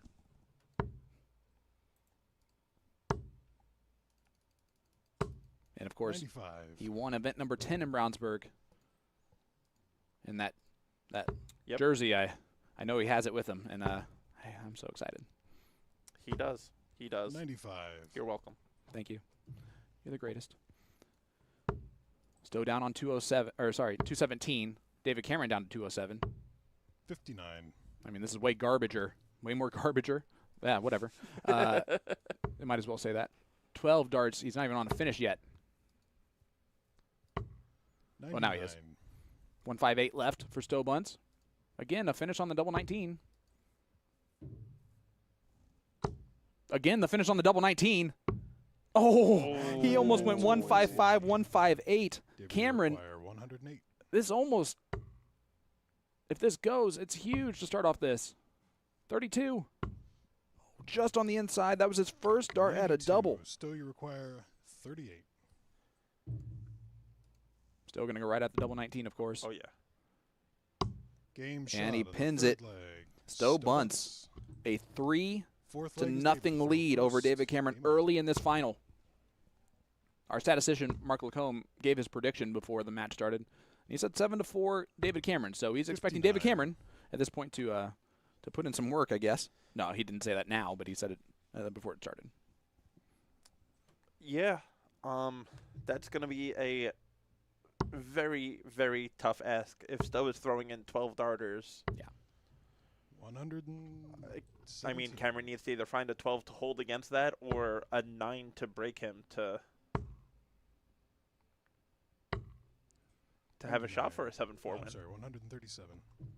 Now, I do want to say, David Cameron played a double in, double out split bowl event, 93. soft tip at Bull Shooter Worlds Chicago. Mm-hmm. And I can't count the amount of times he was 6 darts into it. He threw a 9-darter. 97. And, I mean, so this type of event he thrives on, whether it's soft tip or steel tip. But Stowe Buntz, I mean, 57. showing up and showing out right this second. Cameron's averaging 4 points higher than Buntz, and he's down 3-0. Yeah, and we'd be remiss if we 59. mention Cameron and 9 daughters, and we're in Indianapolis, and we don't mention. Stowe Buntz. No, a couple years ago, Cameron hit a 9-darter here Yep. in this venue. There you go. 80. 80 there from Stowe. Leaves the 154, which is way easier than whatever he's had to hit so far. I actually believe Cameron's 9-darter was the first 9-darter ever in the CDC in person. 93. And then Snook hit the first one on stream. Oh, another one of Spellman those. hit the first one in front of a crowd. Stowe is just expecting to get a look in the 150s I on mean, the double. He's the this- last two. This mood that he is in, he is expecting every dart to go where it's supposed to go. Game shot on the fourth leg. David Cameron, his second dart at a double in the match Fifth leg, totally. it's Stowe to That throw one first. goes in Game on. 3-1. It's just a hole to throw, though, for Cameron. And Stowe right back into the double 20. 120. My goodness, man. That was the first leg that Stowe did not get a darted double, obviously. 30. Can you, I mean, just imagine the fact this is actually a better pace overall, average-wise. 134. Compared to that semifinal between Gates and Buntz, where for a while there was well over 100. But these guys just seem like they're throwing so much better and more consistent right this second. Yeah, I think it's been the reason we see the discrepancy in averages between that one is each one has had a leg that they've been a little bit far back when the other one has checked it out, versus Buntz and Gates, every single leg, the two of them flew down that board. So but Cameron looking to set this one up, leave a 152, and that is exactly what he does with that 180. 157. But Stowe Buntz, 150s. He's going to get another look, isn't he? Yes, he is. Tops for the 157, and he hits the 157. My goodness. Stowe Buntz has a 155, a 157. He has missed the dart on the 158. 158. Wow. Sorry for yelling in your ear there, by the way. This is just a clinic of finishing by Stowe Buntz. Yes. And I got to be honest, I got to see him on outside boards as I would walk past the quad board setup around the venue. And I would sit there and stop, and there were so many times where he was just missing the double out of those three-figure shots, and it's going into the right time for him here. 134. My goodness, these guys. The 157 was for how many darts? 140.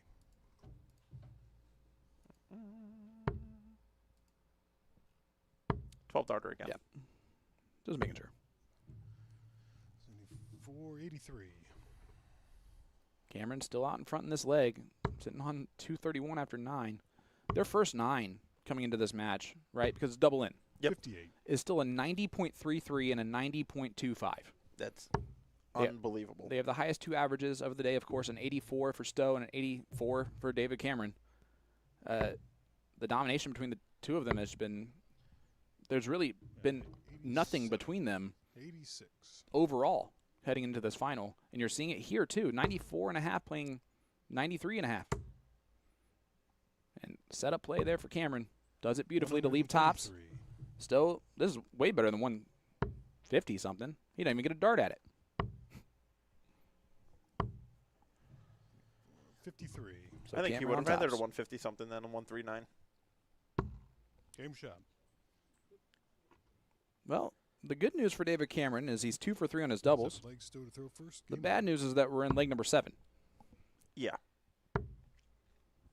And Stowe continuing first start in, 1 treble visits on almost all of his check-ins. Yeah. Cameron following, though. 80. This is one of those pivotal legs. Leg number 7 here in a race of 7. 70. Stowe 79. holds here, makes it 5-2. It seems almost impossible at that point. Yeah. If you're David Cameron, but if you break right here and make it 4-3, and you're throwing to make it 4-4, it is a completely different ball game. Absolutely, it's the difference between a mountain and a molehill. And Treble 20. 5-2, you're staring at a mountain. Absolutely. 4-3, you're standing at an anthill, and you're thinking, I'm in this match. Yep.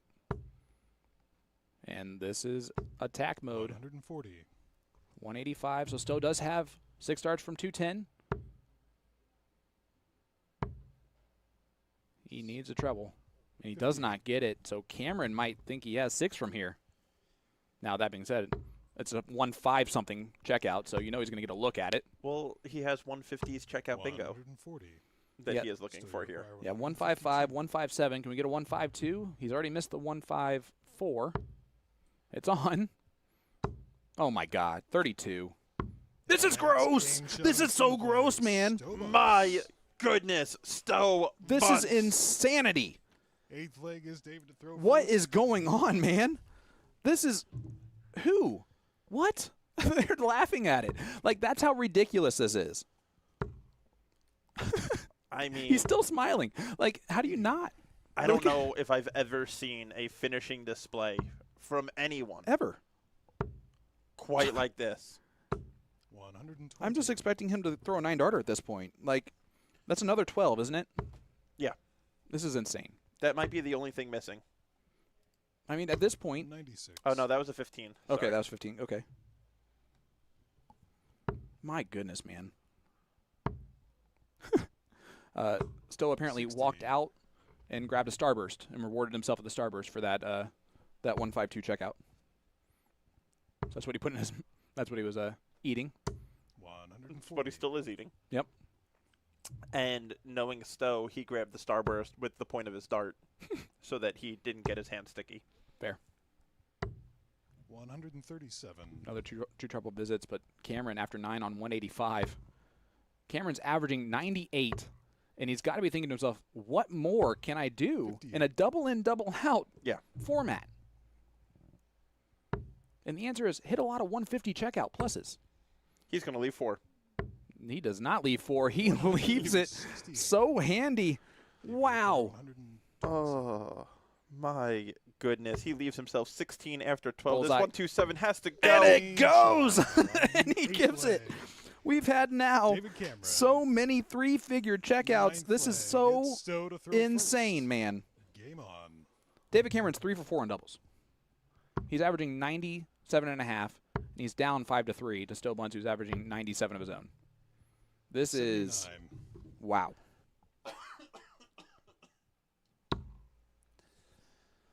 This is insanity between the two of them. Their ins and their outs 79. have just been Textbook. They've been in first time unbelievable. the last three rounds each time. You have 44. First start. Is that a less than 3-figure score from Stowe? I'm confused right now. You know what? He's human, 59. but he's going to feel like Starbursts are really unlucky from this point forward if he ends up not being able to take advantage here. 58. This is the same scenario as 3-4, though. Yep. Right? Now it's 5-3. It's even tougher if Cameron loses this leg. But if he wins it, it's right back in that same spot. 137. And he's attacking the throw right now. This is as close to a must-win leg that Cameron's going to have without Stowe sitting on 6. 45. And that will give Cameron a huge advantage now. 2-2-6 after 9. He's got to switch here. 19s. 59. Does exactly that. Shakes the head at it.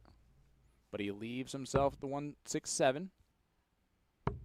Stowe not going to 59. leave a finish. David, you require 100. Stowe, no second dart there. Should have gone bull. Would have at least kept him alive on the third dart. Yep. And there's one thing he's going to punish himself for. It's miscounting. 81. Absolutely. Cameron knocked off a good portion of that. Stowe can put a lot of pressure on.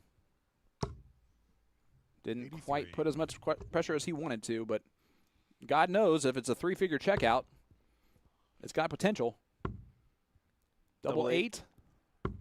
That's game shot on the 9th leg. And Cameron David pins it. Cameron. 5-4. Break of throw. 10th leg. It's Cameron staring a David to hold throw in the first. face for a Game on. tie game at 5-5 and making this just a best of 3. And look at that side profile shot from Cameron. Again, the elbow. You can see it move 80. from the front shot. You cannot see it move from that side perspective. And Stowe, one of the most solid. I mean, 40. it's so. He has one of the prettiest throws in darts. I'll Oh, just say it. absolutely. He is just a solid base. No body movement. Strong 84. follow through. It's weird when he like doesn't play well in a match and like averages in like the low 80s, and you're just like, how with that throw? Because it's leads itself to be so consistent, 139. just like that. Big Yep. 139.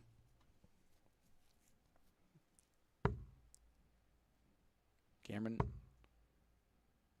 continuing 99. to stay out in front with at least one treble here. The tail of the tape between both players. David Cameron started off against Nick McKinnon, 96. 5-1 victory. Then Brad Farley, 5-1. Kylie Edmonds, 6-3. Mike Scarborough, the affiliate tour. Yep. That was the toughest match so far for Cameron. I A believe that. 6-5 score line, and when he won that, he gave it a lot, and he was very relieved to get through that match. And then, of course, Jacob Taylor in the semifinal 7-3. 140. Stowe doing Yep. exactly what he needs to do to get back that leg that he just got broke. But Cameron going to look to leave something handy, put pressure on this 86. 140. 140 leaves himself So you require 38. 86. Stowe might be one dart at the bowl. It is the bullseye. It sounded like a bullseye, but it did not go in the 50. bullseye. It did not. Leaves himself 36. Will he get a look at it? Right on the wire. Follow that one in, David Cameron. Tie up And this game game. shot on the 10th leg. And And he that is what he does. does. We are 5-5 The 11th now. leg is Stowe to throw first. Game on. And David Cameron, 3 legs on the spin. 105. And there is another 3-figure in shot for one of these gentlemen. And Cameron's Cameron gonna going to look to follow. follow it right away. 60. The last 5 legs, David Cameron's got in on dart 1. Yep. You can't stress that enough on how big that is. Correct. And we touched on David Cameron's road here. Stowe Buntz's road here. Also filled with names. Yep. Jack Robinson, 5-1 in the top 32. John Part, 6-4 in the top 100. 16, in which he was down 4-0 and Yep. threw 6 on the spin. Jason Roker, who made a great run, 6-4 in the quarters. And then we just watched before this match, 96. Leonard Gates, 7-3. 7-5, sorry, in the semifinals, which was a battle between the two of them, which was a level of play similar to this one. 60. What a day. What a match. 96. This is everything that you could want in a main event final. Double-digit event wins up for grabs between these two players. 5-5 scoreline. There is less than a point average difference between them. 191, yes. 4 out of the last 5 legs, Stowe's gotten in on the first start, except for leg 10. It 135. was a 3-darter. Big last start there by Cameron to leave a finish. It's still Stowe on. is still on. Now it is not. Leaves himself 36. 69. David, you After require 15. 131. And the 131 is not going to go, which I'm saying extremely surprisingly because I almost expect it to. 91. And Stowe, 36 left. Stowe, you require 36. We know we can hit a 150 plus checkout. Game shot. And he can also hit 11th leg. Stowe Bunz. 1 double checkout. And that stops the 3 leg on the spin route there from Cameron and gives Stowe Buntz the 6-5 lead here in this race to 7. But David Cameron has not missed a dart at the double 120. to start in 6 legs. Yeah. I mean, this has just been a masterclass of doubling in. Honestly, from both of these Yeah. gentlemen. But Cameron has just been at an absurd level right now.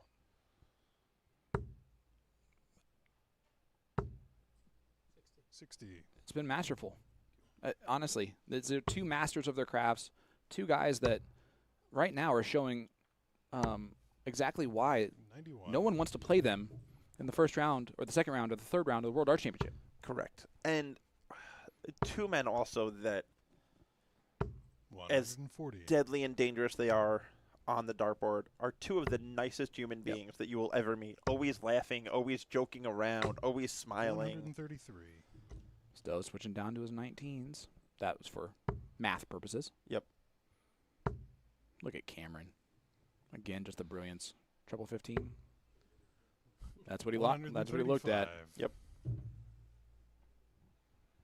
Let's see what type of pressure Stowe can add to this 46 maximum. Maximum. 140. David, you require 46. 6 This- for tops. To send us to a last leg decider. Game And shot we, on of the course, 12th he's going to leg. hit that in David 1 dart. Cameron. Wow. What a The final. 13th and I final mean, leg. Stowe to throw first. I just Game wish we on. could just sit back and enjoy this bad boy. Can we change this? Can somebody get Peter Cetera on the phone? Can we go from No score. a race to 7 to a race to 21? And for the first time in the match, Stowe not in. And David Cameron in once again. First dart. Is that going to be the difference here? Because he's just given the throw to David Cameron, effectively. He needs to get in here quick. Oh, wow, 10 he's in. scored. He is in. He is, but I don't think that's enough. It's not at this point. Unless Cameron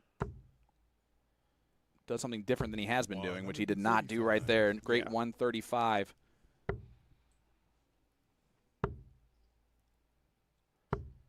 99. Still starting to kind of shake his head a little bit at this.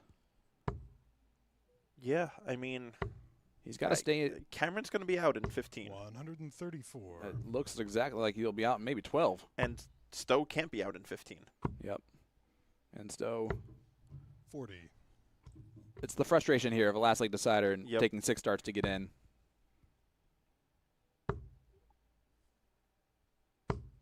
41. Only 41, though.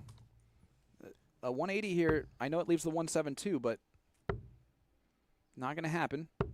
57. Cameron does not need to go about this any typical way, so he's not. 52 remains. He will come back with 32 for the title. But if you're David Cameron, with the way you haven't missed tops at all, Right. why are you leaving 32? I don't know. What you doing, David? That's for fun. You want something different? Game And there it is. David Cameron. Wow. David Cameron is your A to Z darts trophy champion. Unbelievable match in the final. 94.5 from David Cameron. Clinical on his doubles. He missed 3 doubles. Yeah, it was just the level of play He here was 7 of 10. And I can tell you one thing's for sure. Still Buntz will never eat a starburst mid-match ever again. Yep. Although I guess he did in the semifinal too, and it was fine. But to you had to fade 3 150-plus checkouts from Stowe Buntz. You had to win 3 legs straight just to tie it up before he needed to win 5 before Stowe won 2. Yeah. And he did it. And Mr. David Cameron, welcome officially to the double-digit event winners club. Number 10 for David Cameron. It is an exclusive club of you and Leonard Leonard Gates. Wow, what a final. Dave, it's been a pleasure to have you next to me once again. Huge shout-out to Will, who stepped in for a few matches as well. Our production team was fantastic today all day long. Players put on an absolute show for us, man. I don't think I've been this exhausted just from, doing this and being this excited about a match. That final should go down in history as one of the greatest ones that we've seen in a very long time. But there is your A to Z Darts Trophy champion, David Cameron. Last words, Dave? Not forever, but just for tonight. Make sure you are here with us tomorrow, as we've got the last 2 spots for the Continental Cup up for grabs. We have spots for the cross-border challenge on the Canadian and U.S. side up for grabs, the race for the Winmore World Masters, as well as who is going to keep their tour cards moving into next year. Wow.